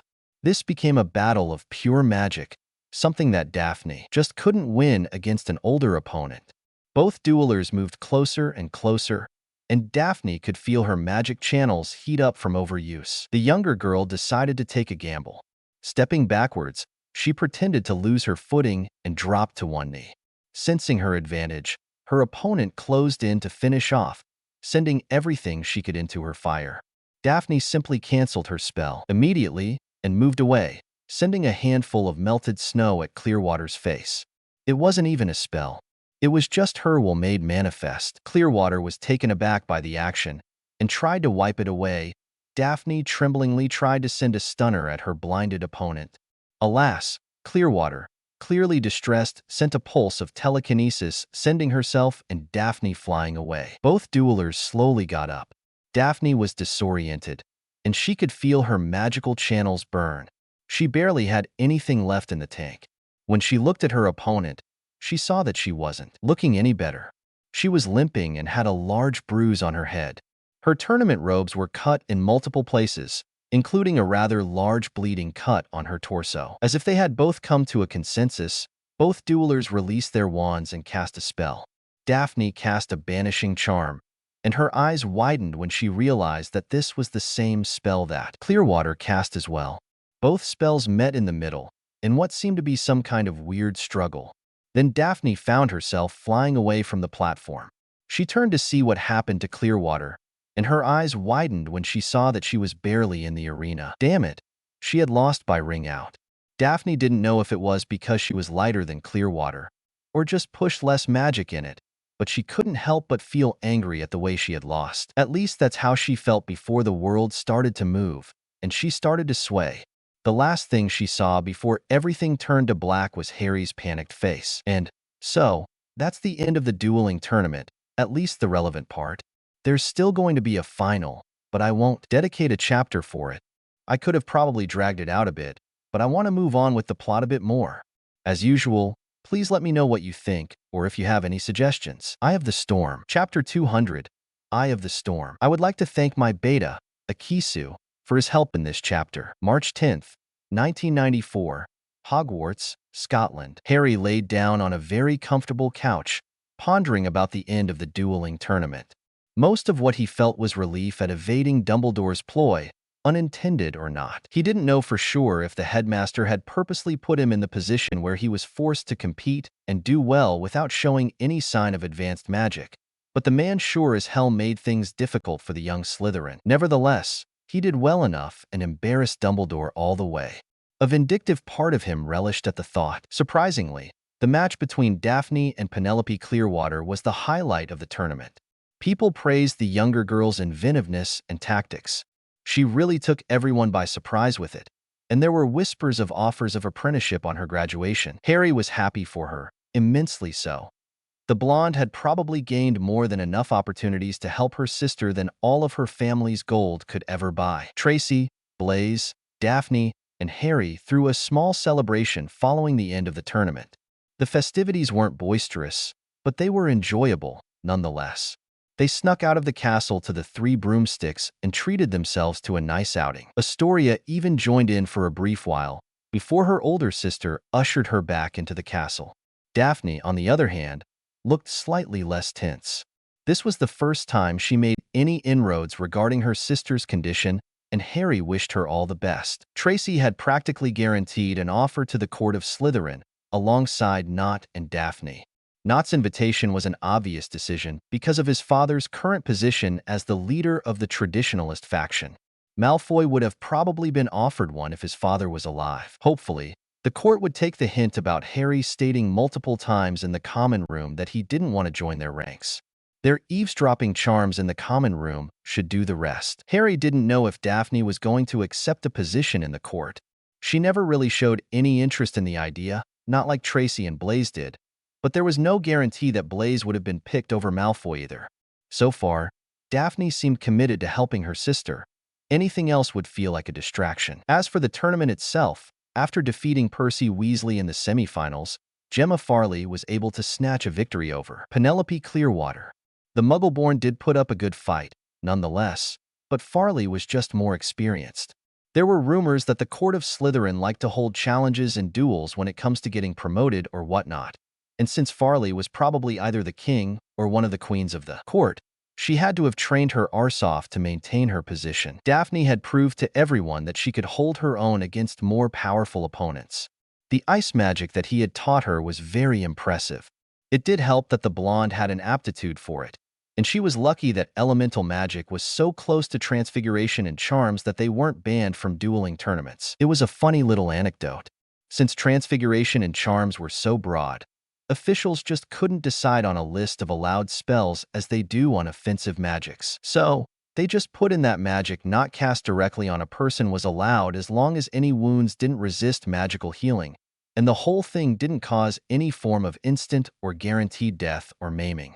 The idea is that, in the worst case, healers would be able to put someone back together as long as they get to an injury quickly enough, and that they could cast their healing spells unimpeded. It made sense from a safety aspect, but it made dueling heavily in favor of people who have a knack for transfiguration or charms instead of normal offensive battle magic. An Auror would be disqualified in less than 5 seconds in a dueling tournament, just because of their training. Still, that was 2 tasks out of 3. Only 1 remained, and Harry could finally relax. Thankfully, the 2 tasks were relatively tame so far. Harry expected Dumbledore to pull something during Daphne's match as Lupin predicted, but the headmaster seemed to have refrained from it. The man probably expected Clearwater to wipe the floor with Daphne, and arranging an accident could easily set back Dumbledore's policy of Muggle-born equality that he built his entire political powerhouse over. But there was always the 3rd task, the final task, and it worried him. The fact that the whole thing was a secret already freaked him out. Harry looked at the window, hoping to distract himself from panicking, and noticed that the sky had grown dark outside since he had taken his seat on the couch. The softly glowing, late-day sun had been replaced by bright, twinkling stars, standing out starkly against the vast canvas of night sky they rested upon. Harry was so lost in thought that he hardly even heard his door swing open. He glanced over his shoulder nonetheless, allowing his hand to twitch towards his wand, but it was only Daphne. "I was wondering where I might find you," she said. "Here or the library are both usually pretty safe guesses." The blonde snorted in disbelief. "It's funny. It's disturbing just how much you like it here, in this room of illusions, when you can just experience the real thing. You could easily build a study like this one outside the room of requirements, in one of the abandoned classrooms or something. I know that this place is useful and everything, but not as a place to hang out in." She had a point. Why did she have to sound so reasonable? Intellectually, he knew that everything in this room was just a bunch of charms, transfigurations, and illusions put together, but he always felt in control. Whenever he felt overwhelmed or scared, whenever he doubted himself, Harry liked to come to this room and feel in control once more. There was something calming and relaxing about it, even if it probably wasn't healthy. "You might have a point about building my own study or something. It still won't be as secure as this place, though." Daphne's response was a snort. "Come on, Harry. All I had to say to enter the room was that I wanted to enter your study. Not much of a security system, is it? Fine. But you'll help with the decorations. I'm rubbish at this stuff. Trust me, I know. You might be brilliant at magic, but your tastes leave very much to be desired." Harry didn't know what the blonde expected him to say in response to that, so he just stayed silent. After a good minute, Daphne decided to speak up. You've been off lately. I was worried. Off how? Look, Harry, you have this horrible habit of keeping things to yourself and getting lost in your thoughts whenever you're nervous about something. I just wanted to check in on you. We haven't really spoken to each other, properly I mean, since the tournament ended. The last Potter gave her an amused smirk. The tournament ended days ago. I know, but normally, you would have been with me, getting ready for your next challenge. You'd have something prepared, like a new type of magic or something. An impossible task you give to yourself that you somehow persevere. But so far, all I've seen you do is just lie down and get lost in your own head. That's the thing, Daphne. I don't know what to do next. The whole multidimensional magic is a dead end, and I can't experiment with something like this without some major risks. I don't know what the next task is going to be, so I can't prepare you for it. With Sirius returning and attacking Barty Crouch of all people, with the way things are shaping up to be, I just have a bad feeling, that's all. A bad feeling how? Daphne asked without any sign of mockery in her voice. You won so far. Dumbledore is being criticized for his actions. There's even talk about the Wizengamot choosing someone else as the next chief warlock. You did all that. After decades of people trying, you're the first person to actually hurt Dumbledore politically. You only have to go through another task, and that would be it. You'd have one. Harry shook his head. It's not that simple. The elections are months away. People will forget quickly, and Dumbledore will either do something to get the public's opinion in his favor, or he'll force the Wizengamot's hand. He could easily just withhold his new prison and force the ministry to build a new one. That's not mentioning probably made back a lot of gold during the tournament. Azkaban's destruction somehow ended up making Dumbledore untouchable, no matter what the public opinion of him will be. Fine. Maybe Dumbledore won't be hurt, but that doesn't mean that something bad is going to happen. It's hard to explain. It's like we're in the calm before the storm, the eye of the hurricane, like standing at the edge of a cliff. Barty Crouch getting killed, the Hogsmeade attack, Azkaban's destruction. It's all been building up to something big, something that I don't know. I hate not knowing, and I can't help but feel like the third task will be what triggers it all. Having the event on the day of Beltane, and it being a mystery task as well, it's not a coincidence. Something is coming, and I just can't figure it out. And since I don't know what that is, I can't make any preparations against it. I just don't know what to do. Harry hadn't even realized how loud his voice became in the end, as he finally voiced his frustrations for the first time in almost a week. Daphne looked at him, with her eyes slightly wider than usual, before steeling herself. Have you thought about not doing anything at all? That wasn't an answer he expected to hear, and that rendered him speechless. Before he could even think about a retort, Daphne interrupted him. Look, I know what you're going to say. It's your responsibility. Dumbledore is going after you. But think about it for a second. Ever since you've been in this school, you've stopped so many disasters. But after each one, there was always another one coming. You've been jumping from one crisis to another that you never even thought about what it all meant. You never even considered taking a break. It's not my fault things like this just keep happening to me. Are you sure about that? Did these crises keep occurring to you, or have you just kept chasing them? You are amazing at everything you do, so much so that it's intimidating. But I realize now that you're not doing it because you crave success, but because you're terrified of failure, terrified of not maturing. Harry froze at his friend's words. Daphne had just cut through every front he had and reached his core. It's what's made me a great wizard. I'm not sure it has. I think in all the mayhem, all your fear of losing, that you forgot something very critical. Which is? He couldn't help but ask. Not everything has to do with you, Harry. I know you keep trying to involve yourself in situations that should have never involved you. You did it with Riddle. You did it with Hogsmeade. And you have been doing it in this tournament. For some reason, you crave the conflict, the challenges, like they're making you matter somehow. I do not, Harry protested. Then why didn't you change schools? The blonde simply answered. You could have asked Arcturus to send you to another school easily. Your French is good enough for Busebattens, and Ilvermorny has probably surpassed Hogwarts in terms of magical education.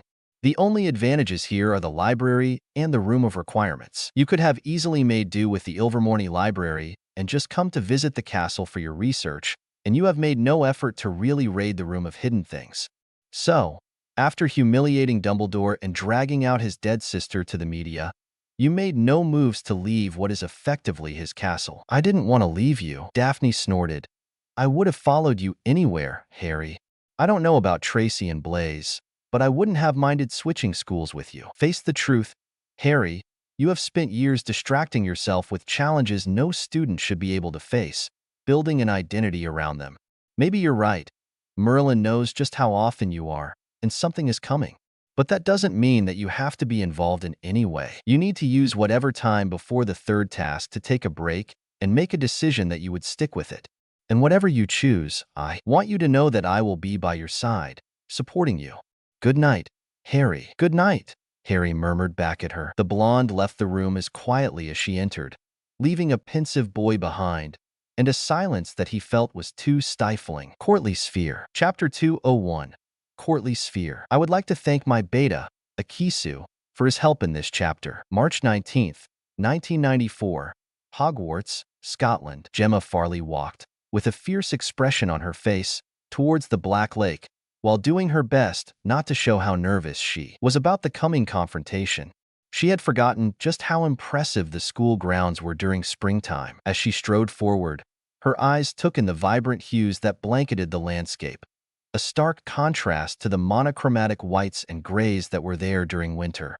The usually stark, imposing trees now swayed gently with leaves of emerald green, making the forbidden forest look slightly less menacing than it was during winter. The grass, once a dull, frost-bitten brown, was now a lush carpet of green, peppered with daisies and buttercups that danced merrily in the sun.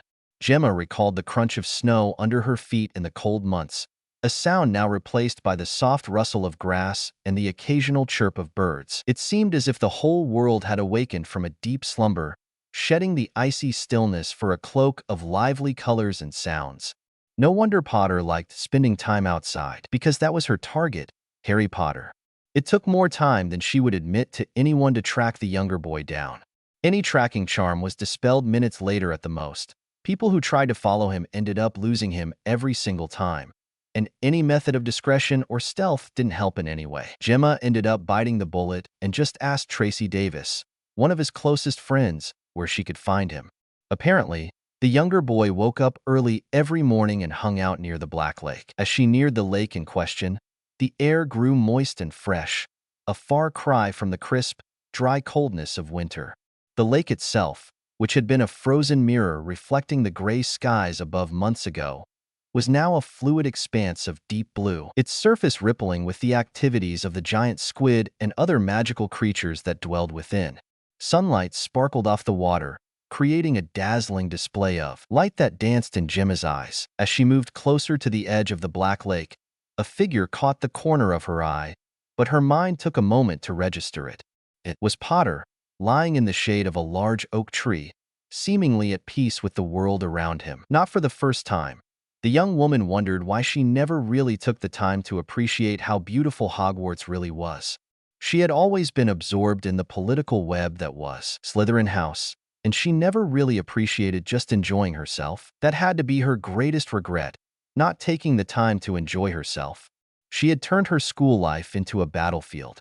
She didn't regret fighting for her position in the house, just how much she had sacrificed for it. She had no friends, only allies. She had no real close relationship with anyone. She turned herself into the best politician she could have managed, and she rose to the top. She didn't have a powerful family backing her. The Farleys were just a couple of centuries old, and the creation of new crests slowly fell out of favor after standardized magical education took off. Gemma did technically have a crest, but it's barely more than a casting aid than anything else. None of her ancestors invested their time or effort into researching magic, so it helped her when learning magic in school, nothing more. Over the last century or so, political advancement has been getting a lot more popular than magical research, probably because it's easier. Additionally, without any new research taking place, there just wasn't enough reason to pass down magical knowledge to descendants. In the past century, people only did it if they developed a new branch of magic, and even then, they needed permission from the ministry to perform the ritual, and of course, that came with the usual bribes and political strings. It was mostly for political control, more than anything, but registering as a crest family came with a lot of perks and tax breaks. Still, The ritual took decades of dedication to slowly grind down the essence of a magical creature and bind it to the magical circuits of someone. After decades of acclimation, it slowly turned into an adequate repository to store magical knowledge, and it would be passed down to their children. This process was dangerous, unpredictable, expensive, and lengthy. However, the easier way of doing so is using a very small fragment of an already existing crest to act as a basis, similar to adoption, but without the repository of magical knowledge that came with it. Old families did that to their most loyal vassals, but that stopped being commonplace after the statute of secrecy was put in place. Formal nobility was abolished, and their sacred vows to fealty rendered useless. Nowadays, the ministry offered to provide a crest fragment to create a new one, but that did come with a very hefty price and a lot of conditions, and people just thought it wouldn't pay off for centuries, especially when it came to new families without a ridiculous amount of gold and Gringotts. Lost in her thoughts, Gemma didn't realize how close she had gotten until Potter spoke up, his voice slicing through her reverie like a sharp knife. "You're not usually up this early, Farley." "Well, you don't make it easy to speak with you. I'd very much rather stay in bed at this ungodly hour." The young boy snorted, his eyes still closed. "You're not the first to say that to me. You could have just sent me an owl or something. You didn't need to have people following me, or even using tracking charms on my things. Really creepy, Farley." The older girl suppressed the urge to grit her teeth. That boy was really infuriating. "I'll keep that in mind." "You're here to convince me to join the court of Slytherin," the last Potter remarked without any sort of prompting. How in Merlin's name did he figure it out so quickly? Potter did make an impression the previous year when he was summoned to the court, but it was completely different to speak to him face to face. Hiding her discomfort, Gemma plastered a fake smile on her face and spoke up. "What gave you this idea?" The boy still hadn't opened his eyes. "You're obviously a member of the court, probably a high member. King or queens would be my guess, but king would be more likely. Whether you like it or not, people have always steered clear of you. Your fellow members probably do it out of respect, but the rest of the house follows there. Led easily since they're often the loudest and the most influential in their year. People tend to be idiots like that, following directions without thinking. I thought it was because you were a prefect when I first came here. But after learning about the court, it was far more likely." Gemma stood there, frozen, as she tried to formulate a response. The Potter boy had seemingly decided to continue in her stead. "Now, what would a high member of the court of Slytherin want with me, especially after winning the Dueling Tournament? You practically guaranteed a spot in most guilds, and even in the ministry. You should be extremely busy.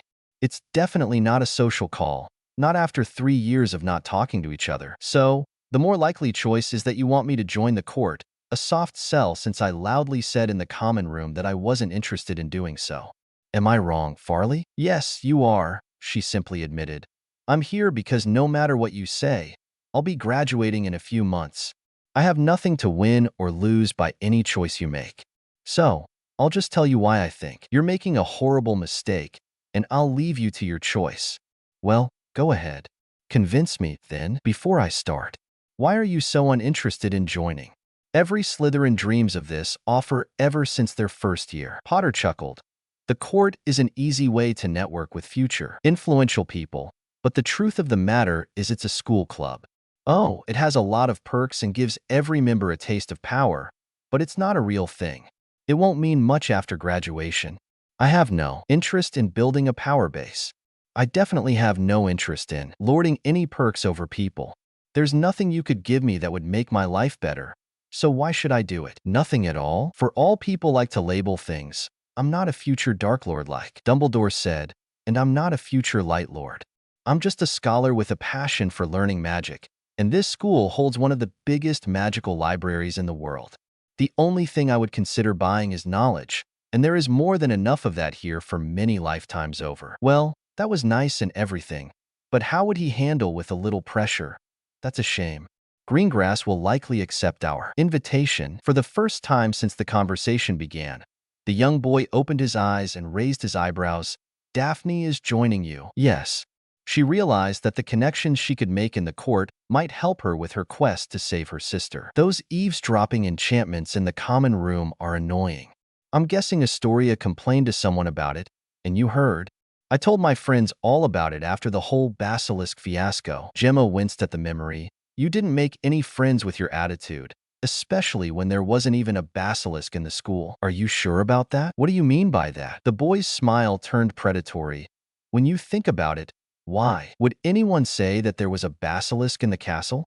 Even if it was dealt with, somehow, it's very unlikely that anyone would admit it. So, Longbottom really killed a basilisk? Who knows? Maybe he did. Maybe he didn't. She wasn't getting anywhere with this. So, about Greengrass? Ah, yes. If Daphne wants to join, then that's more reason for me to not do so. You see, Tracy is the only one who's taking the court thing seriously. Daphne wouldn't really care for empty promises and hypothetical help with her sister. And well, considering that not being invited is a given thing, the only way I would join would be if I took Tracy's place, and that would just be cruel. You care about your friends so much.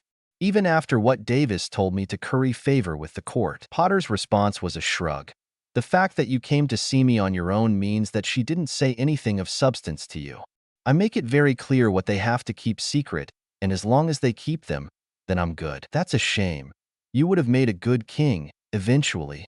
Oh, I showed that much promise, did I? Gemma tried her best to hide her smile. Yes, you did. Who would have thought that the tiny pine I showed to our common room 3 years ago would grow into, well, you? I was always me, Farley. I just needed a little push. Hogwarts has a way of doing that, doesn't it? Wasn't that an understatement? Without making any overt move, somehow Harry Potter grew into one of the most mysterious yet respected figures in their house. And he didn't even have to fight someone, outside of the few spats with Malfoy a couple of years back, and all it took was for him to win a school task without any effort or display of magical might and end up in the quarterfinals of the Dueling Tournament without casting more than 2 spells per duel, and even then, he lost because he forfeited for Greengrass' sake. Even his friends, especially the girls, had some very impressive showings in both tasks. It made people wonder about Potter, who happened to be the unofficial leader of the group. Still, the offer to join the court is valid until the final task. After that, your chance will be over, and we'll send out the formal offers. I guess I'll see you then, Gemma said. It's in a few days, isn't it? Beltane is such an odd time to hold a task. It has such a ritualistic meaning. I wonder why Dumbledore chose it. Gemma could hear the implied warning the boy implied. You think something will happen in the final task? I have no idea. I'm just pointing things out, I suppose. Now, let us not think about such sordid affairs and plots, and just enjoy the moment. It's such a wonderful morning, isn't it? Gemma couldn't help but relax slightly. It is. It really is. And I'm not sure about this chapter TBH, since it feels like a filler. The final task was taking a bit more time than expected to fine-tune every detail. Still, this chapter does have important information that will be very critical in the future, and I'm hoping to make Gemma Farley more than a simple background character. As usual, please let me know what you think, or if you have any suggestions. Pricey Remembrance. Chapter 202. Pricey Remembrance. I would like to thank my beta, Akisu, for his help in this chapter. March 27th, 1994, Peak District, Manchester. Albus Dumbledore walked through the greenery that surrounded him, the lush landscape of the Peak District unfolding before his eyes like a tapestry of vibrant hues. The serene beauty of the English countryside was a stark contrast to the bustling streets of Manchester, just a stone's throw away. From the Muggle side, this place was a haven of natural splendor. Rolling hills blanketed in a patchwork of emerald and jade, dotted with wildflowers that danced in the gentle breeze. Ancient oaks stood tall and proud, their branches weaving a canopy above, filtering sunbeams that played hide and seek on the forest floor. The air was fresh, filled with the earthy scent of damp moss and the distant sound of a babbling brook. Dumbledore's footsteps were soft on the well-trodden path, a solitary figure amidst the vast expanse of tranquil wilderness. As he ventured deeper, the scenery began to subtly shift, signaling the threshold to the magical portion of the area. There were many enchantments to prevent Muggles from accidentally stumbling into the other side, which held, in Albus' honest opinion, the most beautiful place in the British Isles. With a step, the wards recognized him immediately and let him through. Immediately, the landscape took on an otherworldly quality. The trees were taller, their leaves shimmering with a silvery glow, casting an ethereal light on the path below. Exotic plants, unknown to the Muggle world, flourished here. Luminous flowers that opened only under moonlight, and vines that hummed softly in the presence of magic. The air was alive with the sounds of creatures both seen and unseen. This was one of Albus' greatest treasures, the single greatest concentration of magical creatures and plants in Britain, maybe even Europe, and it was completely under his control. No one alive even knew it existed anymore. Albus had made sure that the people who were aware of it would suffer a few accidents, and discreetly removing it from the Ministry's registry during the war with Grindelwald got people to forget about it in time. Adding in a few compulsions on the Muggles to change the area's name, the entire place easily became untraceable even if someone read about it somewhere. Descendants of the Druids that once lived in this place could stumble into a reference to the location somehow. This place was the source of most of Dumbledore's wealth, in the form of alchemical regents. It cost him nothing to create any alchemical elixir, since all the ingredients were very easily accessible, elixirs which he sold discreetly for a small fortune. Adding in the fact that it was an easy place to get materials for Hogwarts herbology and potion classes, this venture alone was one of the headmaster's most profitable. Deciding not to distract himself from his goal, Albus walked towards the fog in the distance, his steps measured and deliberate. The mist was thick, swirling around him like a living entity, its tendrils curling and unfurling with an ethereal grace. Magic was often wild and chaotic in this place, like a cauldron filled with too many ingredients, and it showed in how the environment behaved. Slowly, the outline of a lake emerged from the mist, its waters still and serene, reflecting the soft gray light of the obscured sky. The lake was akin to a mirror of the sky, its surface undisturbed by wind or wave. Dumbledore stood at its edge, his eyes reflecting the deep calm of the water. With a practiced flick of his wand, he summoned a boat from the depths. It rose gracefully, water cascading off its aged wood, yet the surface of the lake was still unbroken. He stepped into the boat, which moved of its own accord, gliding effortlessly across the lake, cutting through the water with barely a ripple. The mist seemed to part before him, revealing the path forward, yet clinging to the boat like a shroud. He had never gotten used to this place, the mythical Isle of the Blessed, one of the most revered locations for Druids, often thought to be lost. In a way it belonged to Albus now. As if summoned by his thoughts, the island materialized from the fog, the air around the isle shimmering with magic. Magic that Albus perverted in a way. It wasn't his proudest action, a moment of weakness in his youth when he craved power and respect like a starved man. He had blindly followed the light back then, without a single moment of hesitation. Yet, he had learned after decades of experience to trust it, but not follow it blindly. It was hard to resist at times, but the light obviously had ambitions of its own, separate from Albus. Still, with a wave of his wand, the wards parted, showing ruined structures taken over by countless magical flora after centuries of abandonment. Yet the magic of this place still remembered the countless rituals that it witnessed. As Dumbledore arrived at the shore of the isle, he took a deep breath and walked decisively towards the middle of the island. He ignored the ancient ruins that dotted the landscape and the wild, overgrown plants that clung to the ruins and carpeted the ground. As he moved deeper into the island, the landscape subtly changed. The dense foliage began to thin, giving way to a small clearing. In the heart of this clearing stood a humble dwelling, a stark contrast to the surrounding ruins. It was a modest hovel, seemingly cobbled together from the natural materials of the island itself. The house was an eclectic mix of rough-hewn timber and stone, with patches of living greenery woven into its structure, as if the house itself were a part of the island's flora. The roof was thatched with long, reed, providing natural insulation and blending seamlessly with the environment. The walls of the house bore the signs of both hand craftsmanship and magical transfiguration.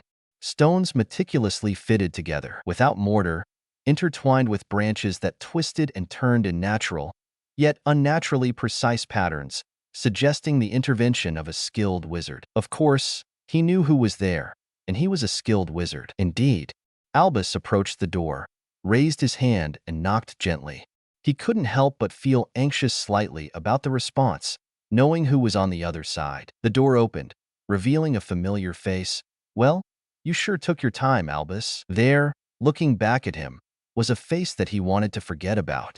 Armando Dippet, the former headmaster of Hogwarts, looked older than any wizard had a right to be. If it wasn't for the Isle, the man would have probably died of old age, instead of being bound to this place. "I'm sorry, I never visited you." Albus' predecessor chuckled bitterly. "One would think you were ashamed of what you've subjected me to." "I am. I have many regrets. This is, without a doubt, one of them." "Don't give me that dragon dung, Albus. I know you. You would have gotten rid of me eventually, one way or another. This was just one of your cruelest ones yet." Albus had to admit that the man was right. He wanted to be the headmaster of Hogwarts. It was necessary to accomplish his goals, to finally shape the magical world into the utopia it could be. Unfortunately, Dippet had no intention of retiring anytime soon, something that simply grated the champion of light. He had just defeated Grindelwald by completely giving in to the light for the duration of the duel. Confident in his ally, he followed its instructions to the letter. He pretended to have found the Isle of the Blessed, a mythical area thought to be lost to time, and took the man there. He prepared a ritual given to him by the light, one that he did not fully understand. He brought the man to the middle of the island and performed it. It was only after that he understood what he had done. The ritual was complex, but as its basis, it was a contract.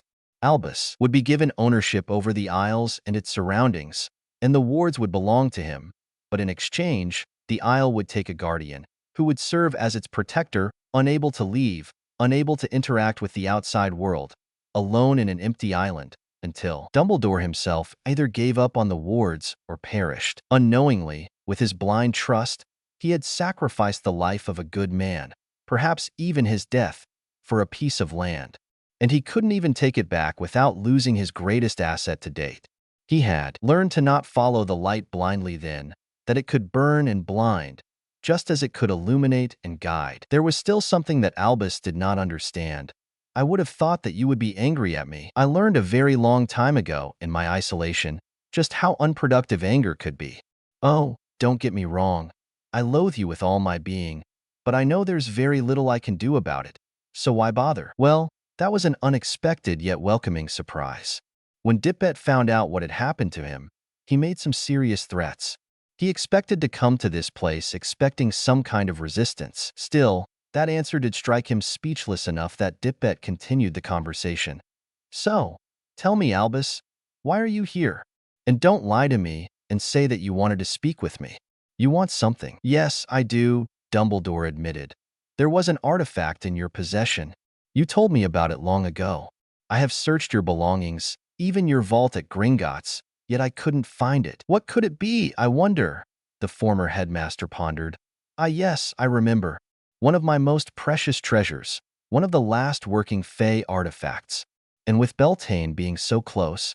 "Oh, you're up to something, aren't you? Just tell me where the artifact is," Dumbledore asked with exasperation. "Let me have my fun. It's not every day that I entertain company. Besides, I can guess what you want to do with it anyway. This will not end well for you, or anyone for that matter." "I did not come here for you to lecture me," the former headmaster grinned. "And yet, even after all these years, you still have much to learn. What kind of educator would I be if I didn't try to teach you? Let's ignore what you have done to my school and your misguided idea of safety and that foolish dream of yours. Instead, let us focus on something recent, the mess with the Potter boy, for example. How badly do you think you handled that? How do you even know about it? You may have bound me to this place, but it still has some perks. Let's just say that I had a long time to hone my scrying. It's probably the main reason why I haven't gone mad. But that's beside the point. Your enmity against the boy makes you look childish and incompetent, especially since the boy is winning. That's not mentioning what happened with the Longbottom boy. I have to say that it is amusing to see you lose to a child. Then again, Harry Potter is not an ordinary child." Albus gritted his teeth in frustration. "What do you know? I know many things, but why should I tell you anything when you will not listen to it anyway?" "I can make you talk?" the former headmaster shrugged. "You probably could. You and your precious light could make me suffer for another eternity. You know, I saw this inflexibility in you the moment I saw you. I didn't even want to hire you.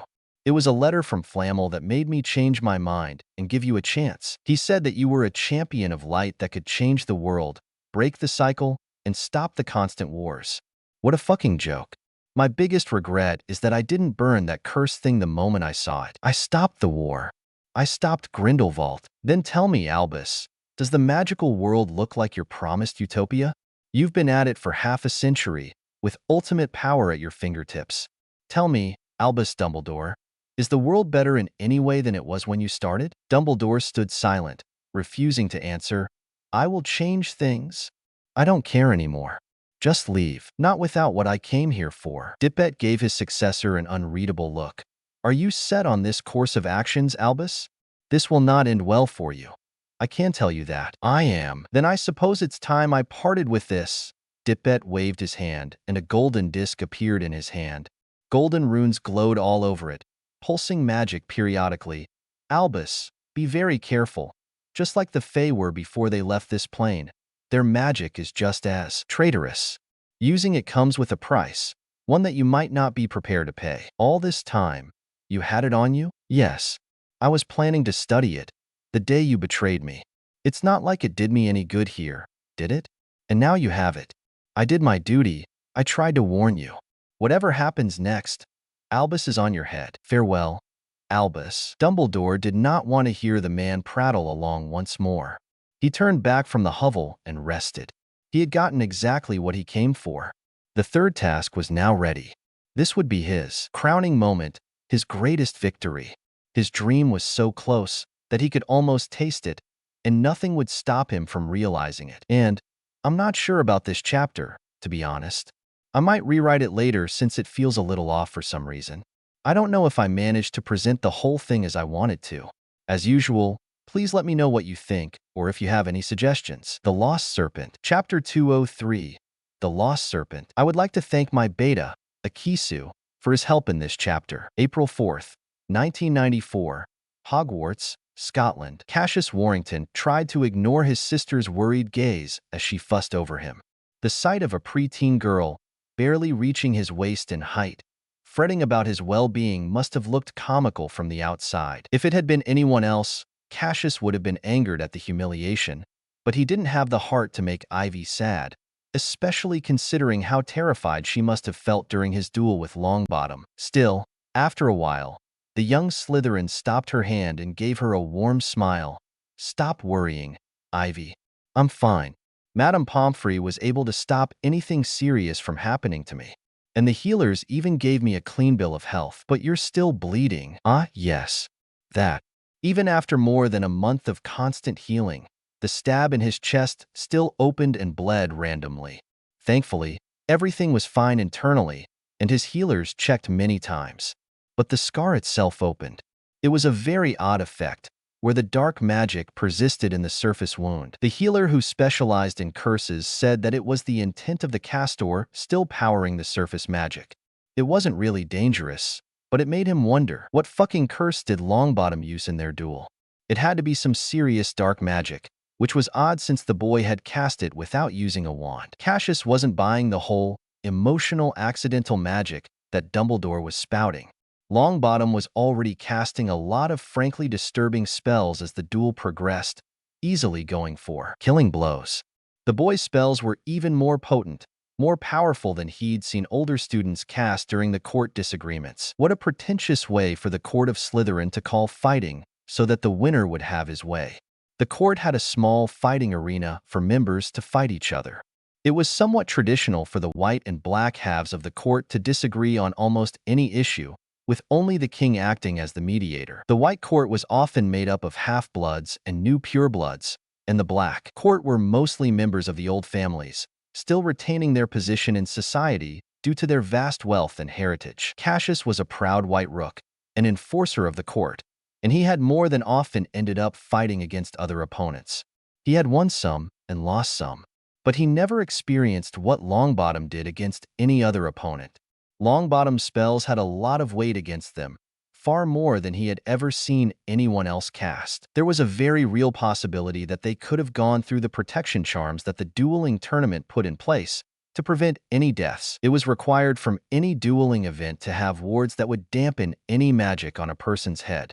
It wasn't really a shield charm, but should a dangerous spell come near a competitor's head or heart, then the spell would be transformed into a stunner with any leftover magical energy turned into a concussive force. This was a form of transfiguration that was so beyond Newt levels that it wasn't even funny. Cassius had tried to read up on the ward, but the work was so theoretically complex that he barely got through the first few pages. The ward was important, though. As long as a competitor didn't instantly perish, it was perfectly possible for a healer to save the competitor's life if they reached him in time. Magical healing was just amazing. It was a shame that healers were forced to swear so many vows during their training. If it didn't feel so stifling, Cassius would have considered joining them. Still, a dueling ward, like any other form of protection magic, could be overwhelmed. Cassius wasn't certain, but he had a feeling that a few of Longbottom's spells, especially the dark ones, could have killed him. It wasn't anything rational, just this instinct that he had during the duel. He felt in real danger, as an actual mortal danger. Cassius lost many duels before, outclassed rather easily, but he had never been as terrified as he was when he fought Longbottom. There was just something unsettling about that guy. Cassius' thoughts were interrupted by a slight burning pain, to which he hissed in protest. His sister didn't seem to care about his hissing and hit him gently on the back of the head. "Don't be a baby." Madame Pomfrey said to apply this cream every time the wound opens. "You could have warned me, at least. And have you cringing away like a little girl?" The young Slytherin's cheeks reddened. "I do not cringe away." The little girl gave him an unimpressed look and did not deign to comment any further, choosing to continue applying the cream. The wound visibly closed once more. The blood was wiped away, leaving a large gash in his torso. Even weeks later, he hadn't gotten used to the sight. It was a jagged line, uneven and rough, resembling a rift carved into the earth as if his flesh had parted away. The edges of the scar were raised and puckered, a harsh contrast to the otherwise smooth skin. Its color was a mottled tapestry of pinks and reds, with tinges of purple at the peripheries, like a gruesome sunset permanently painted on his flesh. Dark magic was a bitch to heal.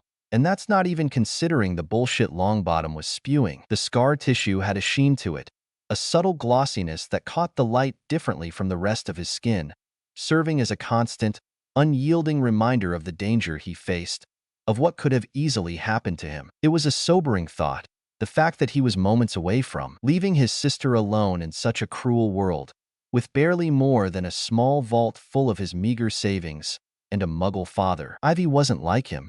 Cassius fought tooth and nail to make that happen. He did some very risky moves and worked his arse off in and out of the castle to save up enough gold to make sure that Ivy wouldn't struggle to pay for anything during her Hogwarts education. But without him helping her, that would have been it. He had enough gold for her school supplies and any magical needs she might have, but nothing more.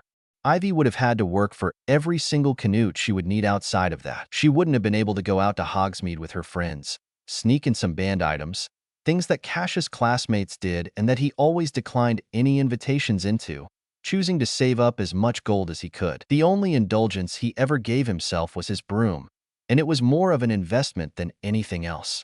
The possibility of becoming a professional Quidditch player was too lucrative for him to avoid, especially with the lack of a skilled seeker in the Slytherin team. Cassius' wish was for Ivy to have a life without caring about whether she could afford to have fun or enjoy herself. He would not let that happen. Yet, whenever he looked at Ivy's eyes, he didn't see her childish innocence anymore. Seeing him so close to death had made her lose something precious, and that was why he truly hated Longbottom and Dumbledore. "You don't have to come every day, you know." "I know that, but I want to." "Who knows what mess you would be pulled in without me there to set you straight," she teased back. "You make me sound like I'm some kind of troublemaker, aren't you? Still, you should thank Professor Snape for letting me take care of you when you're not in class." How he convinced Dumbledore of that, I have no idea. The way she spat Dumbledore's name made him worry slightly. "Look, Ivy, I know that things have been tough on you and Dad, but you need to drop the whole hate thing with Dumbledore. Antagonizing him is just not worth the trouble it would bring us in the long run." He tried to swipe it under the rug and called it an accident. "You almost died, Cassius." And that long-bottom cow practically forced you to sign a disclaimer that you wouldn't press charges against her grandson. It's just not fair. No, it was entirely fair, Cassius commented. We got more gold than I could have made in 5 lifetimes. Don't you get it? We're set up for life. You could enjoy Hogwarts without any trouble and get new robes instead of secondhand like me. We could finally go on a trip somewhere during our vacation, visiting someplace warm. It might have sucked, but this was the best thing that could have happened to us. Ivy just stood there, frozen and silent before her eyes started to tear up. You don't get it, do you? You were dead. I saw your body fall. I saw you bleed all over the arena. Everyone thought you died. I thought you were. I would rather give back all the gold Longbottom threw at us to keep us quiet, to forget about this moment, to forget about this scar. I would rather live in a box than see you like this again. So, don't you dare say that this was the best thing that could have happened to us. He didn't have the time to process what she had said, let alone calm her down, because she ran away from the hospital wing, crying her eyes out. Cassius couldn't help but feel regret. He really shouldn't have said that. Maybe it was apathetic for him, but some pain and a scar felt like they were worth guaranteeing his sister's happiness. And yet, she seemed sadder for some reason. He might have gotten hurt, and the whole thing wasn't even his fault. He didn't choose to fight Longbottom, and he definitely didn't know that the fucking boy who lived would go insane in the middle of the duel. And it wasn't like he was foolish enough to do anything like it again. Before Cassius could figure out what was going on, he heard the noise of a throat being cleared. He jumped and turned, only to stiffen when he saw the intruder. The closest thing he could have compared the figure to would have been a weird ministry worker. The man, it was definitely a man's body, was wearing a business suit, with an odd hat that probably went out of fashion decades back. The only reason he stiffened would have been because he recognized the face. It was one he had seen many times in the Daily Prophet, a face that should have been dead. Barty Crouch? Not quite. I just borrowed this face. I rather like my privacy, you see. And you picked a dead man's face for that? The figure shrugged. Why not? Everyone in this country knows that the man is dead, so you'd know that this is a disguise. And this is far more comforting than weird shadows and glamours, don't you think? That's not to say that I didn't take enough precautions. Look around you. No one even noticed that something odd is happening. Who are you and why are you here? Cassius asked, feeling unnerved for some reason at the man in front of him. He felt like prey in front of a large predator, and he definitely didn't like it. It didn't make sense. The man did not make any threatening move, yet Cassius wanted to lash out like a cornered animal. Oh, the direct approach. I like it, the figure commented. Well, I wouldn't have hidden my face if I planned on telling you my name, would I? Let's just say that I'm a very concerned citizen. I saw what happened to you, and how Dumbledore was covering it up. A student almost died in an event he created, by the hand of his star apprentice to make it worse. And he called it an accident. How disgraceful. I can't imagine how much he pressured you to not go after him. You're joking, right? This is Dumbledore. He didn't have to say anything for me not to make noise about him. The man's smile widened. How would you like for some help then? A bit of influence to go after your headmaster. Cassius froze once more before shaking his head. I already signed a paper that I wouldn't go after them. No. You signed that you wouldn't go after Longbottom. Dumbledore's negligence is another matter entirely. When you think about it, it would be in the greater good of magical Britain for the man to finally be accountable for his mistakes, right? You might be right, but I'm happy with what I have. I won't risk my family's future on a wild lead, which will barely give me any vindication, Cassius denied. He was telling the truth. The young Slytherin saw no point in going after Dumbledore. He had gotten everything he'd ever wanted thanks to the deal with the Longbottom matriarch. He wasn't going to do anything risky to jeopardize his sister's future. And by your family, you mean your sister, right? Young Ivy, I believe, such a bright young girl. She should go to Hogwarts soon, right? I was curious about her, so I looked her up. He took out a couple of photos. This is a photo of young Ivy in the playground, one with her eating ice cream with your father. How cute. It would be a shame if something happened to her, right? You son of a bitch. Cassius leapt at the man who dared threaten his sister, only to pass through him. Oh, come on. There's no need to be so aggressive. I'm not actually here. This is just a projection, an illusion of some sort. Stay away from my sister. the young Slytherin yelled. "I have no intention of harming young Ivy. But the world can be so dangerous. Tell you what, just because I'm nice, I'll pretend that you didn't try to attack me. I'm just going to let you think about my offer, and I'll get back to you in a week to get your answer. Don't worry, I'll find you then." And just like that, the man faded away into nothing, but the photos in his hand slowly drifted down onto the floor. The bastard wasn't bluffing, shaking. He picked them up and noticed that his scar was bleeding again. He was immediately accosted by Madame Pomfrey. "Mr. Warrington, are you feeling all right?" "I don't think so." He simply whispered, more to himself than for her benefit. He wasn't fine. Until the end of the day, his hands shook, and he kept shivering every time he remembered what happened in the hospital wing. What was he going to do? Declared thrice. Chapter 204, Declared thrice. I would like to thank my beta, Akisu, for his help in this chapter. April 16th, 1994, Hogwarts, Scotland. Harry sat in the shade of the Black Lake with one of his palms, looking at the sky. Floating on top of it was a golden magical circle, which controlled a pebble in front of him, making it move around in the air in seemingly random directions. Well, technically the pebble wasn't really moving. It was space that was being bent and stretched, causing the pebble to have the illusion of moving. It was the best he had gotten with his space manipulation. Oh, of course, he could do things on much bigger scales, but he had reached a plateau of some sort about what he could do with it. He was able to stretch space and compress it with a single thought. He could mimic gravity and modify it as much as he wanted, but he could not go any further. His dreams of creating portals seemed to be beyond him. After a certain point, space just did not like being molded, and it lashed back.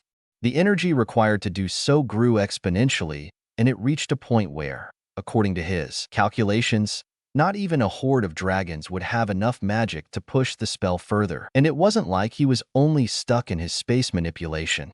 He had found no new lead about magic involving multiple dimensions in months. Hell, he even tried to look at time magic, hoping to combine it with his space magic to see what would happen. Unfortunately, time magic was a field of magic that's been theorized about and often treated like a joke by researchers. After thousands of years of dedication, wizards have decided that actively manipulating time with magic was a dead end.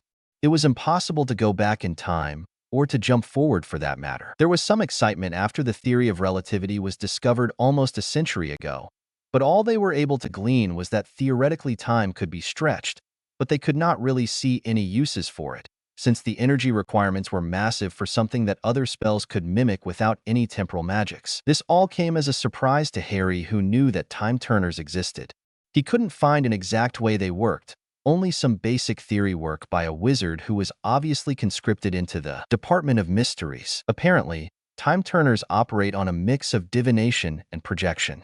Every grain of sand in the artifact remembered states of matter of the user at a different moment in time, acting like an anchor. The maximum a person could go back was the latest state of the user in a grain. Yet, the sand could also divine when it would be used in the future somehow. The author did not say how it worked, and Harry did not have any samples on hand to make deductions or analyze it. He didn't think that the Department of Mysteries would let him borrow one either. Anyway, the artifact created an independent physical projection, creating the illusion of time travel and rejoining each other with their memories seamlessly when it is used in the future. It was a dirty trick, but it seemed to work. There were many holes in that theory, probably ones that the researcher who probably became an unspeakable fixed decades back. Without any access to the sand, there was nothing Harry could do anyway. He was at a dead end in every interesting project he took on, something that really grated at him. If there was something Harry hated the most, it would be a lack of progress. How did other people handle getting stuck with a problem with no way to solve it? How did people handle knowing that it should be possible in some way, that the answer had to be close, yet have no idea, nonetheless? Harry's inner rant was interrupted by a slight tap to the back of the head. Stop complaining inside your head. You agreed to relax for a couple of hours a day with me. Overthinking things in your head is not relaxing, Harry. In the privacy of his mind, Harry regretted agreeing to Daphne's suggestion about leaving more time to relax.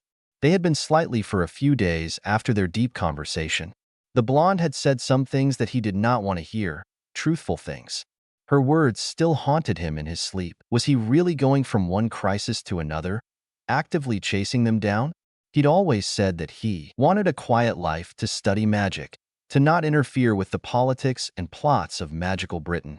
She was right in saying that he could have changed schools. It was obvious now that he thought about it, that staying anywhere near Dumbledore was a bad idea. Anyone could see that. The fact that Daphne would follow his lead made it a real option. Yet the thought made him uneasy. He didn't want to think about leaving, and for some reason, he felt guilty about this fact. Maybe it was because he was putting Daphne at risk by staying here with her. He didn't know. He didn't even know why he wanted to stay. All the excuses just felt hollow when he said them out loud. It was obvious that the entire thing was distressing him, and Daphne had seen it and wrangled a promise out of him to spend at least a couple of hours relaxing. Hours that she would supervise. Every day, they went down to the Black Lake, laid down in the shade of a giant yew tree, before dinner and just hung out, watching the sunset together. This place had quickly become one of Harry's favorites in the castle. He instinctively learned at death. Fine, Daph. Who knew you could be such a taskmaster? The blonde snorted. I learned from the best. Or maybe that's just some resentment for all those months of training. If there's something nice about the whole mystery task, at least we won't have to deal with your hellish training. Hey, he protested. You're the ones who wanted my hellish training. We didn't know any better, she giggled. Still, I can't help but feel that the stakes for the Slytherins are a bit low, to be honest. Why is that? He asked with a raised eyebrow. Well, we've already proved to everyone that we're the most skilled house. Think about it. In the first task, we dominated our year and got the highest positions. You, a Slytherin, even won the task. In the second one, we were the students in our year to get the furthest in the tournament. Hell, Farley even won the entire thing. And since the court agreed to announce the memberships and promotions on the day before the task, we don't really have a reason to win, outside of the gold prize and maybe the grades. We don't even need the house points anymore since we pretty much won the cup. I suppose you were right. So, you decided to join the court? The blonde released a deep sigh. Do I detect a note of judgment in your voice? Not really. It's your life and your decisions. I'm just curious about your reasoning. The connections I will make could help me help my sister. Members of the court sort of keep in touch after graduation, like some kind of fancy club meeting once a year, so they could help. Harry frowned. You're not telling me everything. Helping Astoria is part of the reason you accepted, the part that you want to tell yourself, but there's something more. Fine, she exclaimed. My father agreed to let me continue my wish of becoming a healer in exchange for joining the court. All right, that's fine, Harry calmly responded. It's a sad move from your father, but I don't see why you're so ashamed of it. She looked away from him and answered in a small voice. You never let people make your decisions for you. You never let anyone tell you what to do. You thought I would look down on you? Don't be silly. There's a difference between obeying your parent and letting people walk over you. Daph, I don't know anything about your father, but asking you to join a school club which would probably help with the family business is not a bad thing. The blackmail thing was scummy, but he probably only did it when you kept refusing him. It was a shitty thing to happen to you, but I can't really judge you for it. Our situation is just different. Daphne did not respond and just kept looking at the lake. After what felt like 10 minutes, she chose to change the conversation. Did you know that Lavender is trying to use the art of divination to see if she can discover what the judges have planned in the last task? She kept bragging about it to the other girl in herbology. Harry couldn't help but snicker at the thought. We haven't even been taught anything that might help even if she was some kind of insane seer. I don't think that there's a way to actively try to see. Something is detailed in the task. Divination tends to be very vague, and visions are often metaphors instead of exact details of what would happen. I was trying to make a joke, Harry. You didn't have to overanalyze it. It was obvious that she was making it all up. I suppose we'll see in the feast later. Speaking of the feast, we should get going. I don't want to listen to Tracy complain about us being late again. Daphne huffed and stood up. They both walked side by side near the castle, the sun setting behind them. McGonagall announced during breakfast that there would be a feast that night, and that the headmaster had something to announce to the student body. Considering how close the final task of the tournament was, the headmaster was probably going to share a few details about it. Honestly, it would have been a nightmare for Dumbledore to keep a task completely secret. Students needed to know what to bring, the basic rules of the task. The tournament organizers and ticket sellers needed to arrange a way for the audience to attend and be able to spectate the task. The whole thing wouldn't have been worth the logistical nightmare it would bring. As they approached the Great Hall, the buzz of excitement that usually filled the air felt somewhat misplaced to him. The vast chamber was alive with speculation and anticipation, but he couldn't shake off a sense of skepticism. Dumbledore was definitely planning something in this task. He could feel it in his gut, and he hated it. He joined Daphne, Tracy, and Blaise, his mind not on the feast, but on the forthcoming announcement from Dumbledore. It seemed every eye in the hall was trained on the headmaster, hanging on his every word as if they were gospel. The feast itself was a grand affair, as always, but it was clear that Dumbledore's announcement was what everyone was really waiting for. The headmaster rose to speak, and a hush fell over the hall. He began in his usual manner, a mix of seriousness and warmth, but to Harry, it felt more like a well-rehearsed performance. "Students of Hogwarts," Dumbledore intoned, "we approach the final task of our tournament.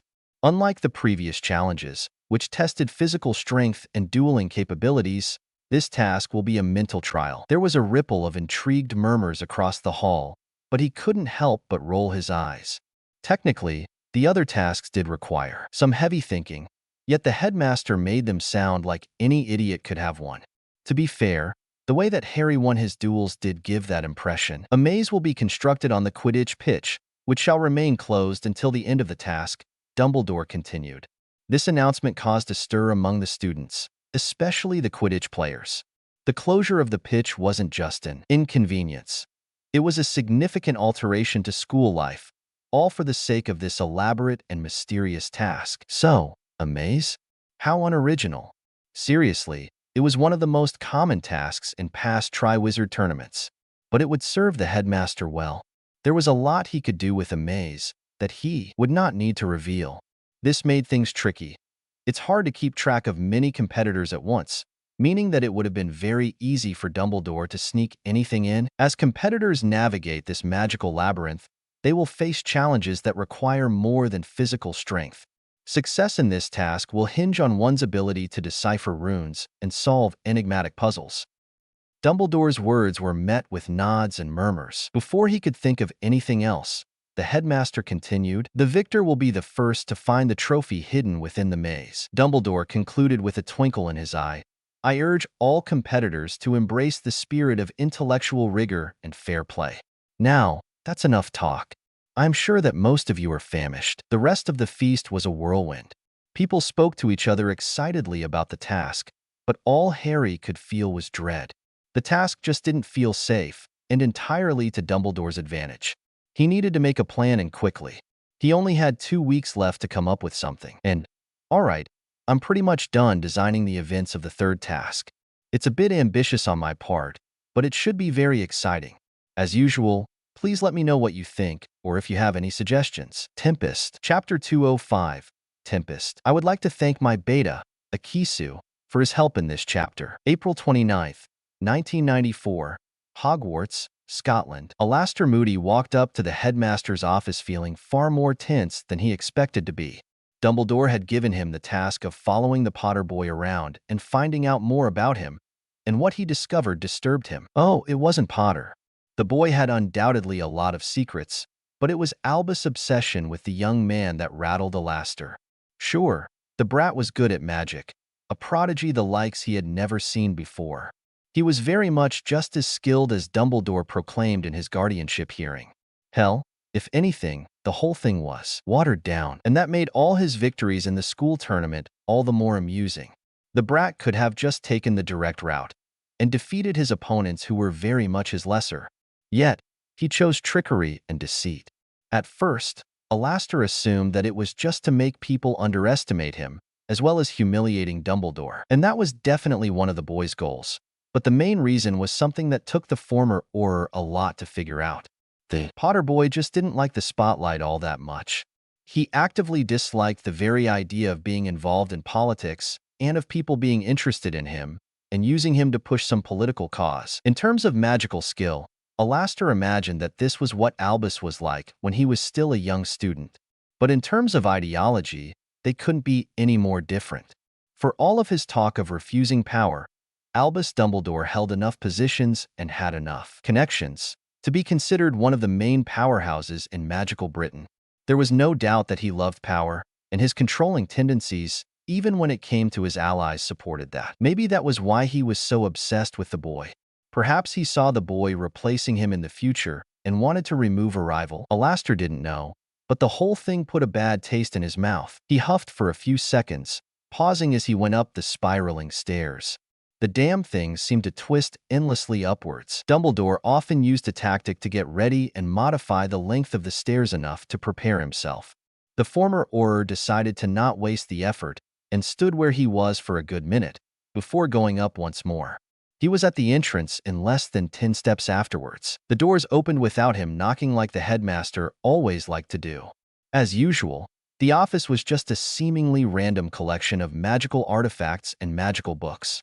The walls were filled with portraits of former headmasters and headmistresses, their eyes following Moody with a mix of curiosity and dismissal. These portraits collected and went through the information from the entire network of paintings in the castle and informed Dumbledore in case they overheard something critical. Alastor kept a privacy bubble whenever he saw a painting near him. For all he trusted Dumbledore, he knew that the man had his faults, and he would allow any sensitive information to slip. Speaking of the headmaster, he was sitting behind his desk. "Ah, Alastor, I must say that I did not expect you to come see me today. I'm afraid I must ask you to make it quick. With the third task being so close, I have very little free time, even to speak with old friends such as yourself." "Fine," Alastor responded. "I don't like dancing about shit. What are your plans with Potter?" The headmaster froze suddenly, his kindly smile disappearing immediately. "That is none of your concern, Alastor." When people spoke of Dumbledore outside the castle, they always imagined him as this kindly half-mad old man who has a lot of eccentric habits than most of the patients in the Janus Thicky ward at St. Mungo's, but with more knowledge and magical power than the rest of the population put together. They were wrong. Very few had the misfortune of seeing what was underneath the kindly mask Albus wore. Alastor was one of them. The mask was off, and the defeater of Grindelwald showed himself. It would be a lie if he said that he wasn't intimidated whenever Dumbledore did that. Still, he had to push through. "I don't care if it isn't. I spent a month following the boy around. He's a good kid, normal. He has friends, and he helps them with their schoolwork. He likes flying and has no interest in politics. Hell, he even refused a position in the court of Slytherin, and I remember how desirable a position was when I was still a student. I can see why you would be interested in following his progress, but you're treating him like he's your sworn enemy. You were even kinder with Death Eaters during the war." The Potter brat was fascinating to watch, yes? It was more of a challenge than Alastor expected. The boy had some kind of magical sensing, that was for sure. For all his intelligence, whenever Alastor was near, the boy would clam up slightly and become a bit tenser, recognizing being watched. He could also detect and disarm most spying spells near him, even artifacts designed for reconnaissance or missions. It was far more challenging than most of his recent missions. The only results he had gotten were with Muggle recording devices made entirely with lead, the least magically absorbent material in the world. He planted the recordings in places he knew the boy would hang out every day, since they would be fried quickly, since the boy tended to channel magic into his clothes in a few bursts every few minutes. For some reason, his friends did the same. He later learned that it was some kind of magical exercise he was teaching his friends, something to improve their magical control.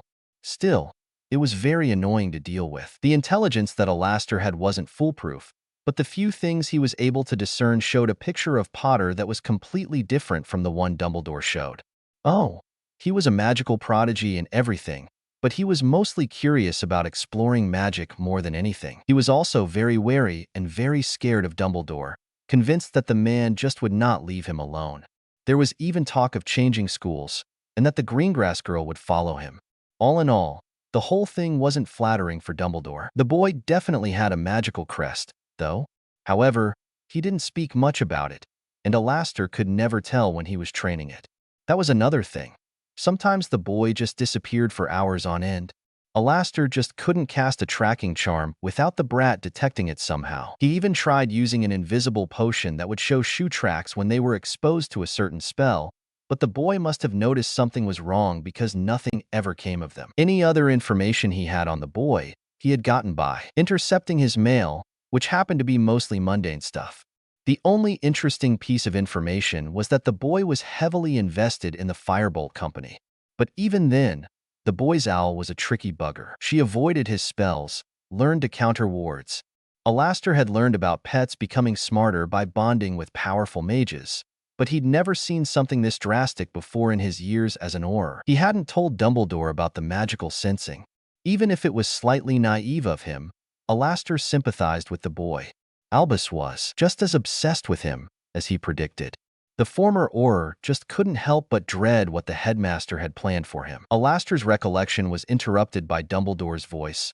"I know that it may look harsh, but I want you to trust me enough to believe that I would not be cautious of a child without cause. So, it's not about getting back at him for embarrassing you?" The headmaster took a deep sigh. "I will admit that I was in the wrong in the guardianship hearing. However, forcing students to compete in the tournament was necessary. I made a few projections on the number of potential participants if it was optional, but they were not optimistic. The entire event would have been a disaster. The raw truth is that the school needed the gold, and this was the only way to do it. So, what is it? Why are you so fixated on him?" "A prophecy." The former Auror stiffened and furrowed his eyebrows. "You're planning on ruining his life for a prophecy? The situation is complex. Do you know who Perenelle Flammel is? She's dead, isn't she? So is her husband. I remember the French being up in arms about it, especially when they never found out who did it, especially since no one could find the Philosopher's Stone." Albus nodded. "That's correct, Alastor. But what most people don't know is that Perenelle was a seer, one who had centuries to hone her skills. Before her tragic death, she predicted that someone would rise to power and undo everything I ever worked for. All my efforts in making the magical world safer are gone. Just like that. I never heard the full prophecy, only Nicholas did, and he died before repeating it to me. I started to suspect that young Harry was that mysterious enemy after his guardianship hearing. I had just wanted to make sure that he wouldn't be influenced by Arcturus, but the way he reacted was the first time someone successfully hurt me politically. I will admit to being angry at what happened to my sister being brought up, but it made me focus on the boy. His lineage sealed the deal for me. I have studied the Potter family, and it fits the prophecy. I am sure of it now. I don't know when and I don't know where, but one day, Harry Potter will destroy everything I ever worked for. He will render the sacrifices I made meaningless, and it will cause my death. He's just a boy," Alastor protested. "Did you not think that you were turning him into your enemy, your opponent?" "Perhaps, but so far, I have done nothing more than ask you to observe him. Wouldn't you keep tabs on a potential threat as well?" "I would," Alastor grudgingly answered. "So, you're not planning on doing anything to him during the third task?" "I do not plan on killing him, no. I am not a monster. If I had my way, Harry Potter would live a long and prosperous life, just far away from here." That was probably the best he could have gotten out of Dumbledore when it came to Potter. He had to accept that. People forgot just how little they could do to change Dumbledore's mind. The headmaster was always there as the reasonable voice in conflicts, so much so that people never assumed that he could be just as stubborn and irrational at them at times. "All right, with that out of the way, I assume you know about the Warrington boy filing a claim against you in the school?" Dumbledore nodded with a dismissive look on his face. "They're probably looking for more gold to squeeze out of the affair. The whole thing will be resolved after the third task. Don't be so certain. Public opinion hasn't been in your favor for a while. If it wasn't for your prison, why do you think I built it in the first place? I expected something like this to happen sometime. Well, you better prepare for some more, because I'm hearing a lot of angry chatter about it. You're still vulnerable until the prison actually opens. The ministry is taking its time with the inspections, though, and that's not a coincidence. Personally, I think that Nod is involved," the former Auror stated. "I think something is going on in the background. I can feel it coming." "You're not the only one who thinks so," Albus responded. He took a look at the grandfather clock in his office and stiffened. "Oh, look at the time. Thank you for your opinion, Alastor. But I'm afraid I'm already late for my meeting with the warding team. Do you mind if we continue this conversation later tonight?" Before Alastor could protest, the headmaster just got up and left his office with large and measured steps. The former Auror found himself sitting alone in an empty room and murmured, I certainly hope that you know what you're doing, Albus." He couldn't help but feel like Dumbledore had kept a lot of things hidden during their conversation, enough for a small pit to grow in his stomach. He had never seen Dumbledore act irrationally before, and it was worrying to see someone with so much power acting this way. "And I hope you enjoyed this chapter, but I was just letting you know that I might not upload one tomorrow. Yeah, I just left the hospital and I have kidney stones. Trust me, you do not want to have them because holy shit, they're painful. Anyway, whether I upload tomorrow's chapter will depend on how I feel tomorrow. Have a good day, everyone." Twisted Web. Chapter 206. Twisted Web. I would like to thank my beta, Akisu, for his help in this chapter. May 1st, 1994. Hogwarts, Scotland. Harry woke up feeling far more anxious than he had been this year. What was wrong with him? He was more composed on the day of the Hogsmeade attack. Maybe it was the fact that he had no idea what was probably going to happen, no idea what Dumbledore had planned, because Dumbledore definitely had something planned, and Harry couldn't figure out what it was. The mere fact was as infuriating as it was anxious. He tried everything. He put small recording devices on every member of the staff. He even managed to sneak one into his office, but there must have been privacy enchantments there since it couldn't pick up anything. And now it was too late. This was the day of the third task, a maze according to Dumbledore's announcement. It was hard to ignore the giant hedges growing every day in the Quidditch pitch. The security at the event was surprisingly competent. Harry could have snuck in through the boundary, yes, but there was an entire team of active warders on site. Harry was good. Hell, he was probably better than most warders out there, but at the end of the day, he was just one person. A team, especially with specialists more experienced and probably more knowledgeable than him, would wipe the floor with him. The dreams didn't help. Yes, he was back to having disturbing dreams again. He couldn't even remember them. He only knew he had them when he woke up every day, sweating and breathing heavily. He tried to do anything to recall them, remembering how much they helped to prepare him for the Hogsmeade attack. He tried everything, but nothing worked. A clemency revealed nothing.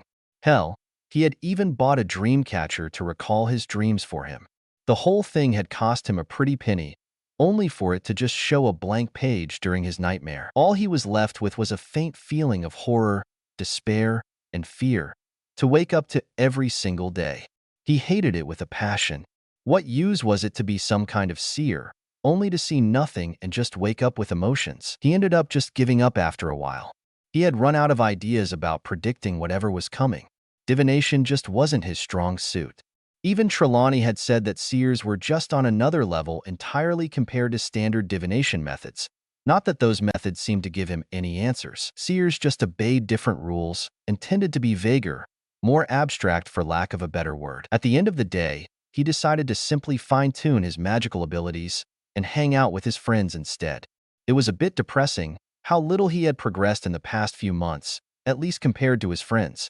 Blaise started to become a terror with his light magic, and Daphne was getting better every day at using her plants. Even Tracy, who didn't really have any fancy crest to rely on, just soldiered on, showed tremendous improvement in her dueling, and learned more than a few impressive spells. Speaking of Harry's friends, Daphne and Tracy, alongside Not, have finally been confirmed as official new members of the court of Slytherin. There was an official ceremony that would take place after the third task to bind them to the wards, and probably be given their masks. It wasn't really all that interesting, but Harry didn't really voice it.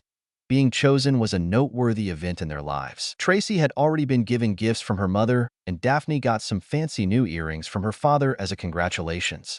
Harry couldn't really fault them. Daphne wanted to join to help her sister, and Tracy wanted to use the connections to secure her future. They might not be the most altruistic goals, but they didn't have to be. However, while Harry was cautious of the final task, the rest of the castle became excited as the task neared. Everyone was looking forward to it. Practically every book that contained riddles or puzzles was taken out of the library. The ancient runes section was practically bare in the Hogwarts library. Even bookstores outside of the castle were overwhelmed with requests for runes textbooks or magical riddles. The Ravenclaws have been especially smug, having presumed that the whole event was in the bag, that overconfidence was going to be their downfall. Yet, Harry was not so optimistic. He was stuck in between a rock and a hard place. The good news was that winning the task shouldn't be that surprising. The young Slytherin had demonstrated time and time again how to win while doing the minimum effort. Riddles and puzzles didn't really show the aptitude someone had for their magic, and Harry had proven that he was an intelligent young man. Alas, if he knew Dumbledore, and he probably did more than most, then the old man expected him to try to embarrass him again by winning without any effort, and probably had something bad planned up for the winner.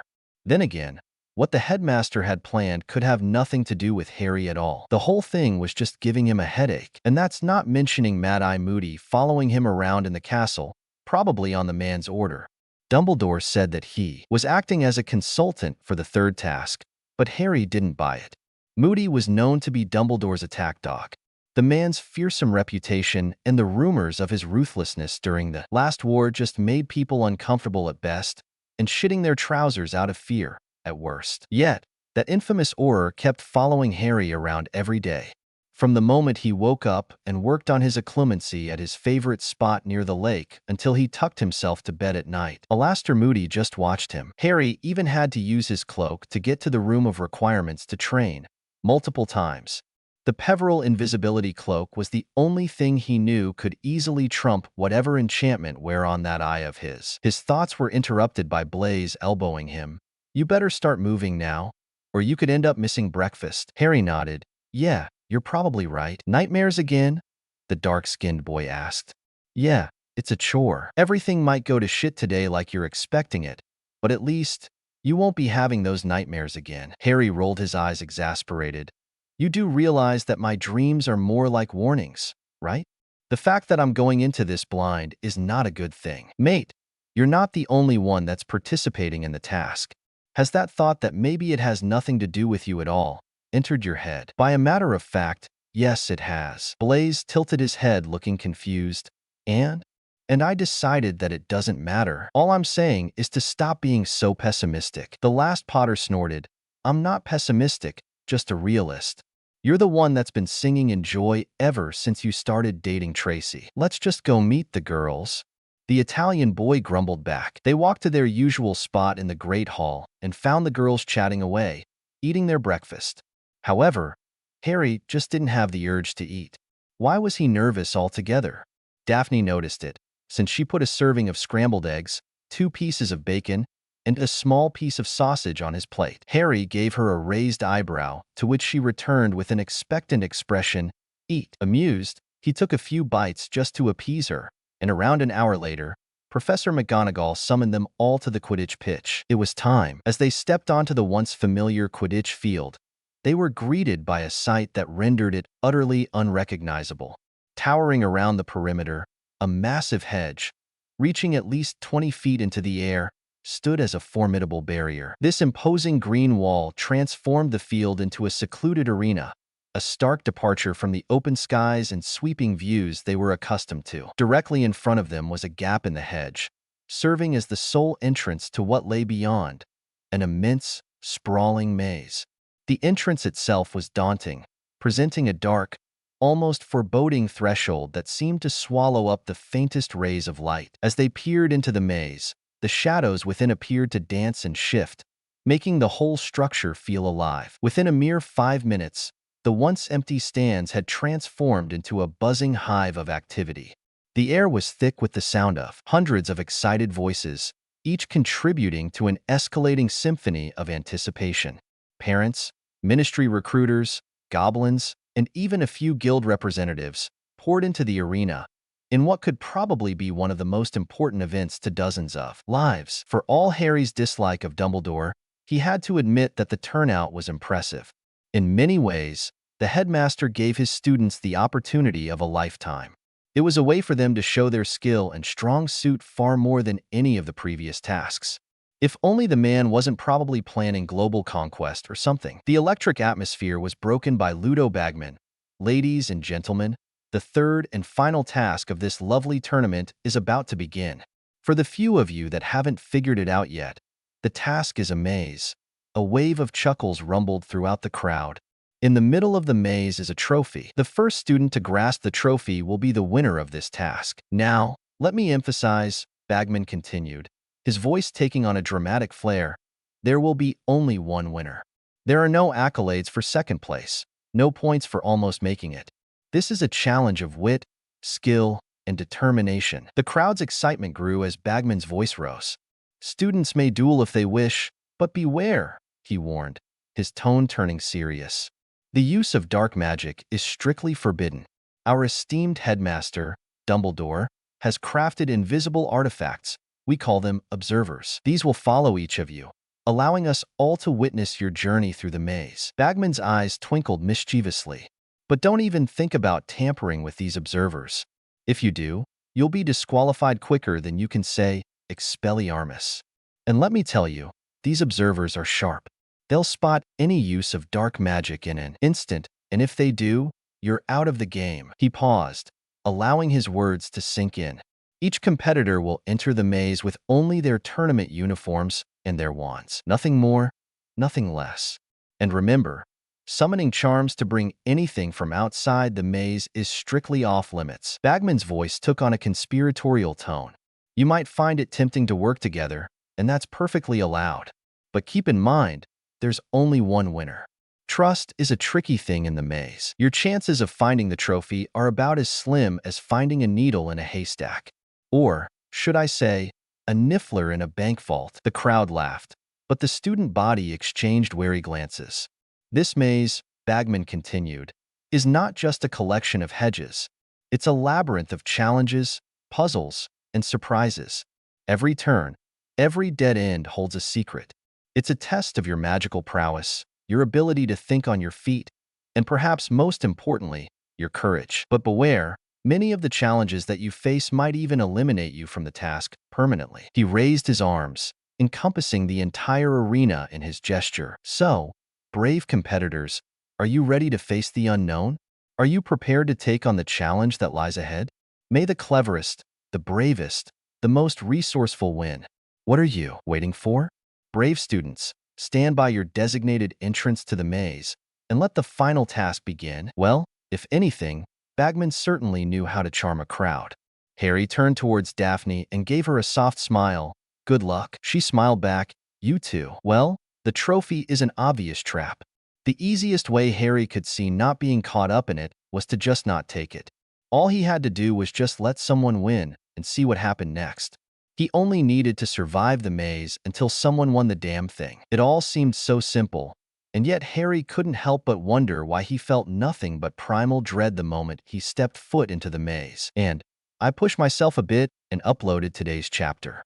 I still feel like shit, but the meds are working. I would like to thank you all for your well wishes. Speaking of the chapter, I'm sure some of you will probably ask why Harry wouldn't forfeit immediately. I'm trying not to spoil anything, but there is a compelling reason, and it's explored later, and Harry will be planning on leaving the maze as quickly as possible. As usual, please let me know what you think, or if you have any suggestions. Deadless Delights. Chapter 207. Deadless Delights. I would like to thank my beta, Akisu, for his help in this chapter. May 1st, 1994. Hogwarts, Scotland. Neville Longbottom felt the maze's hedges close behind him, feeling a mix of trepidation, excitement, and desperation. This was it, Neville's last chance at making anything for himself, and had to grasp it with everything he had. It was flabbergasting that in the span of a single year, Neville had lost everything. He had lost his reputation with what he said about the Chamber of Secrets. He should have known that it was an illusion. What second-year student would be able to kill a bloody basilisk with a sword? Even Merlin himself wouldn't have been able to do something like this. He was such an idiot for bragging about it and telling everyone in school about his accomplishments. Looking back, he wouldn't have believed if one of his classmates had done it, even Harry. But then came Hermione's condition. Neville had to admit that this was what hurt the most back then, compared to Ron spitting on their friendship, and most of magical Britain thinking that he was insane. Losing Hermione was what really messed him up. It didn't take long for Neville to realize that for all his closeness to Ron, Hermione was his only true friend. Without her motivating him to get better, to grow and learn, the world felt colorless. And so, he went to another year in Hogwarts without friends, clinging to Potter, who had thankfully forgiven him for the way Neville treated him since coming to Hogwarts. Looking back, it was hard to call their relationship a friendship. They were cordial enough and spoke to each other every week during their project sessions. Harry didn't mind giving him a helping hand, But that was it. Now that he hadn't spoken to the Slytherin for months, everything just looked clearer. Neville asked Professor Babbling to test their assignment early, around 2 weeks after the dueling tournament. Bones looked furious at that, but eventually agreed when Harry didn't protest. After months without any contact, Neville could see that Harry didn't dislike him, just never actively chose to spend time with him. Looking back, he never really did. Not even when they weren't on good terms. Harry never sought him out, never tried to actively get back at him. He remembered that fact being especially frustrating, and he had been doing the same in this past year as well, only on more friendly terms. Maybe it was just Neville feeling bitter for what Harry told his grandmother, for causing him to be disinherited and his family crest to be deactivated. Oh, right. If the past year wasn't bad enough, he was a Longbottom in name only. He didn't have the Longbottom crest anymore and wouldn't sit on the Wizengamot as his grandmother's heir. No, that honor would come to his Uncle Algy's grandchildren, who wouldn't even go to Hogwarts for a few years. Neville would even lose the name should he ever get married, and his wife's last name instead. His former crest wouldn't even be passed out to his children. The only consolation was that his grandmother didn't treat him any differently and had set aside a small fortune in a separate vault for him to make sure that he would never have any financial difficulty. The process of removing the crest was agonizing, and he felt like he lost something afterwards. His family definitely thought so. Outside his grandmother, the rest of the family just looked at him like he was an outsider, a ward of the family at best. Neville couldn't help but wonder if his parents would have done the same, renounced him as their son. The only positive thing that happened was that his mind became a lot clearer since the crest was removed. He felt more controlled and less brash, but also less prone to anger and rage. Oh, they were always there in the back of his mind, ready to be unleashed, but he held it, gripped it tightly, and never let it control him. It was why he didn't try to confront Harry. It was why he realized, with clarity, that for all his attachment to Harry, the other boy likely did not feel the same. Neville was forgiven, but what he had done was definitely not forgotten. His drastic improvement with his magic slowed down. It was still far better than before the crest was activated. Maybe it was because Neville was now more motivated when it came to his studies? Or maybe it was because he felt more pressured to succeed and find his own path forward. Before, Neville knew the path his life would take. He would have finished his studies in Hogwarts, became an Auror, before retiring and taking the Longbottom seat in the Wizengamot. His family was influential enough to make people ignore the few inadequacies he might have, and his status as a celebrity would have made the event a public relations goldmine for the Ministry. But he had lost all of that and had to rely on his own efforts, hence the need to win the third task. While before, he thought of the tournament as a way to regain the public's favor, now it was an opportunity of a lifetime to display his skills to make up for what he had lost when he stopped becoming a Longbottom. As he progressed into the maze, the towering hedges cast black shadows across the path. It had to be an enchantment of some sort. It was far too dark for the middle of the day. Neville also noticed that there had to be some kind of silencing charm, considering the sudden absence of noise from the crowd. It was almost like he was underwater. He pulled out his wand and muttered, "Lumos Maxima." A giant ball of light appeared at the tip of his wand and floated in front of him. Seeing no observable danger, Neville cast a spell that he learned specifically to navigate into the maze. A few days before, he had put 4 random items that he added a tracking charm to, just outside each corner of the maze. The spell he found connects to the 4 items to act as a relative locator to his position in the maze. His crest might be gone, but what he had learned, the skills he had used, still remained. Nevertheless, the young Gryffindor discovered that he was in the northwest of the maze, and he needed to walk to the southeast to get to the middle. Hermione would have been proud of him for coming up for that one.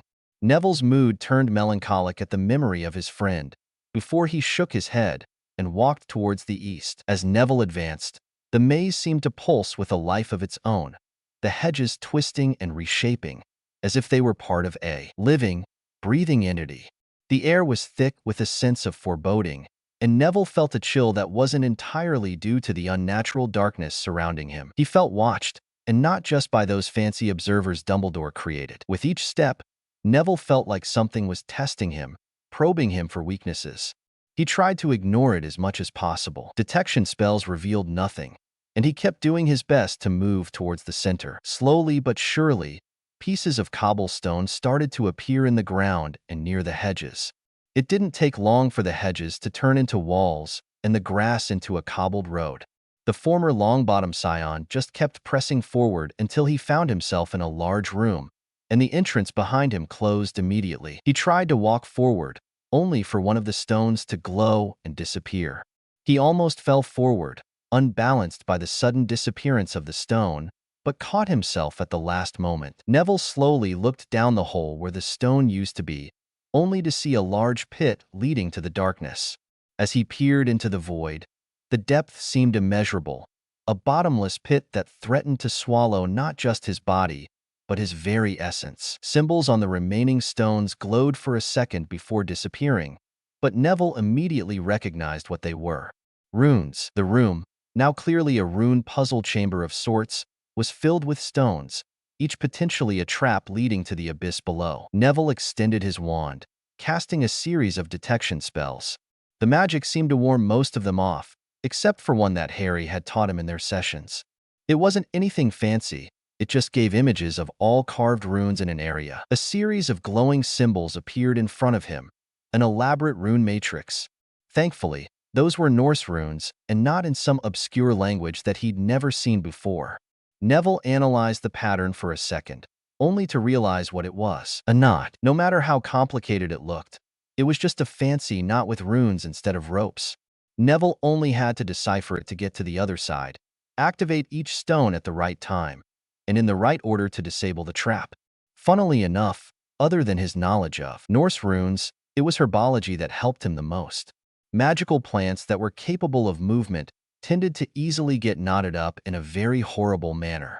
More than once, Neville had to spend hours fixing it to avoid the destruction of thousands of galleons worth of plants, and so, he approached the rune matrix with the same methodical patience he would a rare, dangerous plant, tracing the lines and connections of the runes with the tip of his wand, careful not to touch anything directly. Neville didn't know how long it took to solve the puzzle, but when he finally had a working solution, he connected each stone with the platform in front of him to activate them remotely and started to solve the puzzle. With every move of the pattern, the walls of the chamber started to shift, the stones grinding against each other with a sound like whispers in the dark, until, when he removed the final knot, the stones glowed with magic and a door opened on the other side of the room. Neville tried to use the rune detection charm once more, but it revealed nothing. He must have solved the puzzle then. The young Gryffindor took a tentative step forward and saw that the stone remained inert.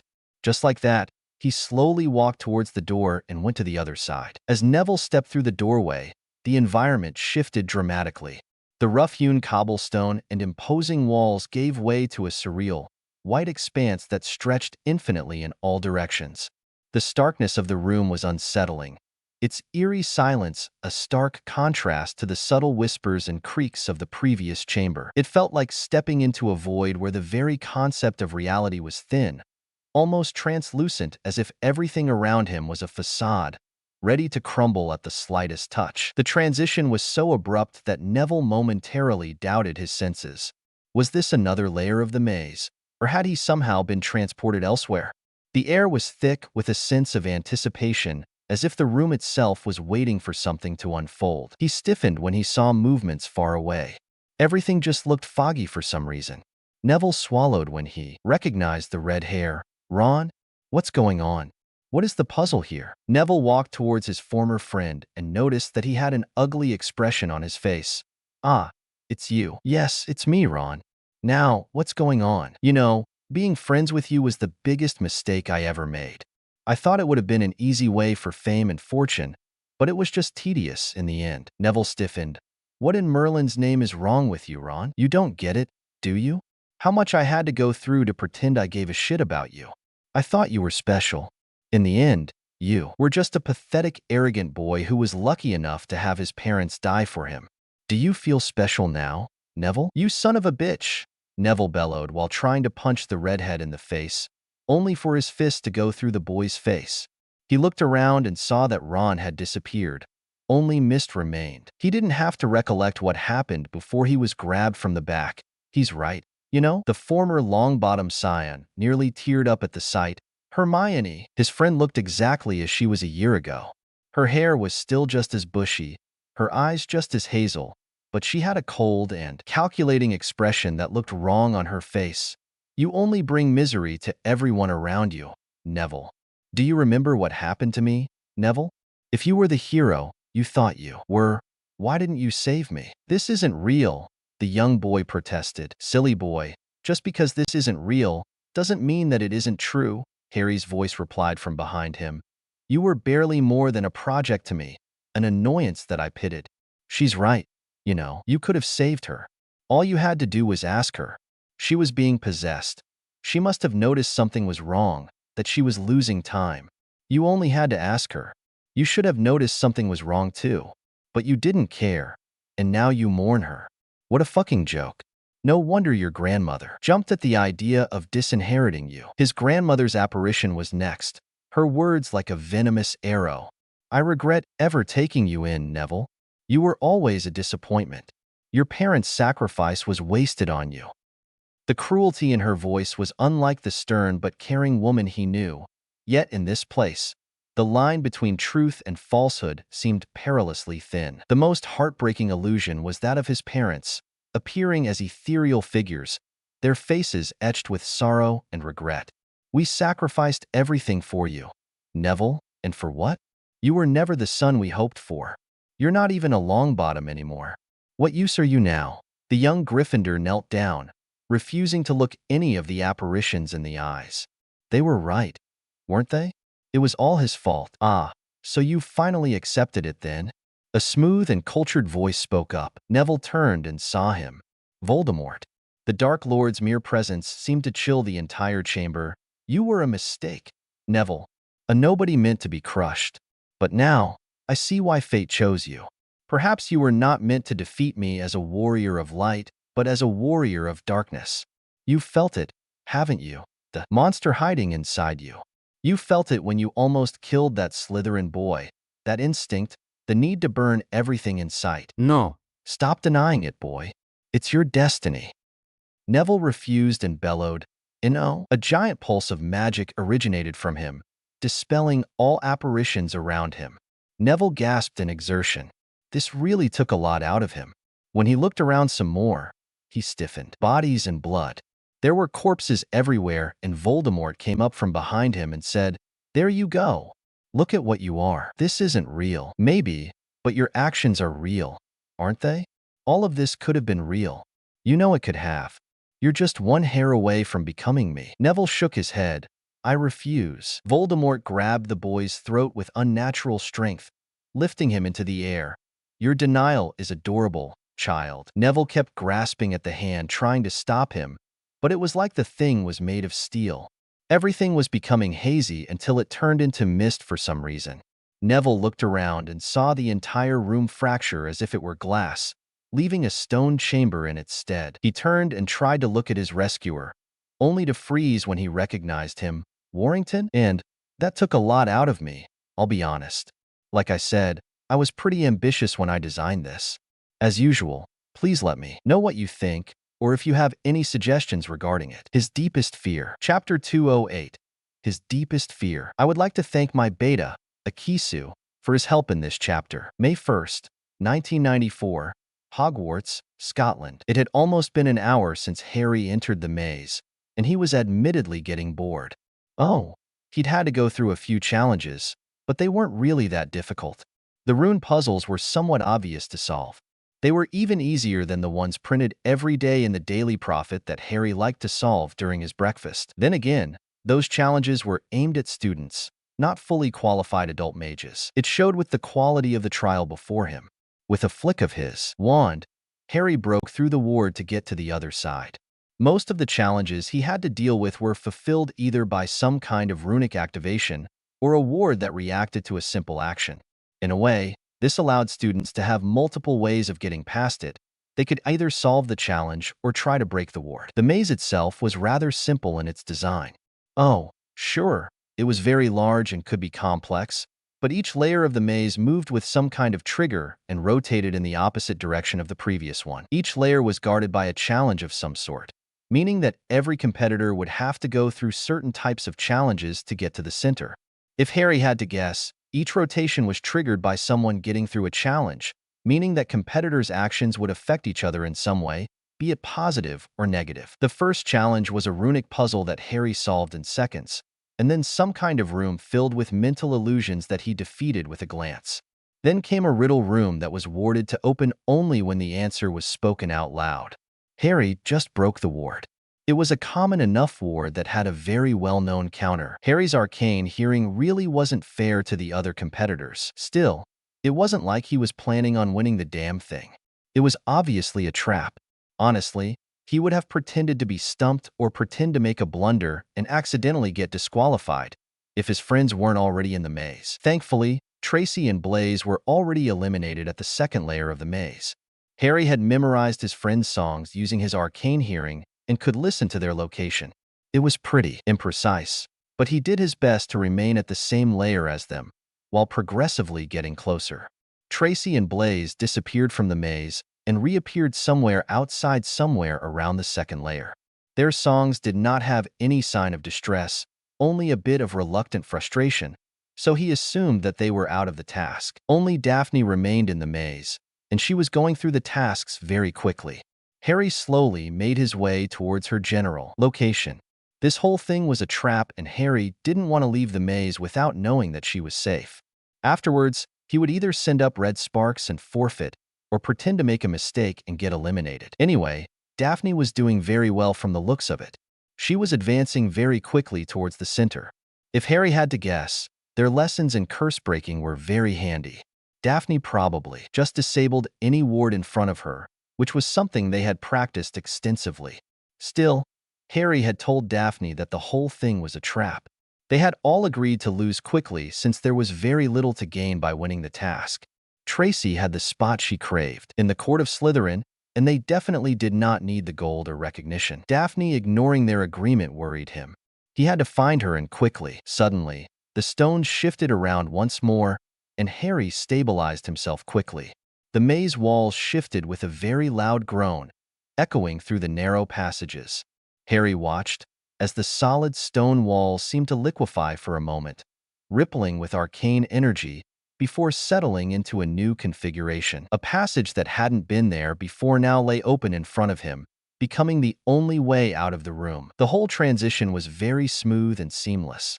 Harry wanted nothing more than to study the runes that were probably etched in the walls, but refrained himself.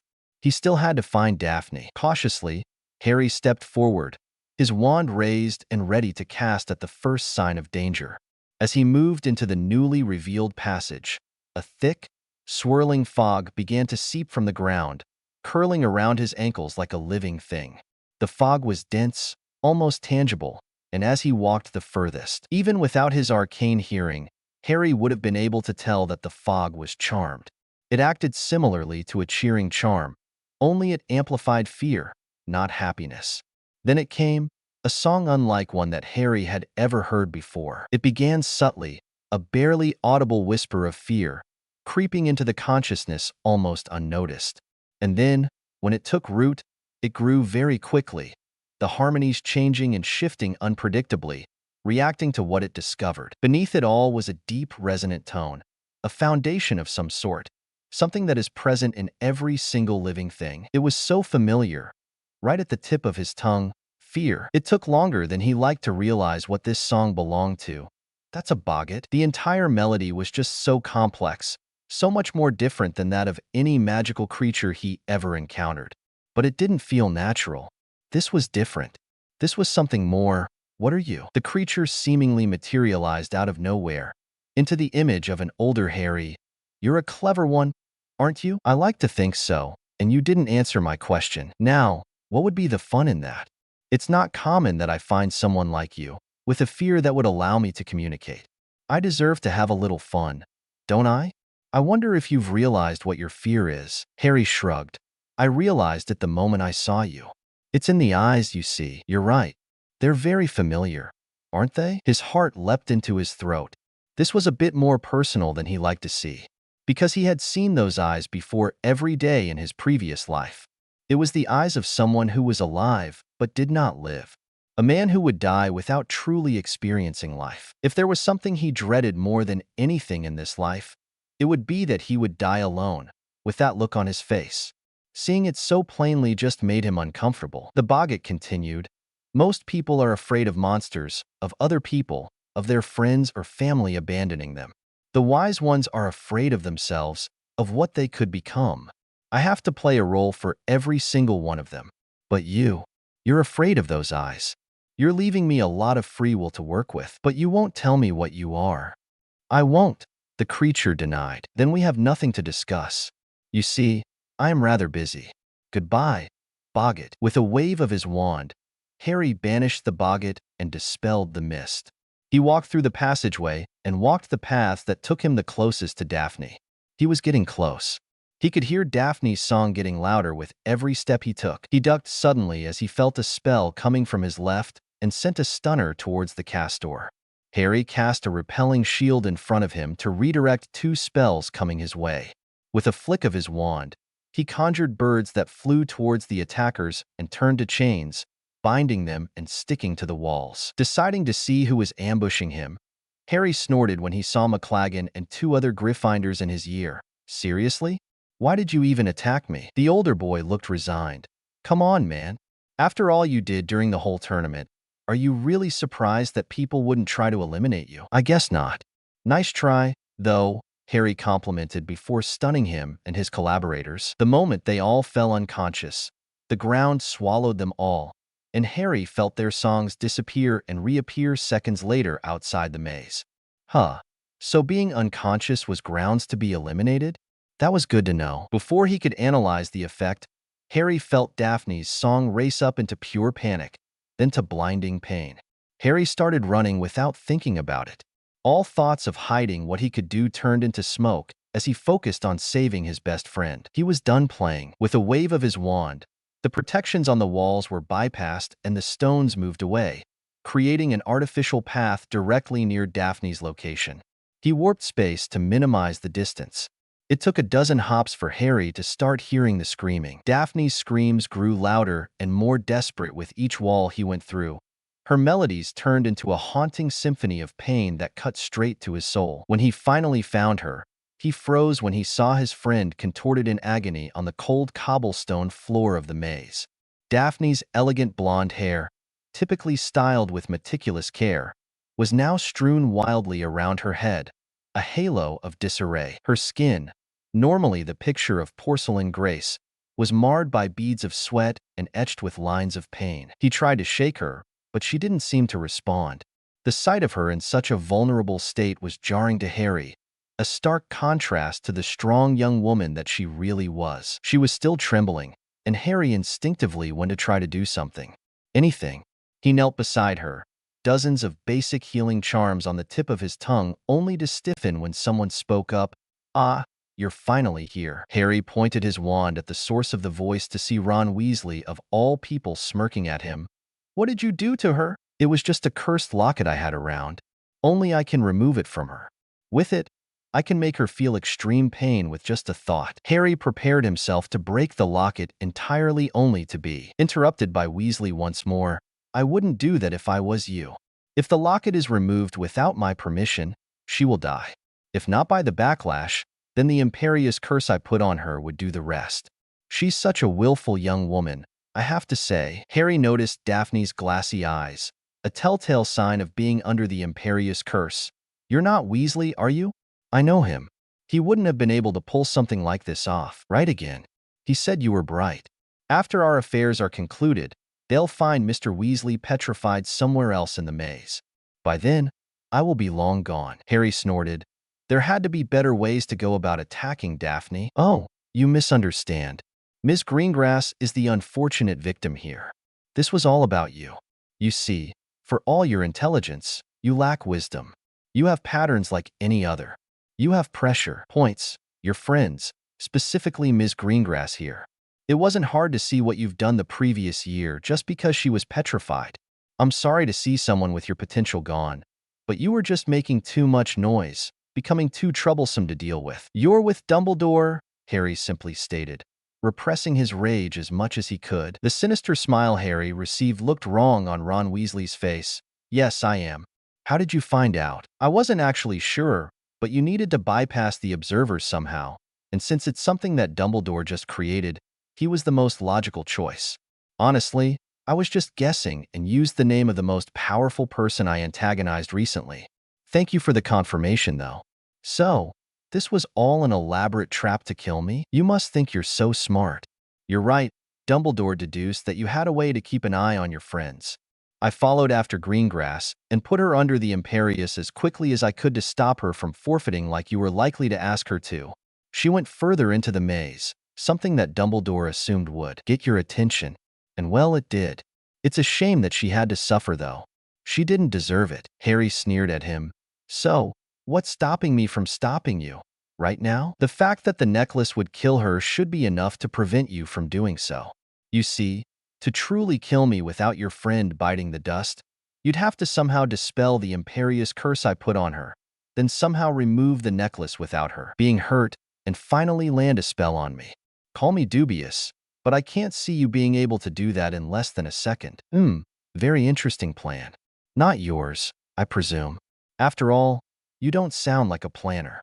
I get it now. Get what? The imposter asked. Have you always been in Dumbledore's thumb? Or are your loyalties that fickle?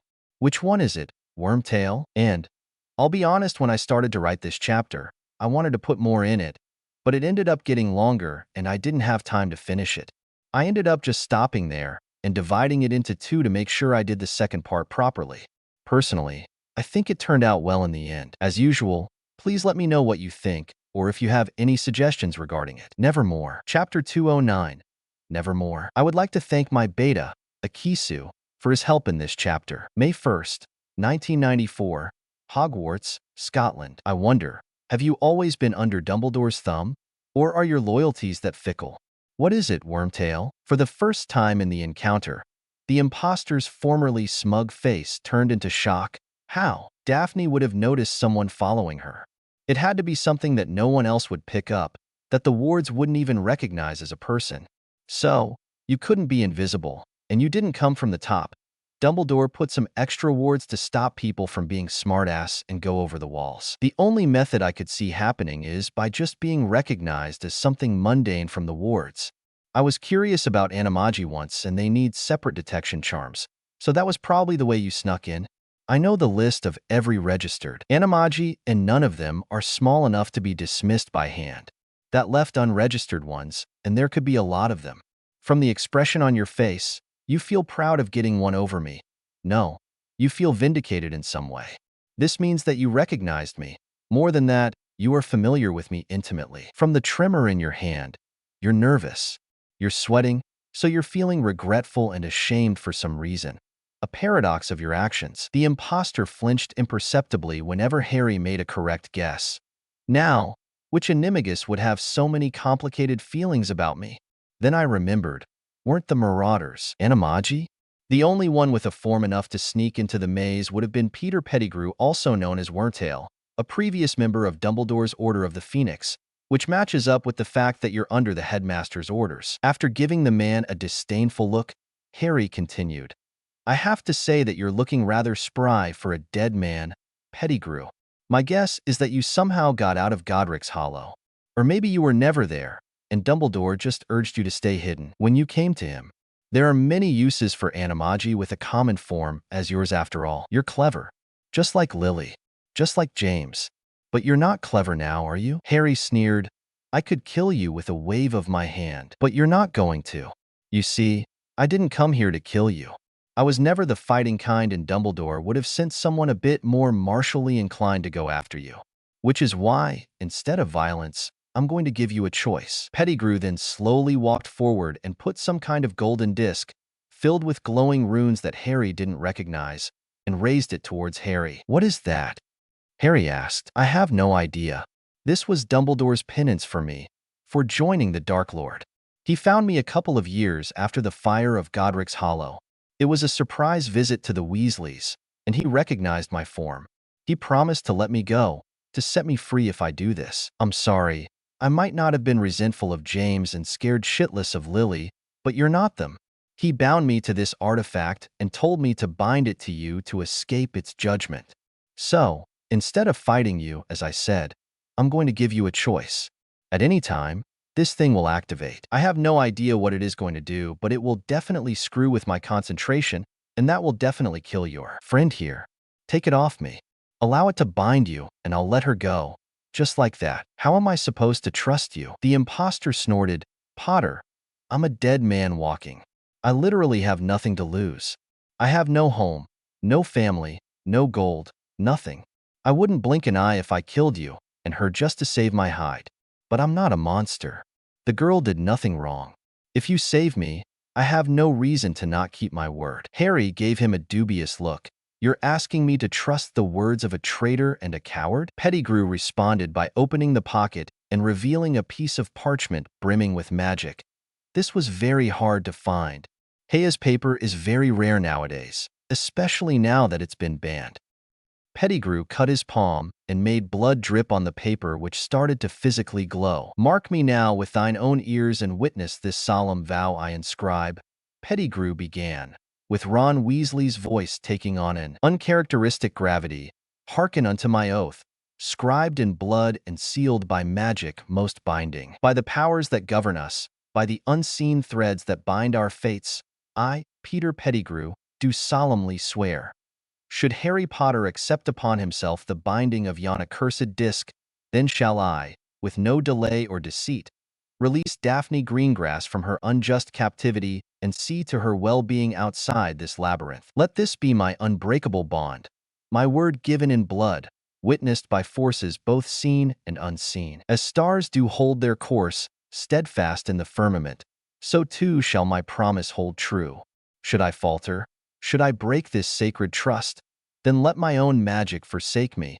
Let my fate be cast to the winds, scorned and accursed for all time.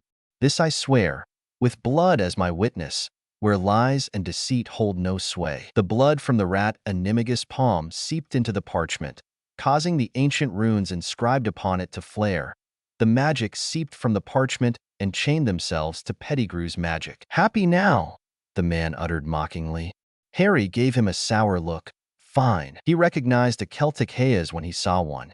He just didn't think anyone would be insane enough to bind themselves to one. Pettigrew must be really desperate to rely on that. Harry slowly grasped the artifact and felt its ownership accepting him and letting go of Pettigrew. With a sneer, Harry yelled at him, "Let her go now." The rat Animagus looked oddly regretful, and with a wave of his wand, the necklace fell to the floor and Daphne's eyes stopped looking glassy. Harry? What's going on? Nothing. You just had a bad time in the maze. You're going to be fine now. I don't understand. Harry smiled at her gently. I don't either. But I just wanted you to know. I wanted you to know that your friendship was the best thing that happened to me. I would have probably been some quiet guy in the background, doing his best to ignore everything around him. You have saved me in ways you couldn't have possibly imagined. You made me learn how to live, and for that, I will always be grateful. You're not making any sense, Harry. That's because I don't know what's going to happen. There's a lot that I want to say, but I just can't find the words. Imagine me, of all people, not knowing what to say. I guess at the end of the day, I just wanted to thank you and tell you that you are brilliant, Daphne Greengrass. Absolutely brilliant. Before she could say anything, Harry nodded towards Pettigrew, who, with a wave of his wand, made the ground swallow the blonde. Harry felt his friend's melody appear outside the maze and relaxed slightly. He turned towards Pettigrew. His eyes turned to blazing orbs. I still should kill you, right now. You're not a murderer, Harry. And I am sorry, Harry, truly. I didn't want to. Don't pretend like you wouldn't have killed your own parents in cold blood just to stay safe. You're a coward. You've always been a coward. Whatever regret you feel is meaningless to both me and you. The rat Animagus looked down in shame. I had no choice. We always have a choice, Wormtail. You just never considered one where you could endanger yourself. I'm sorry, Harry. I truly am. The last Potter ignored his pathetic mutterings and said, You know, the only reason you're still alive is for one simple reason. It's not something as silly as compassion, or as worthless as some kind of loyalty for being my parents' friend once. It's not even because I'm afraid of becoming a killer. No, it's because, at the end of the day, you still lost, and I can take consolation in that. How did I lose? I am free for the first time in over a decade. Are you? Do you know why making a Celtic Hayes is illegal in Europe? I never pegged you as the studying part. You probably realized that it was the quickest way to make a binding vow, but you never considered why that was a bad thing. You never noticed how much a few words could change everything. You probably had an oath memorized. Now think back on what you said. No, the rat animagus with a look of horrified realization on his face. But yes, you swore to see to Daphne's well-being, not to see her safely returned outside the maze. It's funny how a simple, invisible, and seemingly harmless compulsion charm could mess with so many plans. You bound yourself to Daphne Greengrass. Anytime she would be unhappy, your Hayes will hurt you. Every time she is so much as unhappy, you will be bound to do your best to save her. And that's the best part, you didn't even put a limit to any kind of well-being or a time limit. So you will never be able to do anything to her or her family as long as you remain alive. And that's more productive than just killing you, isn't it? Her sister has a blood curse that no one has been able to cure for centuries, and if she died, Daphne would be in so much pain. I can only imagine what your Hayes will put you through, then. You didn't think I would let you get away with torturing my best friend, did you? No. Harry shrugged and banished the rat animagus away, pinning him to the stone walls. The form of Ron Weasley started to morph away, revealing the cowardly man that hid beneath. You see, you didn't think beyond the artifact. This thing, Harry held the golden disc up, is too complicated of an artifact to just kill me. I have no idea what it does. I can't even tell what it is, but the old man was always fond of saying that there were things far worse than death. I will beat this thing and escape it, that I promise you. And when I do, I strongly advise you to keep out of my way. You'll find that this world is a very small place when I'm angry with you. With another flick of his wand, the wall parted away as if it was a liquid and Pettigrew was thrown to the other side. The wall closed a second later, leaving Harry alone in the chamber. He could feel the magic of the golden disc grow exponentially, as if ready to cast a spell, and he knew that whatever it was supposed to do would happen soon. He took a deep breath and tried to find a way to reverse the process, but no magic seemed to affect it at all. He tried to resist as best he could, delay the inevitable, but that was it, a small delay. Damn it, seeing no way out, the last Potter took a deep breath and murmured to himself. It was bound to happen sometime. Losing, I was getting a little reckless, to be fair. I wonder if this is it, the end of my story. Now, that would be anticlimactic. All of my adventures, preparations, being useless because of a meddling old man and a cowardly rat. It's not fair. It's not fair, he yelled before kneeling down. I could have done so much more, been so much more. But this is what I get. My reward. The last Potter. What a joke. I know you can listen to this, Dumbledore. It's how you knew how to activate the artifact when Pettigrew gave it to me. So, let me tell you, I will counter this artifact. I will fight for every moment. You know what I'm capable of, Albus Dumbledore. The disc started glowing heavily, but Harry did his best to resist it. I will personally shine a light on everything you've ever done. Your relationship with Grindelwald, the plans you made together, everything. I will rain hell on you until you take your last breath. I will end you and everything you love. Everything you've ever cared about will be gone one by one until you remain a pathetic old man who thought he was above the rest of the world. I will come after you, and I will never ever stop. It was getting harder to resist, but Harry still held on. That is my promise to you, Albus Dumbledore. And just like that, the artifact finally overpowered him, and everything turned white. And now, some of you might be concerned with what I have done, and I admit that I do have my doubts. Just to reassure you, this thing will be resolved in this arc, which is nearing its end. I won't say anything else to avoid spoilers, but I thought that you should know that. I did this because I have something very cool planned for the next couple of chapters, so bear with me. And let's be honest, Harry was getting a little reckless, and something had to happen to curb that.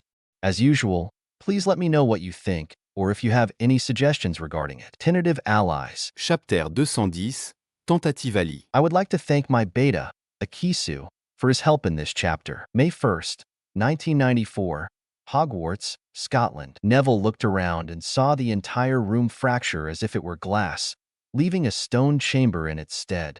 He turned and tried to look at his rescuer, only to freeze when he recognized him. Warrington? The older boy's eyes visibly widened as he reached down to him. Longbottom. Well, isn't that a surprise? What's going on? The younger boy muttered to himself as he grasped the Slytherin's hand and pulled himself up. Oh, nothing. I just heard screaming and ran towards it. You're the first person I've seen since I entered the maze. I think they used a lot of expansion charm. There are hundreds of us in here. Did you see anyone? Neville shook his head. No. But if the challenges are like the ones I faced, I don't think a lot of third and fourth years are still in the maze. The runic puzzle was touch, but whatever you saved me from was the worst. Both boys walked side by side outside the chamber. That was nebulophobium. It's some kind of thick, swirling fog that taps into the deepest fears of those within it. The fog itself can shift, even become corporeal after it sucks enough magic out of the victim. Adding in the fact that the spell can layer illusions on top of the fog, and it can enhance the fear its victim feels, it's a very nasty spell. I only know about it because of an extracurricular assignment I made for Lupin. I never thought I'd see it for real. The former Longbottom scion shook his head. Thanks for helping me, by the way. I don't think I would have been able to keep up for long. It's a cruel spell. I didn't even recognize you when I stopped it. And even if I did, I would have done the same. Really? Even after what I've done to you? Neville asked with a hesitating tone. Of course, I would have. Look about the duel thing. The former Longbottom scion protested. Look, I know I messed up. Words cannot express just how sorry I am about what happened. I won't try to explain myself, but there was something wrong with me. Like some kind of mental effect that made me very quick to anger and violence. I was getting frustrated during the duel, and then things really got out of hand. But it's gone now. I went to healers and everything. I know this doesn't make up for what I've done to you, or the fact that you almost died at my hands. The older boy just didn't let him continue and raised his hand. But nothing. Look, what you did was horrible, especially since my little sister was in the stands. But I don't care. What's done is done. It was odd, to say the least. Looking back at his actions since his crest was unlocked, his duel with Warrington was one of the events he regretted the most. It was obvious that the older boy was the better dueler, and he should have one. But Neville's scar thought differently. It kept pushing and pushing, channeling his frustration and turning it into rage, giving him ideas, spells, and tactics that would make him win, no matter the cost. He had almost killed someone. It was hard to explain the horror he felt afterwards. And yet Warrington was just waving the whole thing off as if it was nothing. Neville, even without his scar yelling at him, even with his newfound clarity, wouldn't have forgiven someone who would have tried to kill him. And yet, he couldn't help but feel hopeful at the thought of forgiveness, at the thought of the weight being lifted off his shoulders. You're letting it go just like that? You almost died. Yes, I have. But I didn't. Your grandmother went to speak with me after the fact.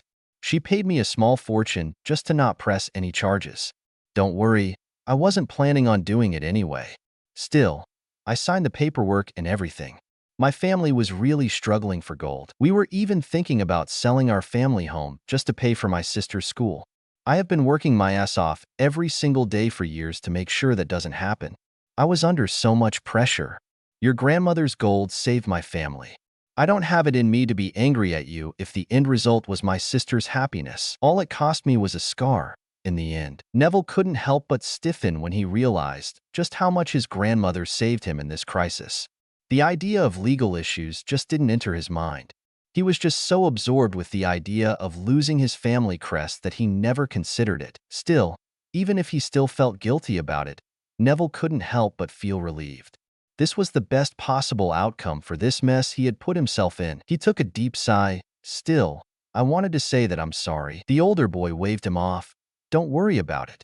Say, since we're the only ones here, do you feel like partnering up? Really? Neville didn't even try to contain his incredulous tone. You want to partner up with the guy that almost killed you? Will you stop saying that? Warrington exclaimed. Look, I know you feel bad and everything, but I think we would be valuable to each other in this place. We could have each other's backs and get through this very quickly. No, there's something more to it, the former Longbottom replied with a certainty he didn't know he had. Fine. Look, I'm good and I know I'm very good for a wizard my age. But I don't think I'm better than all those 7th years, and I need the extra grades for my OWLS. I need all the help I can get. Consider it payback for the whole dueling mess. If you help me, I'll consider us even. Something still tickled Neville's instincts, but he did owe Warrington for what he did. That's not even mentioning helping him with that cursed fog. Still, he felt like something wasn't right. Maybe it was because he wanted to win the task too, hoping that it would somehow make things better, that it would help him, now that the Longbottom family was no longer behind him. No, he would have lost in the previous challenge anyway. Warrington was the only reason he was still in the task anyway. Helping him win was just his way of paying him back. He owed him that much, at least. And it wouldn't hurt for the wizarding world to see him selflessly help Warrington. Fine. I'm in. Great. Now, we just need to figure out where the next challenge is. Neville cast his locator spell once more and pointed at the middle of the circle. It's that way? You're sure about that? Yeah. I put an anchor at every corner of the maze to calculate my relative position in here. The Slytherin looked impressed. Really? How did you take the expansion charms into consideration? It measures the location over the maze, where the charms don't affect the readings. We're like halfway in. Brilliant. What are we waiting for? Let's go, the older boy exclaimed and ran towards the next challenge. Warrington was surprisingly upbeat as they walked towards their next challenge.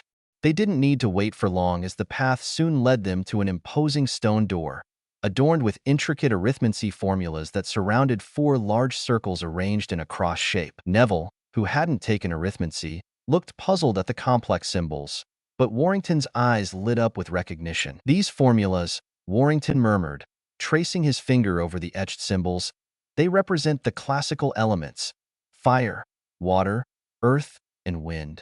His knowledge of arithmancy, a subject he excelled in, came to the forefront as he deciphered the patterns. He wouldn't admit it, but Neville was impressed by the older boy's knowledge. He definitely would have been stuck since he had never taken arithmancy as a class. So, we need to cast a spell of each element on the corresponding circle to open the door? Exactly, Warrington replied with a nod. It's a test of knowledge and magical prowess. No wonder the headmaster said that the maze was a test of the mind. Together, they approached the door. Neville took the circle representing fire. He concentrated and then cast a controlled burst of flame, Incendio. The circle glowed briefly in response. Warrington took the water circle. With a fluid motion, he conjured a jet of water, Aguamenti.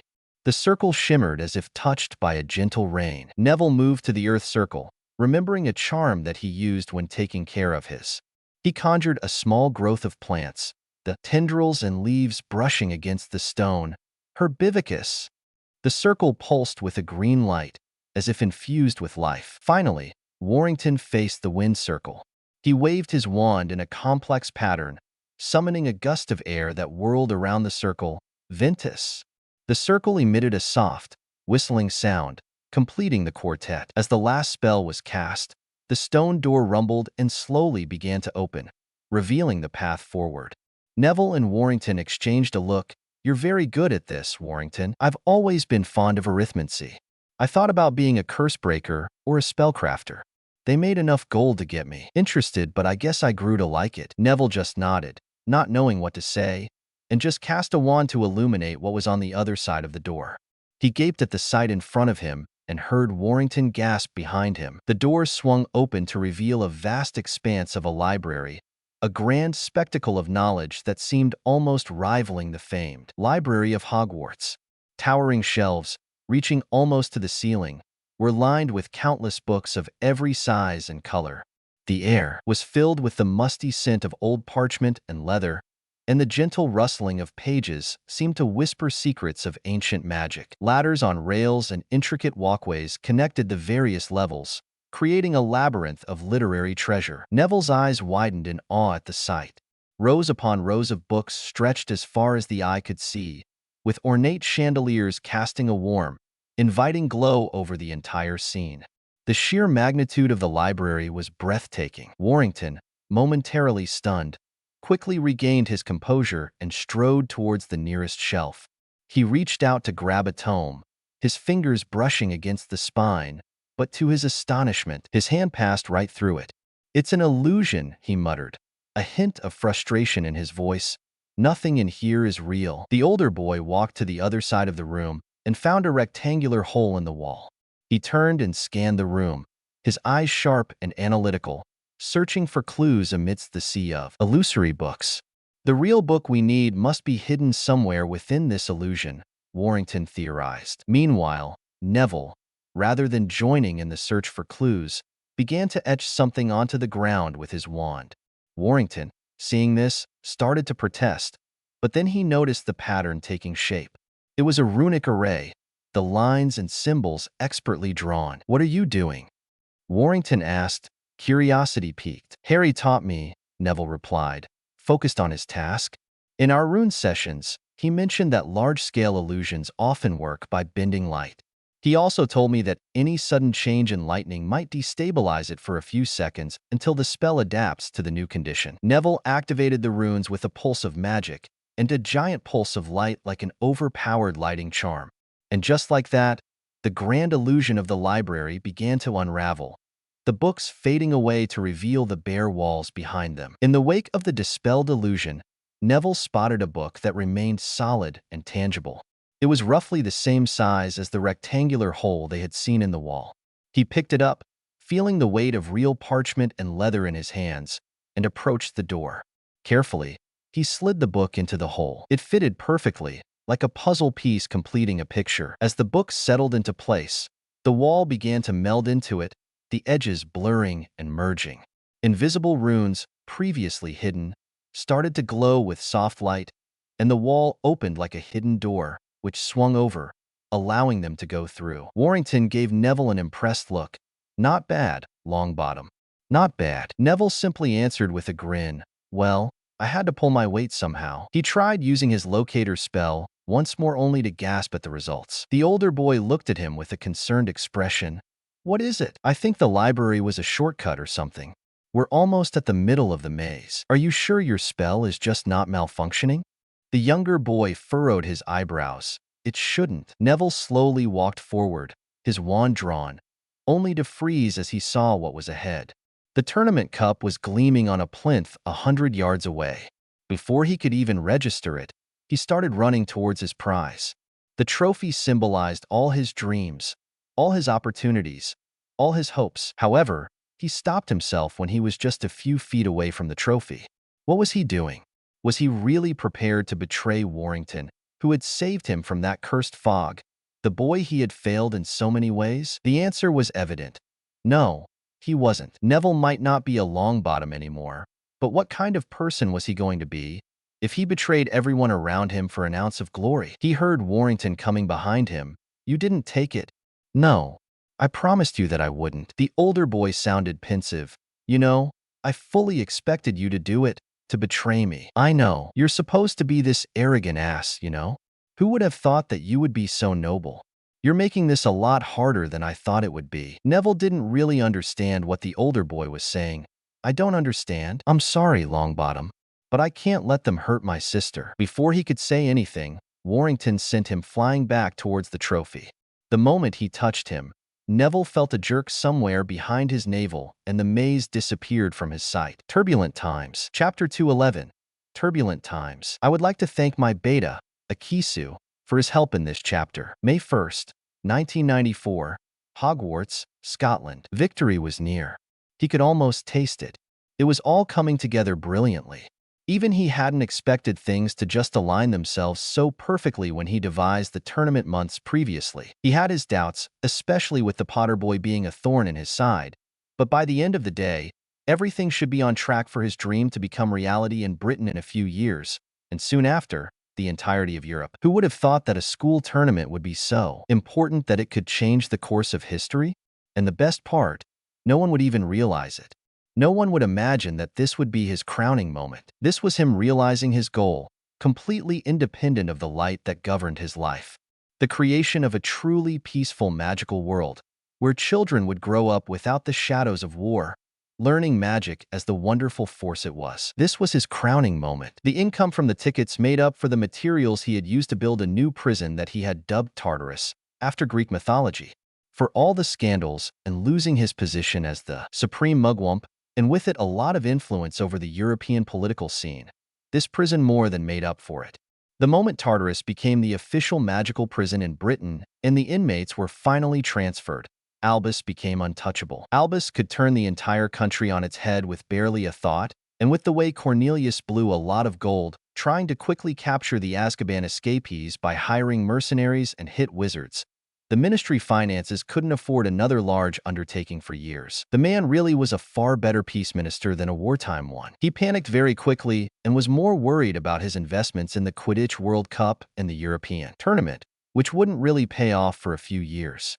It wasn't really his fault. Cornelius' reforms would help the economy grow through international trade. It was the best way to move on from the civil war that Voldemort started, but that was a long-term project, which he probably wants to outline in his re-election campaign. But that wouldn't matter anyway. Today was the day Albus took his first step in destroying the last traces of ancient and unpredictable magic in magical Britain, something that even the light seemed to approve of. His journey that started the day his sister perished all those years ago was coming to a close, and he couldn't help but have a smile on his face ever since the day began. The destruction of his relationship with Grindelwald, his brother's hatred, his decades of manipulation, his years of slowly making magical experimentation fade out of society, and even destabilizing the country with a Dark Lord, in a civil war that he used to strategically eliminate people that would have eliminated him. After all, no one really paid attention to a few deaths here and there, when there were guerrilla attacks happening every day. And this was it, the beginning of the end. The Potter boy was the first sacrifice for his end goal. His fate was a tragic one, even for Albus. The boy might have been a nuisance and a very intelligent wizard, but he lacked perspective and wisdom. He would have been an opponent of the making, and as much as it pained Albus to see such a promising wizard disappear, he made sure that the boy's life wouldn't be in vain. In a way, it was Flamel who had doomed the boy as much as Albus did. He could have made do with the Philosopher's Stone, but the famed alchemist just had to hide it from him. He spent years looking for it, trying to decipher any clues in Nicholas' notes, but he gave up and ended up using one of the few artifacts remaining from those. Loathsome Fae. As much as it pained him to use such an artifact, it was his best choice, and the Potter boy was just too enticing of a victim. And no one would really miss the boy. Outside of Arcturus Black and those 3 friends of his, no one really cared about Harry Potter, and that made him the perfect target. Albus watched from the stands, suppressing the urge to smile smugly, as the unconscious body of Harry Potter was being levitated to the infirmary. The crowd didn't even notice anything wrong.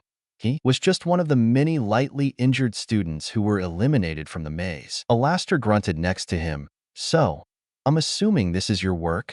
I'm afraid I have no idea what you're referencing." Young Harry's elimination was such a sad thing. Everyone had him as the underdog and expected him to somehow stumble into a victory. The former Auror's response was a snort. He probably thought that Albus arranged for him to be eliminated. He didn't see the full picture. No one did. They didn't realize that this was not Harry Potter being fretted over by Madame Pomfrey. The idea was simple. Replace the boy's feed with that of one of his agents so that no one would notice his disappearance, and have him suffer a magical accident in one of the challenges. It was just so easy with Polyjuice, and Dumbledore had even used alchemy to make his agent have his appearance permanently. Then all it took was a spell misfire in the maze to eliminate him, and then not waking up due to a surprising case of dragonpox. It seemed like Arcturus Black did not check if his ward was up to date with his immunity potion. Albus had personally checked up on it and found no trace of them. All the detection charms would say that the boy suffered from the disease, and a very quickly progressing one, considering how far along it was. Someone would even suggest that there had to have been some kind of magical interaction to accelerate its progression so much. And those detection charms would be correct because the man wearing Harry Potter's skin was dying from the disease. He accepted Albus' deal in exchange for a nice sum of gold for his children and a guarantee that they would have fruitful careers. In the end, the boy would remain unconscious in St. Mungo's until he inevitably perishes. As far as the world would have been concerned, it would have been the end of the Potter family. No one would know the truth about the boy's fate, and that suited him perfectly. Still, the small speech that the Potter brat said as he was being bound to the artifact made him shudder. There was conviction in the promise of escaping and hunting down Dumbledore. So much so, that the headmaster almost believed it for a fraction of a second. It was utter nonsense, of course. The artifact's power was known to be absolute. The Fae did not mess around with magical items. He shook his head, ignoring the brat's words and promises of ruin. The Potter brat was gone, and that was one loose end gone. Nothing more. With that done, Albus decided to switch to his next objective, Neville Longbottom. The boy had strangely grown since the mess that was his dueling match. He was fairly sure that someone had hexed the boy, or something achieving a similar result. The boy might be a little reckless, but he wasn't stupid enough to cast dark magic in front of thousands of people. It took more than a few bribes to the correct people for things to not blow up. The fact that the Warrington boy didn't press any charges stopped things from progressing from an official standpoint, but public opinion regarding the boy who lived was at an all-time low. Thankfully, Augusta Longbottom pulled her weight and stopped things from escalating too much and took young Neville out of school for a few weeks. When Neville came back, he was more subdued, noticeably calmer, and stopped visibly craving for the approval of others. This didn't suit Albus' plans at all, but he had time to mold the boy to the fate he wished for. Whatever the Longbottom matriarch did to young Neville obviously worked wonders, since the boy partnered up with Cassius Warrington instead of attacking him, and even publicly apologized for what he did. Albus could have done without the older boy revealing that. Augusta paid him and his family off, but the obvious camaraderie between the two students made people's opinions of the boy who lived sour. The fact that young Neville promised to not win the task as repayment for the older boy saving him in the nightmare room helped matters a lot. All in all, the artifact was ready for his plan. The Potter boy was gone, Neville's reputation was finally starting to get a little better, and he had ended up with a fortune from the ticket sales. Talk about hitting 4 birds with 1 stone. Deciding to get the whole event over with, Albus controlled the maze to shift in a way that the Longbottom and Warrington duo would have access to a shortcut towards the trophy. They solved the puzzle surprisingly quickly, and the moment they arrived near the trophy, Albus got up and walked out of the stands towards where the inevitable champion was going to appear. All that remained was for Albus to announce the winner, retrieve the artifact, and silence Pettigrew. His final plan will be ready by the time the official award ceremony is ready. It would be more than enough time to get the artifact and make some final preparations. He could get rid of Pettigrew later. The rat Animagus didn't know that Albus had tracking charms on him. Even if he had gotten rid of it, the headmaster had a vial of his blood that he could use as an anchor to a blood-tracking spell. Thankfully, Wormtail was extremely predictable. Cowards often were. For all the rat Animagus wanted to believe that he had betrayed Albus and gotten one over him, the headmaster had already known about his defection and his plan of betraying the Potters. He didn't do anything since he had known from Severus that Lord Voldemort was planning on attacking the Longbottoms, which was where Albus laid his trap for Voldemort. However, Albus was growing suspicious of Lily Potter's behavior during the war. The girl was obviously not buying into his philosophy, but was forcing herself to pretend that she did. The headmaster had sacrificed too much for his dream to flourish. What he had done to Gellert alone was more than enough proof of it. Because when Albus defeated his rival, he did not just imprison him. He knew that nothing would hold a dark champion, let alone one of Gellert's talents, for very long. Instead, Albus had bound Gellert's very soul, his essence, to Nurmengard. It had worked because, in a way, the Dark Lord considered this fortress to be his home. He had built it with his 2 hands and poured some of his blood, magic, and even a little of his soul into it. The light had helped immensely with the ritual.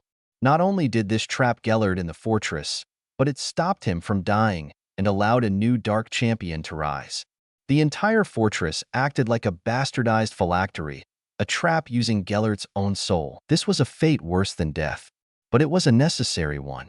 The light had promised him that this would be the first step towards achieving his ultimate goal, and so far, it did not steer him wrong. Now that he was a little wiser and a little more experienced, he could have found other ways of doing so. He understood that the light had pushed him in a way to cripple the dark. He was manipulated, but not lied to. He learned to recognize the difference between the two over decades of life. When to resist the light and when to follow its advice. It was a lesson that served him well, even now. This was also why he refused to risk having people like Lily Potter in Britain. The troublemakers, the revolutionaries, they were no longer welcome in his new world. He would not allow it. He had sacrificed everything he held dear for his dream, and in an hour at most, magical Britain would never be the same again. Albus had finally reached the end of the stands. Neville stopped himself from taking the trophy and offered it to Cassius as he promised. It was the perfect ending to a perfect task. Everything was so close, until it wasn't. Until Cassius Warrington banished Neville into the trophy, and the portkey did not take him to the stands like it should have. The crowd waited for almost half a minute, hoping for him to finally appear. Dumbledore was about to frantically start tracking where Neville was, but froze when a familiar voice spoke up from behind him. "Hello, Albus. Did you miss me?" The headmaster paled as he turned and saw the recognizable face of the man whom he had doomed to a fate worse than death. The man who secured his ascension. The man whom he once loved, Gellert Grindelwald. A War of Words. Chapter 212. A War of Words. I would like to thank my beta, Akisu, for his help in this chapter. May 1st, 1994, unknown place. Before he could say anything, Warrington sent him flying back towards the trophy. The moment he touched him, Neville felt a jerk somewhere behind his navel, and the maze disappeared from his sight. Neville woke up with a headache.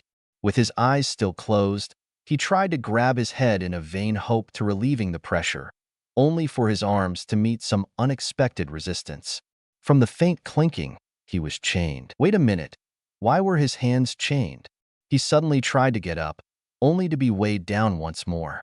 As Neville's senses began to sharpen, the cold, damp air filled his lungs, bringing him fully to consciousness. The stone floor beneath him was unforgiving, its chill seeping through his robes and into his bones. His heart began to race as panic set in. This was not the familiar comfort of Hogwarts. He was in some kind of cell. Opening his eyes, Neville's vision adjusted to the dim light, revealing the stark, barren walls of his prison. The minimal light that filtered into the cell seemed to struggle against the oppressive darkness, casting long shadows across the room. His attempts to move revealed the harsh metal of manacles around his wrists, chaining him to the wall. A small, barred window high up on one wall offered the only glimpse of the outside world, though it revealed nothing but a sliver of gray sky. As he tried to gather his thoughts, a movement caught his attention. Across from him, barely illuminated by the weak light, was another figure. The man was a pitiful sight. His robes were tattered and filthy, hanging loosely on his emaciated frame. His face was gaunt, with hollow cheeks and skin stretched tight over his bones. The man's gray eyes, though dulled by hardship, flickered with a faint recognition as they met Neville's. There was something eerily familiar about him, a connection Neville couldn't quite place. Memories of a photograph shown to him by his grandmother surfaced, but the name escaped him, lost in the fog of his disoriented mind. His mouth moved before he could even properly think about it. "Who are you?" The man giggled desperately. "You have just been kidnapped, taken into a cell in a mysterious place without your wand, and your first reflex is to ask me who I am? You seem familiar. I suppose I could be. I'm assuming you're the infamous Neville Longbottom. Even after years in this place, isolated from the world, I do know who you are." Neville felt uncomfortable at the realization. "You've been here for years? I'm assuming it is. A few of the guards are kind enough to tell me the date. The others often lie about it like it's some kind of joke. I've been here for over a decade. I think I was taken a few days after your parents died. You look like them, you know? You practically have." Alice's face, but the hair and eyes are all frank. "Who are you?" the younger wizard asked, frustrated. "My name is Sirius Black. I fought against Death Eaters alongside your parents." Neville's eyes widened in shock. "I know you. You're supposed to be dead. You died in the fire of Godric Hollows. By Merlin, I wish it was. It beats being here. Now that I have you, I have to ask, did they get her in the end?" No one really gave me an answer. "Get who?" The sound that left Black's throat was more akin to a growl than a word. "Lily? You mean Lily Potter? She died in the fire alongside her husband. How can you not know that? What about Wormtail?" "Who?" Neville asked. "Peter Pettigrew. It was just a nickname we gave him. Dead too, in the fire. They had a plaque for him and everything." Black snorted. "A plaque? For what? Being a coward and a traitor?" Neville didn't understand what Black was alluding to. The events of the fire of Godric's Hollows were shrouded in mystery. There were no survivors to tell the tale except for Harry, who was 1 year old at the time. Black was possibly the only person who knew what had happened that day. It probably wasn't a good idea to ask him, though. That night had to be especially traumatic for him. In the end, his curiosity won out. What happened that night? The Black Scion had a far look on his face. "I was hanging out with the Potters, playing with baby Harry, my godson. Lily was in her workshop, like always, leaving me and James to take care of him. James felt one of the proximity wards activate. We realized then that Peter betrayed us. We were literally attacked by a small army. There had to be over 50 Death Eaters, who came under the leadership of the Lestranges, Rodolphus and Rabastin, my cousin Bellatrix, and Barty Crouch Jr. We had thought that we were safe, with Voldemort gone a few days prior, and we let our guards down. Our location was breached, the Fidelius charm having been rendered useless by Peter's betrayal. We fought like hell, but there were only 3 of us and we had a baby to protect. James and I killed Rabastin. Lily eradicated a quarter of the attacking forces by herself. But it still wasn't enough. We were losing. Neville was enraptured by the story. How did you win? What do you mean, win? Of course, we didn't win. We were outnumbered, outmatched, and taken by surprise. Lily seemed to realize this and asked us for some time. We assumed that she had a plan, but she just took out baby Harry and used some of her blood to draw runes on him. I thought she was doing something to keep him safe. I wasn't exactly wrong, but not in the way I thought. She then stabbed James in the chest from behind, and that's when the fire started. There was no stopping him. I turned into a dog and ran as fast as I could.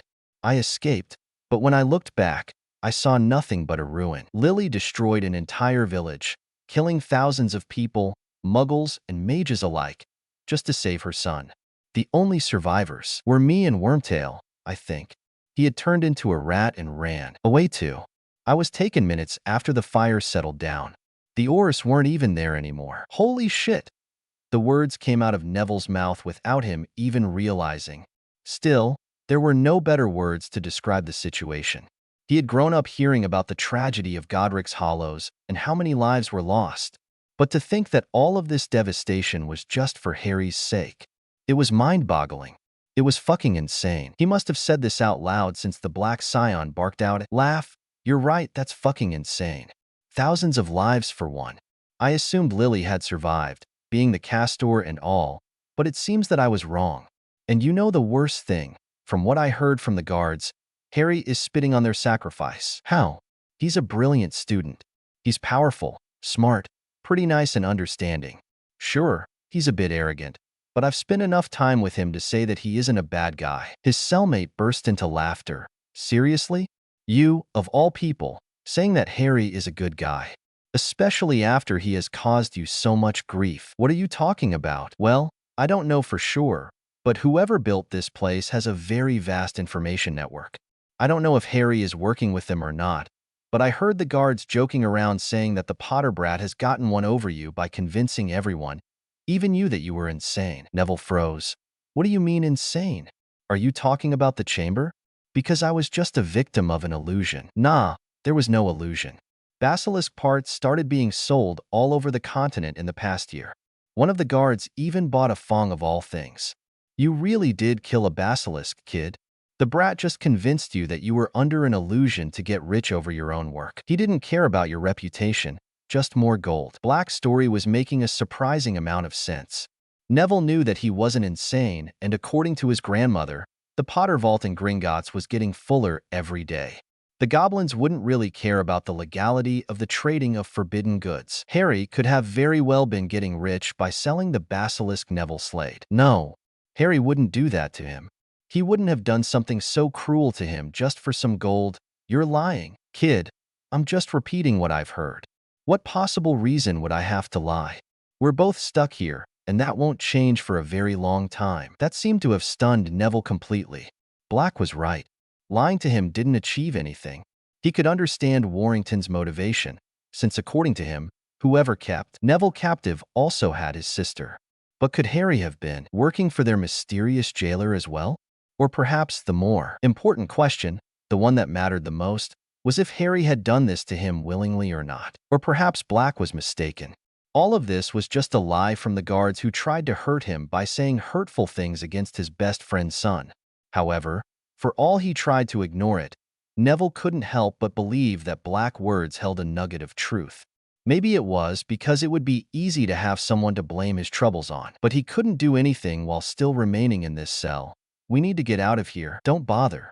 Don't you think I would have been out of here if there was a way? How I wish I could escape and kick Snivelius in the teeth. Snivelius? The Black Scion snorted. Ah, that's a nickname we gave for Severus Snape. He's your teacher, right? How anyone would think that putting him near children is in any way a good idea, I don't know. Severus Snape was a git, there was no doubt about it. He was antisocial and intimidating, and showed a lot of favoritism towards Slytherins and animosity towards Gryffindors. He never smiled and hated Lupin with a passion for some reason. A few people theorized that it was because he wanted to become the defense against the dark arts professor, but they didn't think about killing him. He was strict and knew how to make his words hurt without even trying. But at the end of the day, the man knew his stuff and had no problems teaching it. He wasn't the best professor he had ever had, but he also wasn't the worst, which was pretty sad for the school now that he thought about it. He's not that bad. You're joking, right? You're seriously defending that man? What's the problem with that? Sirius' face turned into an ugly sneer. Severus Snape is the whole reason your parents died. He was a Death Eater then. He heard a prophecy telling him that either you or Harry would have been able to destroy Voldemort. Like a good little monster, he went to his master, happy for the proof. He's the reason why Voldemort even attacked your family, the reason why the Lestranges attacked Godric's Hollow. And after all of this, Dumbledore forgave him and protected him from prosecution. I can't kill Lily and I don't know where Peter is, but if I ever get out of here, I'm going after him first. That little rant froze Neville's thoughts entirely. He has spent hours in a room with the man that had cursed him with the life of an orphan, who had ruined his chances at a normal life. He learned from the man who had indirectly cost him his parents. It was hard to control the rage that he felt, the burning inferno of anger that threatened to let things go. Countless betrayals and stifled emotions just kept piling on, until he had enough. No more. He didn't know why he was silent, trying to stop himself from screaming in anger. He hadn't even calmed down when Black spoke up. You know, I have an idea. You came with a portkey, right? Neville just grunted in response, not trusting his voice. The older man smiled mischievously. Well, did you know that all portkeys are two-way ones? One-way portkeys just don't activate the second part. You could theoretically reactivate this, and it would go through all the wards since it had to be included to get you here. Where is it? I think they keep everything in the basement somewhere. We have a few hours until the magic fades on the portkey. This is the best chance we'll ever get, Neville hummed. What do you need? I need some time to refine whatever wandless magic I taught myself while I'm here. Once we're out of the cell, we'll need to knock out a few guards to get wands.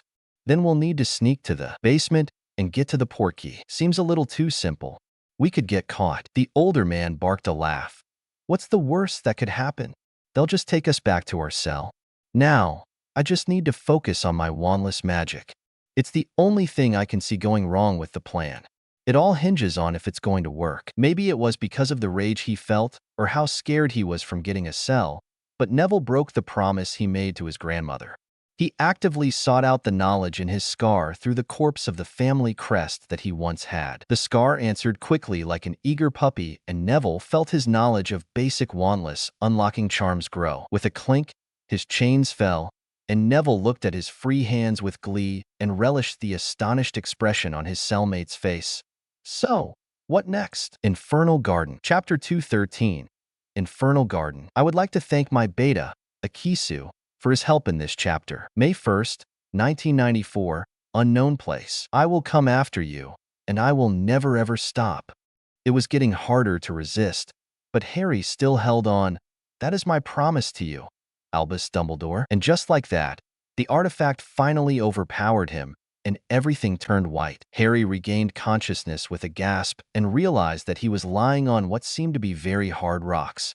His first instinct was to use his arcane hearing, trying to see if there were any threats around, only to flinch as he was overwhelmed by how loud everything was. It was like someone was playing hundreds, if not thousands of songs at once, while putting everything on the highest volume.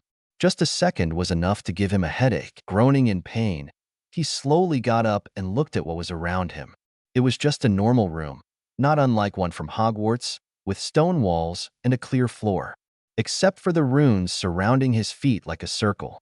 They glowed for a fraction of a second before disappearing entirely.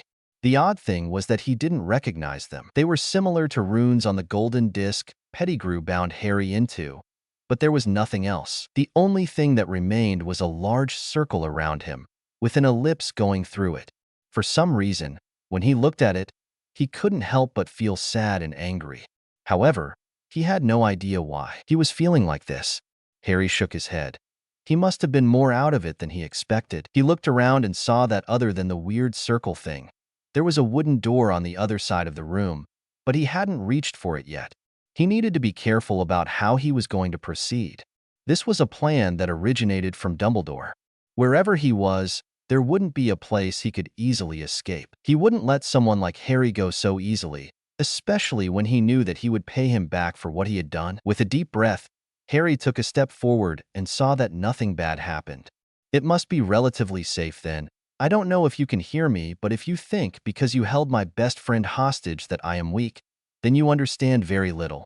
I vowed that I would destroy you, Albus Dumbledore, and if there is anyone else that can hear me and be responsible for putting me here, then I advise you to be very, very afraid. I will find you, even if that takes me an eternity, and I will make you pay for what you have done. With that proclamation, Harry opened the door and stepped forward. He found himself in a marble corridor. The architecture was very different than the rooms, even the materials were. Where the room was robust, the corridor was ornate and grandiose.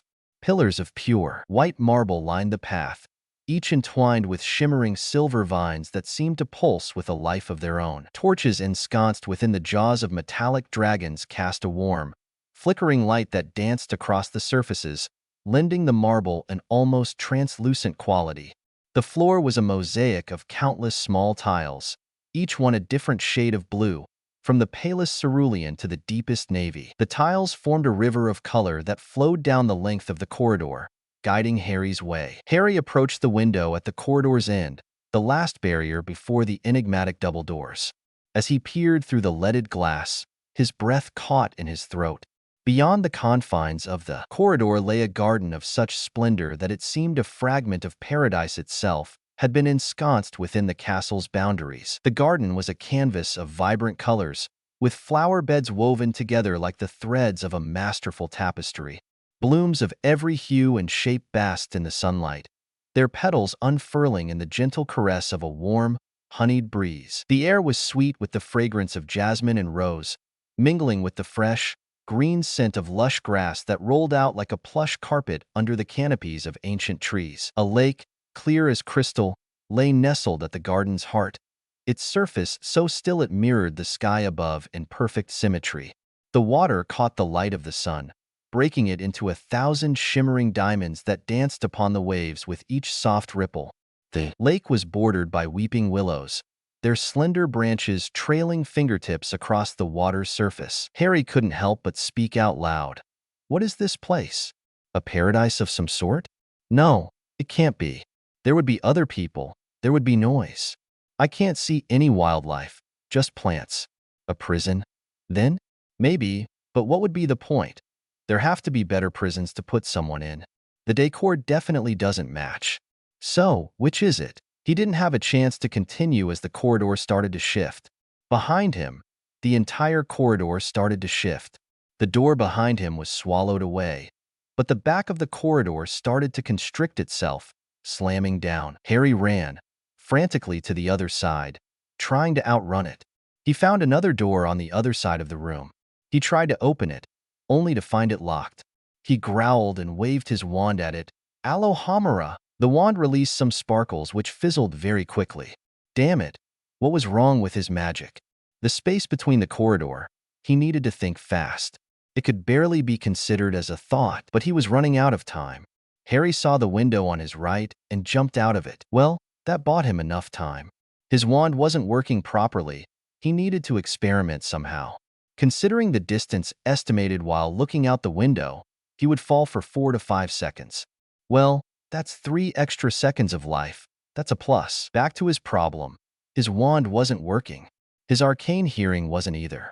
Everything was too chaotic, too wild, too loud. Wand spells were too fragile.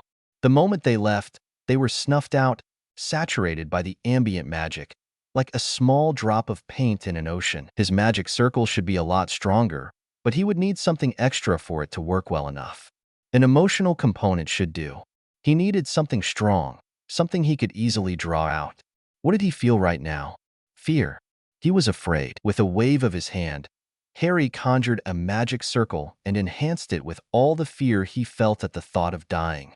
The circle materialized for a few seconds, slowing down his fall. Harry grinned to himself until the circle was overwhelmed, and he was sent flying away into the garden. He must have blacked out from the whole thing, because the next time he opened his eyes, it was dark. A full moon illuminated the clearing he was in, being reflected by the calm lake.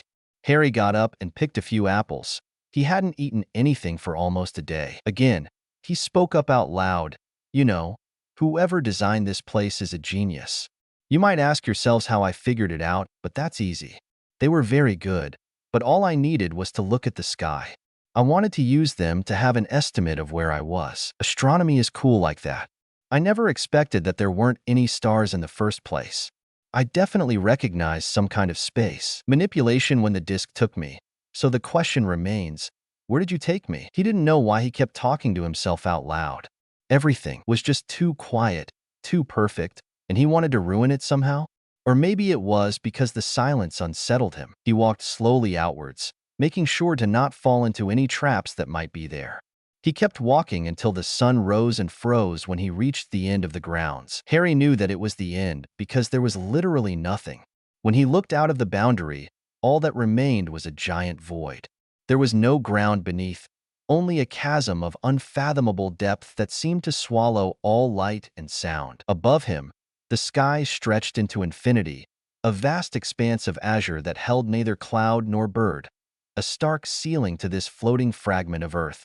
He was alone on an island with no other place in sight, no way to determine his location and no way to return. He was trapped. Harry couldn't help but kneel in rage and desperation.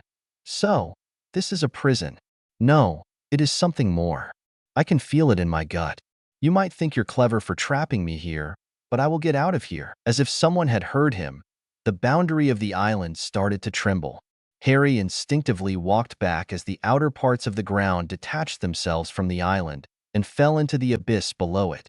It seemed like it was going to keep falling, but the entire thing stopped just a yard in, making the island's radius 1 yard smaller. He didn't know how long he stood there, watching the abyss, until his stomach grumbled once more. Harry walked back, deciding that he wouldn't be able to focus without getting a bite to eat first. With an apple in hand, Harry decided to search the castle once more. He froze when he saw it. It shifted. The entire castle shifted. It must be connected to the ground falling. Does it happen at the same time? Curious, he entered the castle once more, following the corridor. There was writing on the wall, writing that he just did not understand, but it was pretty similar to the runes he had seen earlier. The architecture changed entirely with each room. This whole place was like a puzzle of old civilizations, but the corridor and the outside remained the same, like pieces of frozen time. Whoever had made this place didn't need to go through so much trouble. Or maybe they had to, considering just how perfect everything is. There were no blemishes, no inaccuracies. Everything was just flawless to an unnatural degree, especially compared to what was inside. The conclusion was very evident. Whoever made this place is not human, and I'm not the first person here. This thing is very old, especially considering the signs of old civilizations, like ancient Egyptians and ancient Greeks, in the styles of a few rooms. When the sun came down once more, Harry felt the castle shift once more. He ran out of it and watched from the garden as its walls shifted and turned. He walked towards the border once more. He noticed that it had come closer too. So, I'm on a countdown. 2 yards every day. One at sunrise and another at sunset. The castle shifts with it, to keep me on my toes, to force me to leave it without being crushed. The magic is too dense. Conjuration and transfiguration would be dispelled in seconds by the chaotic ambient magic, and alchemy wouldn't work since everything here is artificial. It holds no magical meaning. This is a slow death. Inevitably, the boundary will reach the castle and I will die. Is this supposed to be a torture chamber? Then if it is, then why the comfort?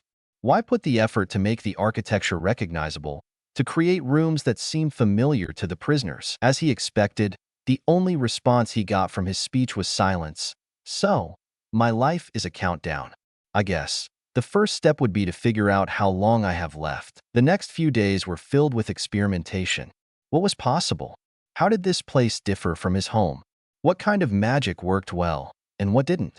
How long did he have until the garden fell fully into the void? Getting his answers wasn't hard. The main difference was how ambient magic behaved differently. Its very nature was chaotic and maybe even a little corrosive in high doses.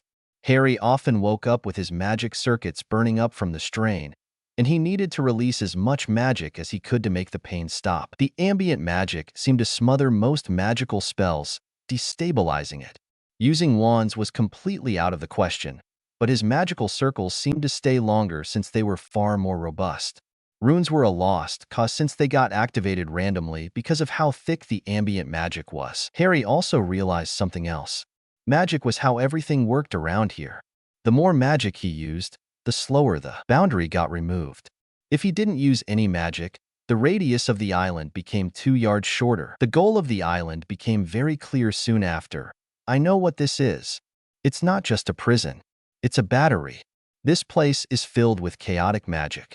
I don't know where it comes from, but it's unusable and very unstable.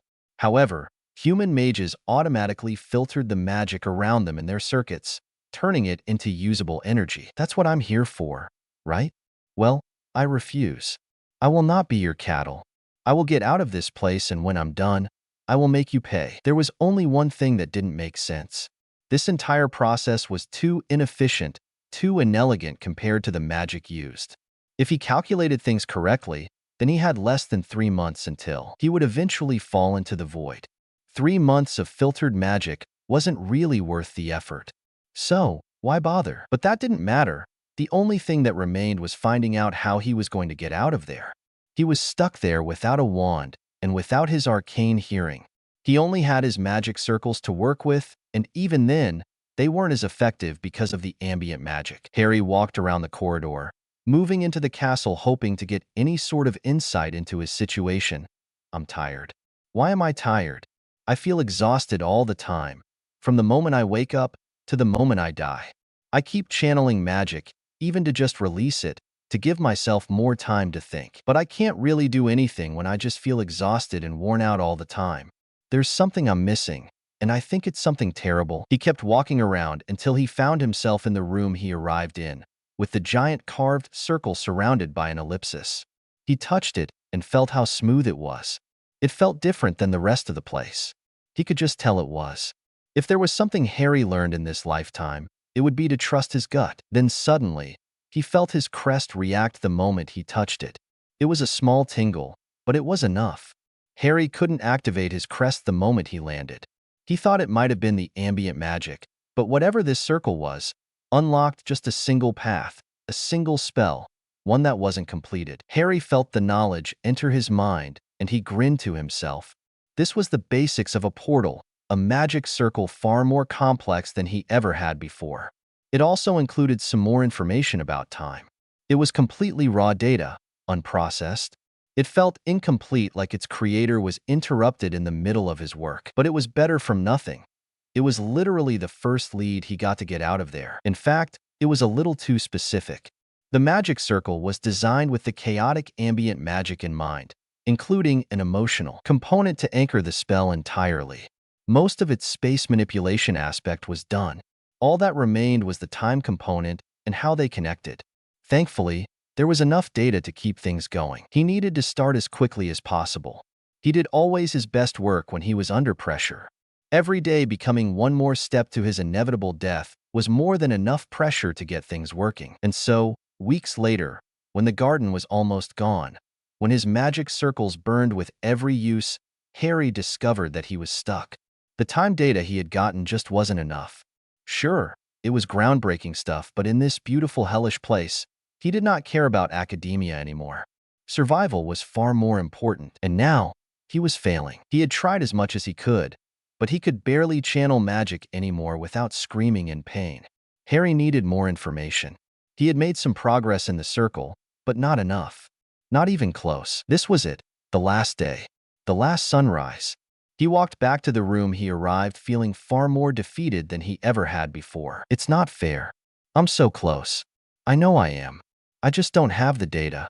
I don't have enough. I needed more information. I needed more data. I needed more time. And just like that, everything cleared up. It all fit together like a perfect giant puzzle. This wasn't a circle. It was Saturn, the planet that the Romans named for their equivalent of Kronos, the god of time. In the magical world, though, he was not a god or a titan, but an extremely powerful mage who often punished people by trapping them in loops of time. As the castle trembled and everything started to shake, Harry let out a mocking grin. I was right. What a terrible thing indeed. I wondered why my crest connected to this symbol. I thought it might have been a trap, a way to steal my family legacy. I asked myself how this place could know the exact frequency needed to awaken the knowledge needed. But this has nothing to do with this place, does it? I was the one who put it there, all those years ago. I put enough magic in it to act like a trigger, to cause a reaction of a precise place filled with the exact knowledge I needed. The spell isn't complete because I haven't finished it yet. I just don't remember creating it a very long time ago. Harry burst into laughter. Because that's how this place works, doesn't it? You pressure me to be as efficient as possible when filtering magic to halt the advancement. But in the end, my body fails. Everyone has a limit after all. But you don't want that for me, do you? You want me to keep doing it again and again. I don't know how you're doing it, but you're somehow reverting everything back in time. But I'm figuring it out, aren't I? At the end of every loop, I am here, discovering what this place really is. I wait here, to the middle, storing my research in my crest, recharging the magic in the carving of Saturn on the ground, and I wait. The walls started to fall. I wait for everything to end. And just as the loop restarts, I open my arcane hearing and look for the information I need. I imagine it must be agonizing, but I don't need to understand it. I only need to store the song in my crest. I trust that my future self will decipher it during the next loop. It's a shame that I won't remember it, because time can affect my body and my memories, but it cannot touch my soul. Harry felt something start to affect him again, and opened up his arcane hearing, connecting it directly to his magical crest. His last words before blacking out from the pain were, "Good luck, Harry Potter." And so, Harry kept doing it again and again, each time getting a little closer to escaping. He could never tell how much time he stayed in this hellish garden. His body never aged, his mind never remembered, but he felt just a bit more tired every time. His soul remembered. He kept at it, again and again, always fighting, always delaying the end, until he finally did it. One time, just as the walls were closing in, just as he was about to reset, the spell was completed, and he disappeared from the garden with a giant flash of light. And, I'll be honest here, this was the hardest chapter one have ever written. I don't know if I did it right. And yes, I took some heavy inspiration from Doctor Who when writing this. It was one of my favorite episodes, after all. As usual, please let me know what you think and if you have any suggestions. Historical Recurrence. Chapter 214. Historical Recurrence. I would like to thank my beta, Akisu, for his help in this chapter. May 1st, 1994, Hogwarts, Scotland. Hello, Albus. Did you miss me? The headmaster paled as he turned and saw the recognizable face of the man whom he had doomed to a fate worse than death, the man who secured his ascension, the man whom he once loved, Gellert Grindelwald. This was a face he never expected to see again, a face that haunted his nightmares. His relationship with Gellert was complicated for many reasons. Alba's sister, their dream, their separation, and their friendship turned into rivalry as they interpreted their dream of peace that they had as teenagers together, their greater good. Albus couldn't help but feel a mixture of rage, fear, and hope when he spoke back. "Ah, Gellert, I must say that I am surprised to see you so far away from Nurmengard." "Ah, you mean my prison. Don't worry, you did a good job at binding my soul to it. I have to admit that as punishments go, that was an especially cruel one. Death would have been more merciful. If I did such a good job, you wouldn't be here right now." The true Dark Lord replied with a smirk. "Oh, don't be so sensitive, Albus. Your spell worked magnificently. The energy requirements to undo it were insane. Like, for example, around centuries of backlogged ambient magic surging all at once. Azkaban was your handiwork then? I always did have a fondness for vampires. But I am not here to speak to you about how I escaped, but why I did so. You know, Albus, when you beat me, I was more than happy to let you have your moment. We fought and you won. You deserved your opportunity to achieve your version of the greater good. Now, 50 years later, and I can't help but pity you. Was this truly all you hoped to achieve? You have weakened our species and neutered their magic. But where is your vaunted peace? Where is your promised utopia that you like to rave about? When you look inside yourself, are you proud of what you became? Albus gritted his teeth and growled. Where is Neville Longbottom? Ah, your sacrificial lamb, your prophecy child. You often mocked me, the seer, when we were younger. You used to snort at the mere mention of prophecy, and yet now you cling to one, hoping to use it to your own ends. Don't look so surprised, Albus. I have been keeping tabs on you for decades. The headmaster did not let Gellert's words bait him and asked once more, Where is Neville Longbottom? Safe with a dear friend of mine. Don't worry, he's perfectly fine. I just wanted a way to get your attention. You've become so prickly in your old age. An Auror moved forward, trying to grab Gellert. Albus did not have the time to warn him as the moment he touched the Dark Lord, he turned into dust. That's when the screaming started. Thousands of wizards and witches started to run away, scared, while a small minority gripped their wands and pointed them at Albus' former friend. He tried to stop them from doing anything rash, but Gellert beat him to it and yelled out with an enhanced voice, Silence! The entire stand quieted suddenly, and the Dark Lord continued. I don't know if any of you know who I am. Maybe a few old veterans could remember my face, but my name is Gellert Grindelwald. Pandemonium followed, making Gellert wave his wand, producing a loud, deafening gong, startling them.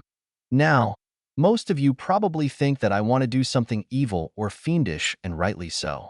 But I am not here to fight. I am merely here to talk. Specifically, I am here to talk about Albus Dumbledore. Before he could continue, Elphia's doge ran forward and yelled, I will not listen to you. Dardak teach you that. Gellert simply swerved to the side and let the spell continue past him until it hit the outer wards of the castle. Albus paled as he felt what happened, cursing the impulsive man. He really should recruit better wizards into his order. Just as he expected, the moment the killing curse touched the war wards were activated with a loud bang. Well, my good man, you have just officially screwed yourself and everyone over. You see, when the castle wards detect a killing curse coming from the outside, they immediately move to their highest security, and since our lovely headmaster here has removed the Quidditch pitch from its boundaries to let you people in to watch the task, we're not included in the war wards. We can't leave our unwarded bubble, at least without a very real risk of dying. Well, I suppose you're all stuck with me for a while. Now, there's no need to panic. I'm not really here for you. I'm here for Albus. You see, we have a very long history, he and I. Gellert, there's no need for any of this, Albus protested. We can deal with whatever you want after all those good people leave. You mean after you activate your ritual and cripple this nation? Look, I don't mind you manipulating these people using politics, but I draw the line at what you're doing. Do you think I didn't recognize what you were going to do? How you forced the Potter boy, someone whom you failed in many ways, into one of the worst fates imaginable? Dippet told me the moment you took the phase attempt at imitating Solomon's crowning achievement, the Garden of Avalon, an inescapable prison that forces the prisoner to channel magic until they die and does it again and again until their very soul wears out and bursts from the effort, all in a fraction of a second, leaving the artifact with every ounce of magic that user could channel, all existing at once. You did that to a child because he made fun of you? How petty could you be to do something like that? Albus immediately understood what Gellert was doing. The Dark Lord was a master orator. He could command an audience's attention like he was born to. After all, during the Great War, he had the ears of half of the wizarding population. The headmaster could not afford to fight the other archmage with so many people around. It was probably why Gellert even revealed himself so publicly. Albus wouldn't have been able to stop him speaking. No one would without suffering grave consequences. Albus did not respond. He did not rise to the bait and let Gellert continue. And all of that for what? To power a ritual so heinous, aiming to destroy these people's legacies? How much you have fallen, old friend. I cannot help but pity you. The headmaster froze as he realized that there was a chance that Gellert could reveal things Albus definitely didn't want to be known. Previously, all he had revealed was circumstantial at best. It was information that Albus could deny and claim that it was to attack his character. That's enough, Albus yelled, releasing his grip on his magic and casting a privacy charm around them. I will not stand here and let you. The Dark Lord interrupted him. Let me what, exactly? I'm only saying the truth, removing all those masks for everyone to see what you are. They don't even realize what you planned on doing. Nobody would have probably noticed for a long time, but you would have one. Honestly, I wouldn't have gotten involved, out of curiosity and respect more than anything, but I can't afford to have you going through with your plan. With what is coming, I cannot let you an entire nation's family crests. Albus stiffened when his former friend uttered those words.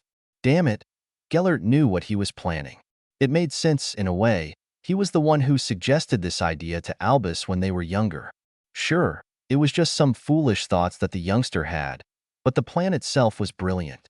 Instead, it attacked just a portion that would create a small bud of itself in their offspring.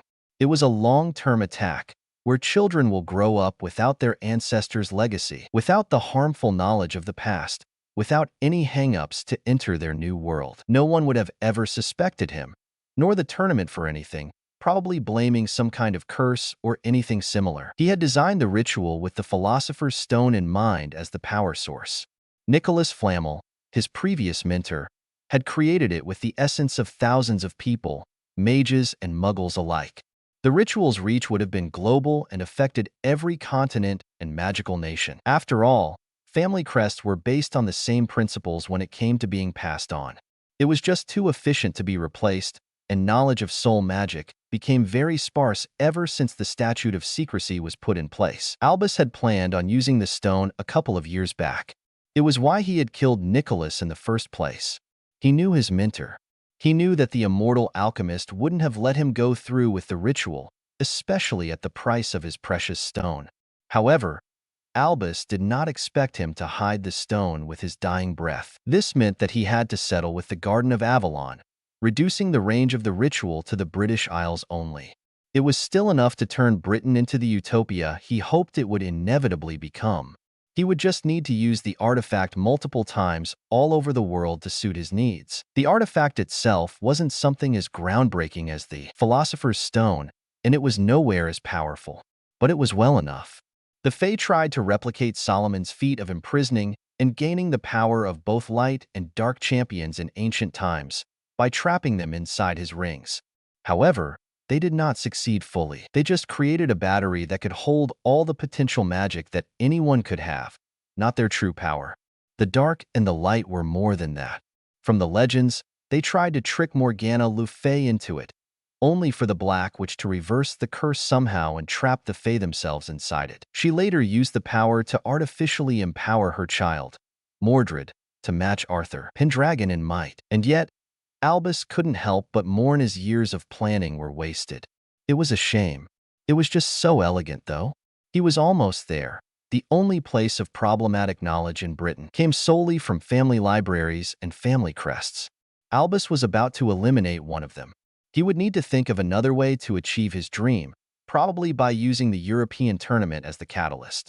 It would need a lot of work, though, and Gellert's presence was an unforeseen variable. He would need to get back to the drawing board, especially with Gellert coming back. He could be far more damaging to Albus' plan than anything else could. Still, there was something in his former friend's tone, something that niggled his brain the moment Gellert said it. And what is coming? What made you decide to leave your hole? The world serpent was slain. You knew exactly what that means, don't you? Albus froze in his track. No, it was just a story. Not a story, no. A prophecy. A very old one, for that matter. We're running out of time. Your dream is a beautiful one, Albus. Sure, it was extremely naive, but it was still beautiful. But right now we can't afford for you to neuter the magical population further, especially with what's coming. I refuse to give up on my life's work for a children's story, Gellert. For the first time since he saw him, Gellert's face turned angry. It's not a children's story. How blind you have become that you can't even see what's right in front of you. It's coming. You can't deny it. You can't run from it. The first seal was broken, and the world serpent has perished. Ragnarok is coming. We need to be ready, Albus, or everything we have, everything we are, will be gone forever. And I'll be honest here, I was very tired when I wrote this chapter. I might end up changing a lot since I'm not sure about this as the first interaction between Dumbledore and Grindelwald in this story. As usual, please let me know what you think or if you have any suggestions. One Bad Day. Chapter 215. One Bad Day. I would like to thank my beta, Akisu, for his help in this chapter. May 1st, 1994, unknown place. With a clink, his chains fell, and Neville looked at his free hands with glee and relished the astonished expression on his cellmate's face. So, what next? Sirius Black suppressed the urge to cackle as Neville Longbottom followed his lead like a good little duckling. All it took was a sad story and a bit of acting and the boy was putty in his hand. No wonder Lily's spawn was able to manipulate him so easily. It was a shame, though. He was a good kid. His parents were also good people. Frank was strong and honorable, so much so that even James had tried to emulate him. Alice was kind to a fault but had a sharp wit and an even sharper tongue, a real spitfire. Their son might have a big head and a bigger ego, but he was a good kid at heart, one that was slowly maturing into a good young man. It was too bad that good men often suffered at the hands of people like Dumbledore. Sirius motioned towards the right corridor just outside his cell, this way. I remember one of the guards going that way after saying that he forgot something. The boy followed his lead without even asking any other questions. Dumbledore really did raise a good little follower, didn't he? He motioned to the brat to unlock the door while taking cover and Neville used his wandless magic to open the door once more, not even commenting on the lack of wards in the area. Sirius was about to deal Dumbledore the largest blow to his cause that the old man would ever experience. All he had to do was get the brat to use his magic. Do you mind conjuring some light? I can't see anything. The boy nodded and conjured a ball of light in his palm. So, what are you going to do after we get out of here? I don't know. I never actually considered this eventuality. I've been here for so long. I guess I would want to get custody of Harry and make a good person out of him. One that wouldn't betray his friends, like Peter did to me. Like he did to you. I would keep him out of Dumbledore's clutches. I have a lot of grief with the old man. I don't even know what I'm going to do when I get out of here. The Longbottom brat seemed to glare slightly whenever he mentioned Harry. Damn, Grindelwald was spot on with his information. Whatever form of divination or clairvoyance the Dark Lord had, it was eerily accurate. It was kind of terrifying, to be perfectly honest. Not that Sirius cared. Grindelwald kept his part of the deal. Harry Potter was now out of the picture, trapped in one of the most abominable prisons ever devised. Grindelwald had picked up Sirius at his lowest, as he had lost at the hands of a child of the woman who murdered his best friend. He was barely more than ash in pain. He put him back together and made him a body that looked normal. Even the pain from Lily's hell had lessened. It was still there, yes, but it was in the background, like a faint whisper in the back of his mind. Grindelwald gave him a goal, trained him, and taught him discipline, and how to order his chaotic mind and emotions. He gave him a plan to follow, and it worked. The Potter brat was gone, and now Sirius would serve the Dark Lord loyally to repay him. Choosing to put even more pressure on the boy, Sirius continued, I'll probably end up attacking Snape on sight. He caused me so much pain and suffering. And to hear that Dumbledore had let him teach children, I have no idea what that man was thinking. I suppose that's schemers for you. Schemers? The boy asked. It's what I call people like Dumbledore. They look from the outside, manipulate people like me and you to fight their wars, and take unnecessary risks for their sakes, but they don't give a damn about us. They'd make it sound so reasonable, like you've fulfilled a higher purpose. You should have seen him during the war. He barely ever got out of the castle. All he did was ask us, his order, to respond to the attacks. Hell, your parents faced Voldemort as much as he did. Although, it was better to say that they ran away from Voldemort. But still, it was far too much risk just to avoid a fight. They had to fight him, though. Sirius couldn't help but release a bitter laugh. They had to? They didn't have to do anything, Neville. I realized that a very long time ago. This entire war was a bad joke. The morals that Dumbledore spouted, his code of nonviolence, were barely more than illusions, dropped at the first sign of trouble. When someone tries to kill you, you fight back with everything you have. It's what's natural. You probably think we were white knights, your parents and me. We weren't. We played dirty and used horrible spells on our enemies. We wouldn't have survived otherwise. Dumbledore says a lot of things that make sense if you don't think too much about it." The boy stayed silent, and Sirius continued, "We like to think that we were good men. The truth is that people are only as good as the world allows them to be. And this war made beasts of us all. Sometimes I wonder how many people died just because Dumbledore and Voldemort never wanted to fight directly. Why are you telling me this? To make sure you understand that the world is more complicated than what Dumbledore wants people to see it is. It's a lot more chaotic. If there's something I have learned in my miserable life, it is that the idea of good and evil is a lie, a social construct that people use to make the world spin their way. Death Eaters did not go after Muggleborns because they reveled in cruelty. Apart from a few cases, that is, they did it because they thought that they saw them as a disease that would endanger their lifestyle.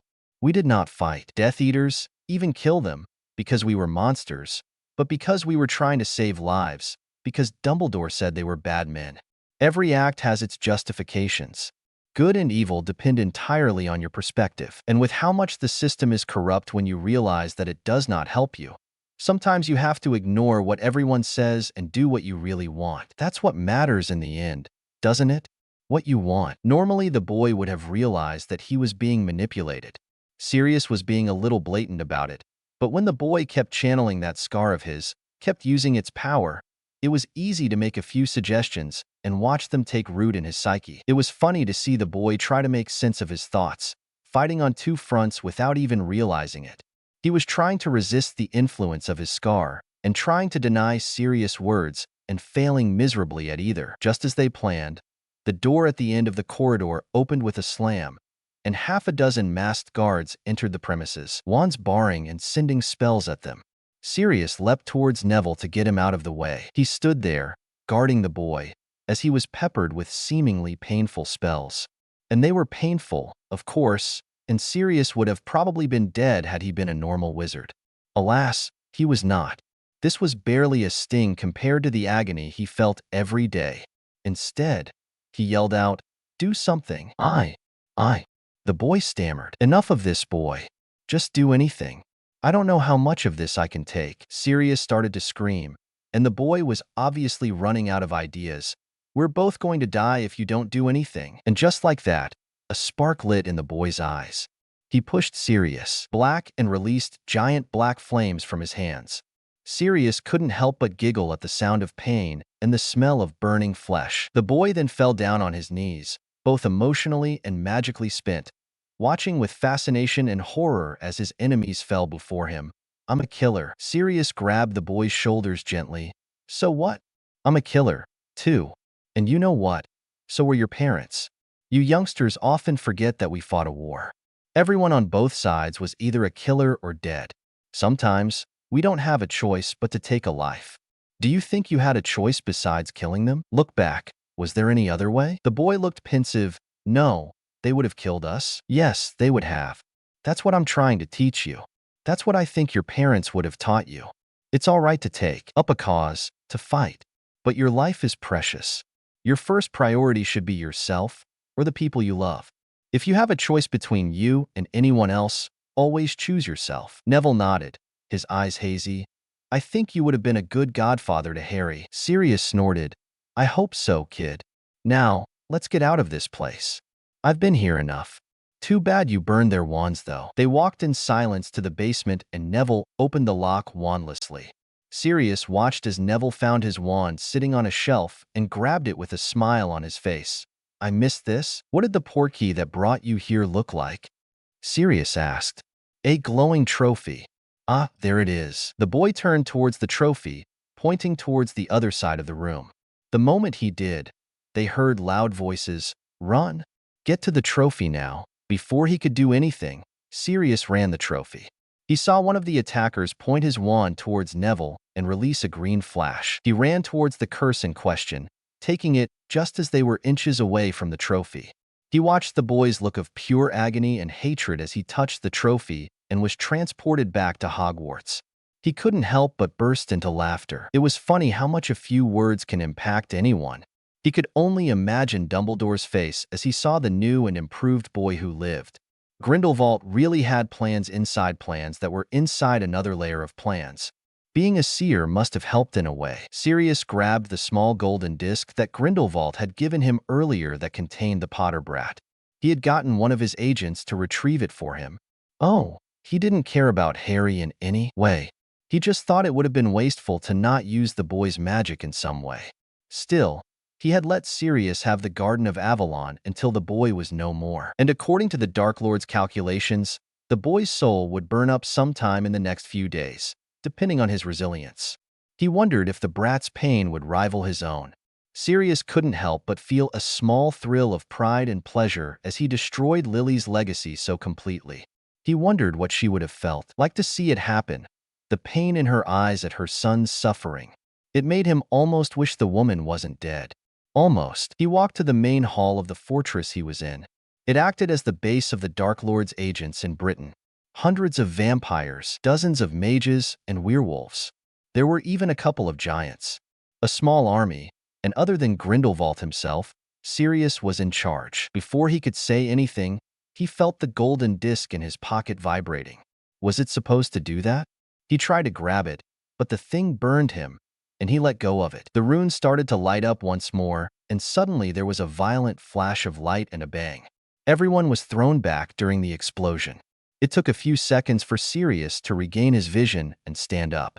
However, when he did, he growled in anger, recognizing the person standing where the disc used to be. A ragged and exhausted Harry Potter was standing in the middle of their fortress. I'm back. Contraction. Chapter 216. Contraction. I would like to thank my beta, Akisu, for his help in this chapter. May 1st, 1994, unknown place. Harry felt like shit. His body was sore, he had the worst headache in his life, and his magic circuits were burning like crazy. He hoped that it worked. He had exactly one shot at getting out of the hellish garden and hoped he hadn't scattered himself into oblivion with his portal. Even opening his eyes was straining, but when the white light faded, he saw some kind of building. He saw something different than the garden, and that was far more reassuring than it used to be. He quickly raised his hands and watched them with fascination. He quickly smiled and touched his legs. Great, they were still there. He palmed his eyes, his ears, nose and chin, and his mouth turned into a large grin.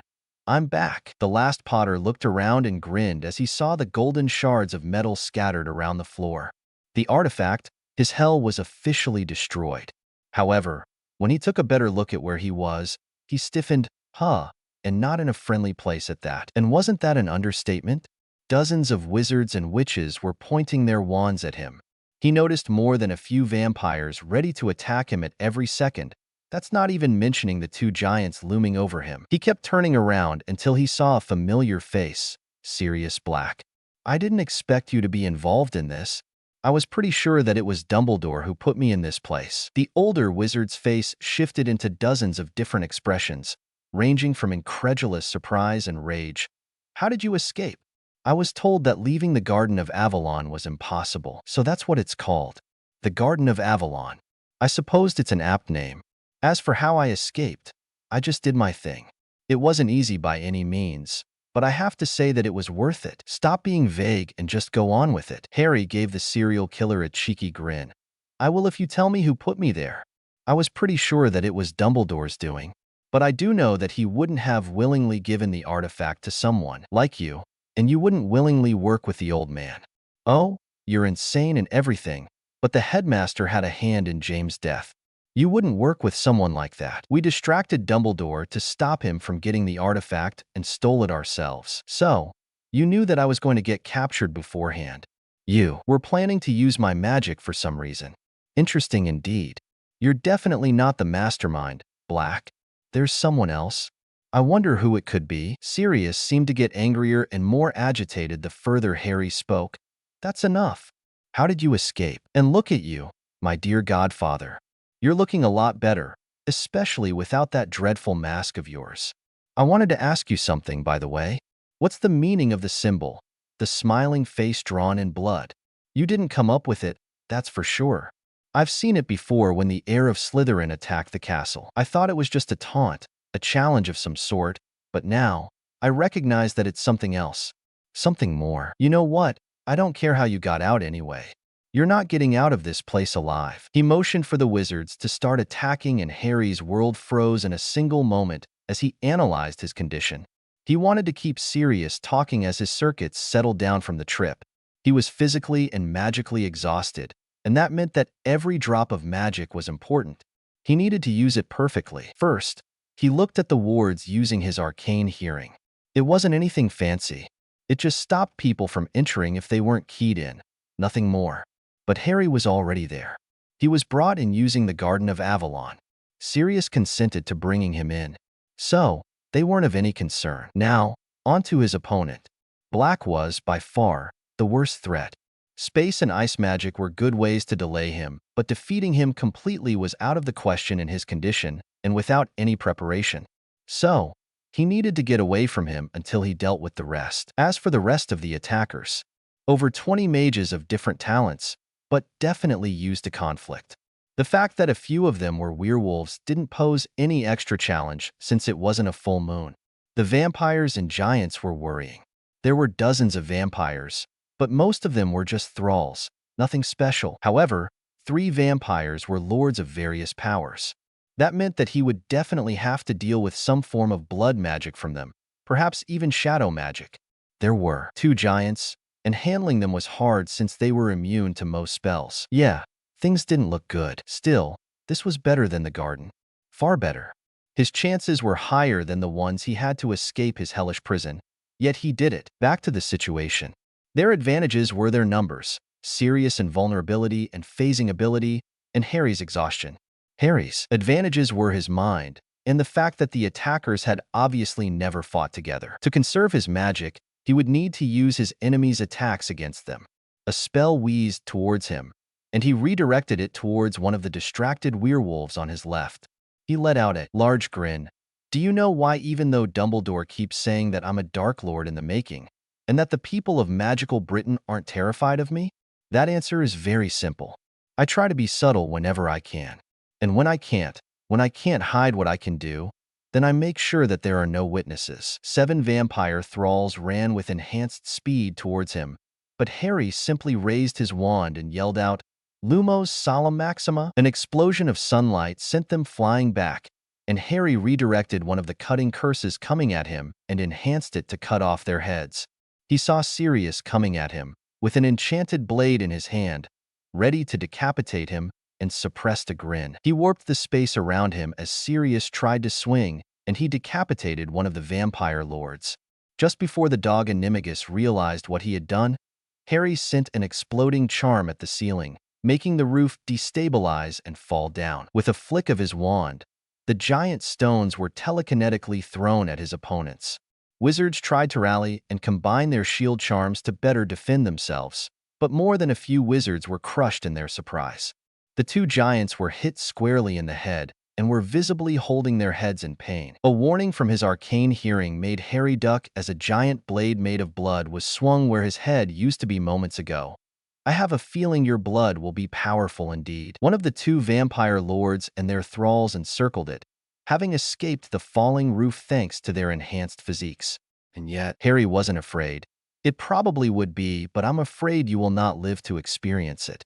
I apologize for the inconvenience." The other vampire lord gathered a ball of shadow in his hand, ready to unleash it. "Your arrogance is misplaced." "Oh, I'm not arrogant or anything. I just pay attention to my surroundings." And just like that, another piece of the ceiling fell far away, allowing some sunlight to enter the room. The vampires paled and cringed, just enough to let Harry cast 2 cutting spells enhanced using space magic, decapitating both of them.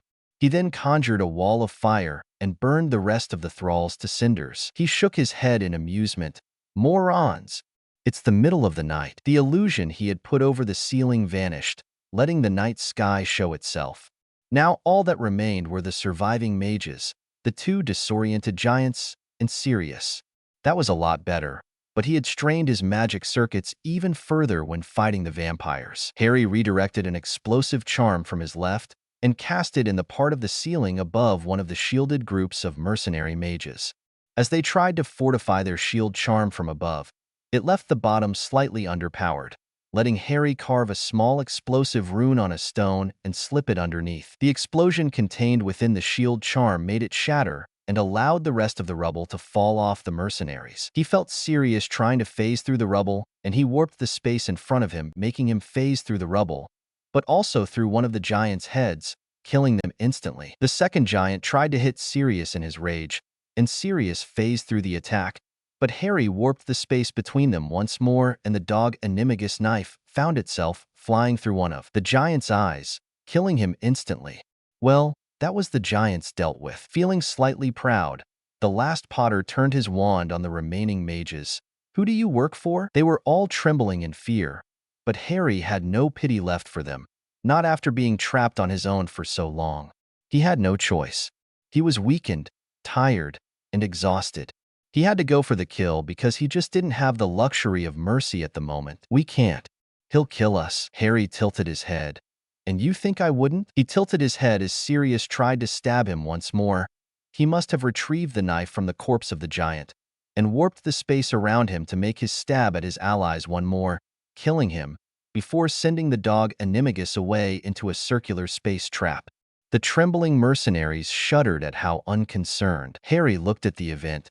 "Do I need to repeat myself?" After another second of hesitation, Harry noticed that one of the wizards tried to discreetly attack him. Harry altered the trajectory of the spell for the curse to hit the woman on his left. As the man looked horrified at what he had done, Harry sent a piercing curse towards him and ignored his groans of pain. Harry slowly walked towards his downed opponent and noticed that the curse put a hole near his shoulder. He stopped on the mercenary's shoulder. "I asked you. Who hired you?" The man screamed in pain as he yelled out, "Grindelwald." Harry froze and let the man go. However, the mercenary was impaled by the blade in Sirius Black's hand. The man must have escaped Harry's space trap somehow. "I do not like traitors." The younger wizard nodded. "So, it's just you and me now, huh? Can't say I'm surprised." Harry dodged the incoming attack and created even more space between them. "You asked me how I escaped, so let me tell you a little story instead." He ducked under a swing and sent a blast of coldness around him. He sent a wave of cutting space towards Sirius, only for the dog Animagus to phase through it. This is not the time for stories. It's always time for stories. This story is one I particularly like. There's this emperor and he asks a shepherd's boy how many seconds there are in an eternity. The shepherd boy says to imagine a mountain of pure diamond. It takes an hour to climb it and an hour to go around it. Every 100 years, a little bird comes and sharpens its beak on the diamond mountain. And when the entire mountain is chiseled away, the first second of eternity will have passed. What's your point? Sirius couldn't help but ask. You must think that this is a hell of a long time. But personally, I think that's a hell of a bird. You have no idea how long I waited to say that. I'm done with your riddles, brat. We both know that you're at the end of the road. You're exhausted, and you still can't kill me. I will not pretend that I will not enjoy this, but I will mourn the boy you could have been. James Child, without any corruption from Lily. I have to stop you. Harry couldn't but smile sadly at his godfather. I look at you, Black, and I can't help but pity you. You're so obsessed with Lily. Everyone is, for some ungodly reason. You're all alluding to this mysterious thing that I'm supposed to do about her, and I tried to ask many times. All I get in return is riddles and pathetic attempts at misdirection. And you know what? I'm done. I don't care anymore, and I'm done asking. You know, Sirius. I tried looking for many ways to kill you. Find spells to hit both dimensions you exist in, but I couldn't even find anything in months. The former Black Scion grinned. I told you. I'll always win, in the end. Instead of answering, Harry simply took something out of his jacket, pulled out the Colt, and fired it in less than a second. The moment he did, energy hummed through the air, and a beam of light, quick to the point of nearly being invisible, surged ahead. Following its path, a shower of iridescent particles left behind a fleeting trail of beauty, suggesting the complex, multidimensional nature of the attack. The shot made a hole in Sirius Black's chest, and Harry watched as the light left the eyes of the man who could have once been his godfather. Goodbye, Sirius Black. Short Fuse. Chapter 217. Short Fuse. I would like to thank my beta, Akisu, for his help in this chapter. May 1st, 1994. Hogwarts, Scotland. The first seal was broken. The world serpent is dead. Ragnarok is coming. We need to be ready, Albus. Or everything we have, everything we are, will be gone. Forever. Dumbledore couldn't help but shiver when the word Ragnarok was spoken. It was like the entire Quidditch pitch froze. The birds stopped singing, and the wind stopped blowing. That single word created a wave of cold and unease spread to even the spectators who hadn't even heard the word due to the privacy ward Albus put in place. However, instead of going with his instincts, Albus snorted, "Gellert, in the time I have known you, you thought that this prophecy was being fulfilled 3 times, and every single time was barely more than a hoax. We don't even know that it's a prophecy. It's older than even the epics of Gilgamesh, and it has been translated dozens of times from then." The headmaster was correct, of course. The prophecy of Ragnarok was rumored to be the first prophecy in existence, a poem about an end to an eternal conflict. It was all nonsense, of course. There was nothing that suggested that the prophecy of Ragnarok was barely more than a piece of fiction or literature, nothing more than an ancient tale that survived the ages. However, for some reason, the text was labeled a prophecy because it seemed to resonate with many researchers. The whole thing was just too vague and was translated many times, losing a lot of context. There were thousands of interpretations of the poem, dating back thousands of years, each differing drastically from the last, but still following the poem. People just did not accept that the so-called prophecy was nothing more than an interesting piece of history. Gellert seemed to have expected this response. For one people consider to be so wise, "You've always been so blind to the truth. The world is changing, holding its breath waiting for the final conflict. Your dream, my revolution, they're all so meaningless, now that the dark and light are ready to end their war, once and for all." Now, that's your interpretation of the prophecy. Really? That's out there, and you know it. The war between the light and dark will never end, especially with the 2 of us still alive. This has always been a war between champions, nothing more. Is that so? The Dark Lord responded with an amused voice. Then what was that voice in the back of your head whispering in your ears? I remember you succumbing to it many times in our youth, not even knowing if it was your own thoughts and ideas guiding your actions. Albus couldn't help but stifle a flinch at the accusation. Gellert had just brought up one of the most shameful eras of his life. At the time, Albus was so taken with his status as a light champion that he followed its suggestions as if they were gospel. He was a foolish boy, then, who thought that the light was a benevolent master that would help him save the world. It was a mixture of grief and desperation. Really. He had started doing this after his sister died, and it was easier to just retreat inside himself, to let someone else, something else, take control. And so, Albus created his Order of the Phoenix on the light's suggestion, trusting it implicitly. He fought against Gellert many times, but it was after he had used a spell suggested by his patron, one that accidentally vaporized an orphanage in France. He was further disabused of the light's benevolence when he ended up using the children's souls in a ritual to power sacrificial wards. Sure, he had won the battle handily, thanks to it, but it was at that moment that he had truly woken up from his trance, one that lasted decades. He still called up to the light and followed its wisdom, but not blindly, not like he did before. And he found that while the light was more frustrated with him, it ended up respecting him enough to give him more context with its suggestions. It wasn't perfect by any means, but it was better. Dumbledore simply replied, "I admit the knowing that the light has an agenda of its own, independent of my own wishes, but I have it under control now." "No, you don't," Gellert answered with a scoff. "You have no idea what I found, what I discovered. I did not seek out the Elder Wand to fight you, Albus. I sought it out because it was the best way to resist the Dark's calling. It's also the reason why I lost in our duel. While your light actively aided you in your fight, my darkness was doing its best to hinder me, to kill me and get a new host. In many ways, I am thankful for the manner you imprisoned me. It allowed me to regain control while not allowing the dark to continue to spread chaos. And in return for this gift, I never tried to retrieve the Elder Wand, allowing you to have the inherent protection it offered against your light. I even chose not to escape and make any trouble for you. By the darkness, I've even solved more than a few problems from behind the scenes. I chose not to interfere in your affairs because you have one fair and square. But I just couldn't let you do this. not with what's coming. Seriously? Removing the family crests of an entire nation. What the hell were you thinking? Albus stiffened. I am creating my dream. I told you once that I wanted to create a world without war. This is me taking away their greatest weapons to reduce the harm they could get. And when it comes, when the rest of Ragnarok comes to pass, what will your neutered wizards do then? Ragnarok isn't real, Gellert. You need to get over your obsession. The Dark Champion glared at him. Sometimes I wonder if you're deliberately obtuse, or if the light is messing with your mind in the background. I am in control of myself. Are you now? Gellert responded with a drawl. So why are you so frantic about the Longbottom brat? Don't tell me it's because you need him to kill the Riddle Boy. You could kill that guy with your hands behind your back. You created him, hoping to use him as a uniting factor in your new world, but we're planning on killing him anyway. There's no reason that you really need the Longbottom brat for anything, except for having a prophecy near you to break.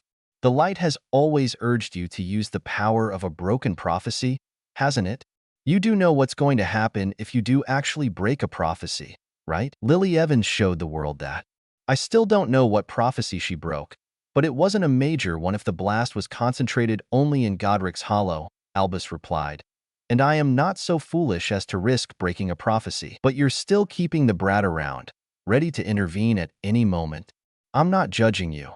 I have a prophecy of my own, ready to be broken, but I will not do it unless you break yours first.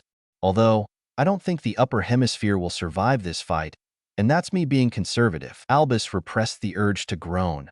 This conversation was going nowhere. Why are you here, Gellert? You didn't have to reveal yourself in public like this. Nowadays, it's hard to get people to listen. You can't tap them on the shoulder anymore. You have to hit them with a sledgehammer, and then you'll notice you've got their strict attention. That's not an answer. But there's still something I don't understand. Why all of this? I can see why you would stop my ritual since you disagree with it. I can see why you would take the Garden of Avalon. Don't pretend that you haven't taken it, since it could be used in thousands of different ways. But why kidnap Neville Longbottom? Why reveal things in public that I kept buried for years? Why even reveal yourself and not take advantage of your anonymity? The Dark Champion grinned. Why does anyone do anything? You've grown blinder in your old age, Albus. When I came to you, when we were teens, terrified of my visions of war machines, weapons of mass destruction created by Muggles, and saw them for the threats they were, you comforted me, but you dismissed my visions. And now, look at what the Muggles are doing. They created thousands of weapons capable of wiping out humanity. They destroyed our planet with their inventions and polluted the air we breathe and the water we drink in their greed for more power. I was right, Albus. Albus did not respond, letting his former friend continue. I was always right. I tried to get them when they could still be flopped, but that time has passed. We can't do anything about it anymore. And the sad thing is that you don't care. I could have tried being discreet with you, but you forget that I know who you are. You would have dismissed my concerns, just as you are doing right now. The difference is that you wouldn't have even tried to listen. But I see that I was still mistaken. No matter how much I try to convince you, you will still cling to that foolish dream of yours. So, I'll do to you what you did to me. I will destroy your dream, utterly, so that you can do nothing but focus on the coming threat. What coming threat? I told you, Gellert, that Ragnarok isn't real. You don't even have a shred of proof. You will not ruin my life's work for a story. I refuse it. What can you refuse? I've already put everything in motion. You can kill me, right here, right now, and nothing is going to change. Your dream dies today, Albus.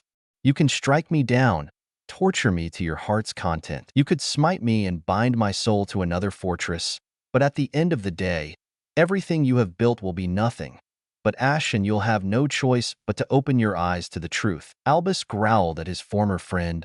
What truth? Now, who am I to spoil your enlightenment? Gellert then suddenly brightened. Oh, would you look at that? It's time for me to go. Do you seriously think that I would let you go after what you have just said to me? Gellert burst into laughter. Well, you have a choice. You can try to stop me from leaving, and that would be very messy. Oh? You'll probably win with the Elder Wand on your side, but I bet I can take most of the spectators with me. Or you can let me go and focus on the mess your protege is about to make. What mess? Albus uttered, only to feel the portkey arrive in the wards, the castle allowing its entry as it was keyed into the original wards. The headmaster couldn't help but feel slightly relieved when he saw young Neville lying on the ground and limping up. What in Merlin's name was Gellert talking about?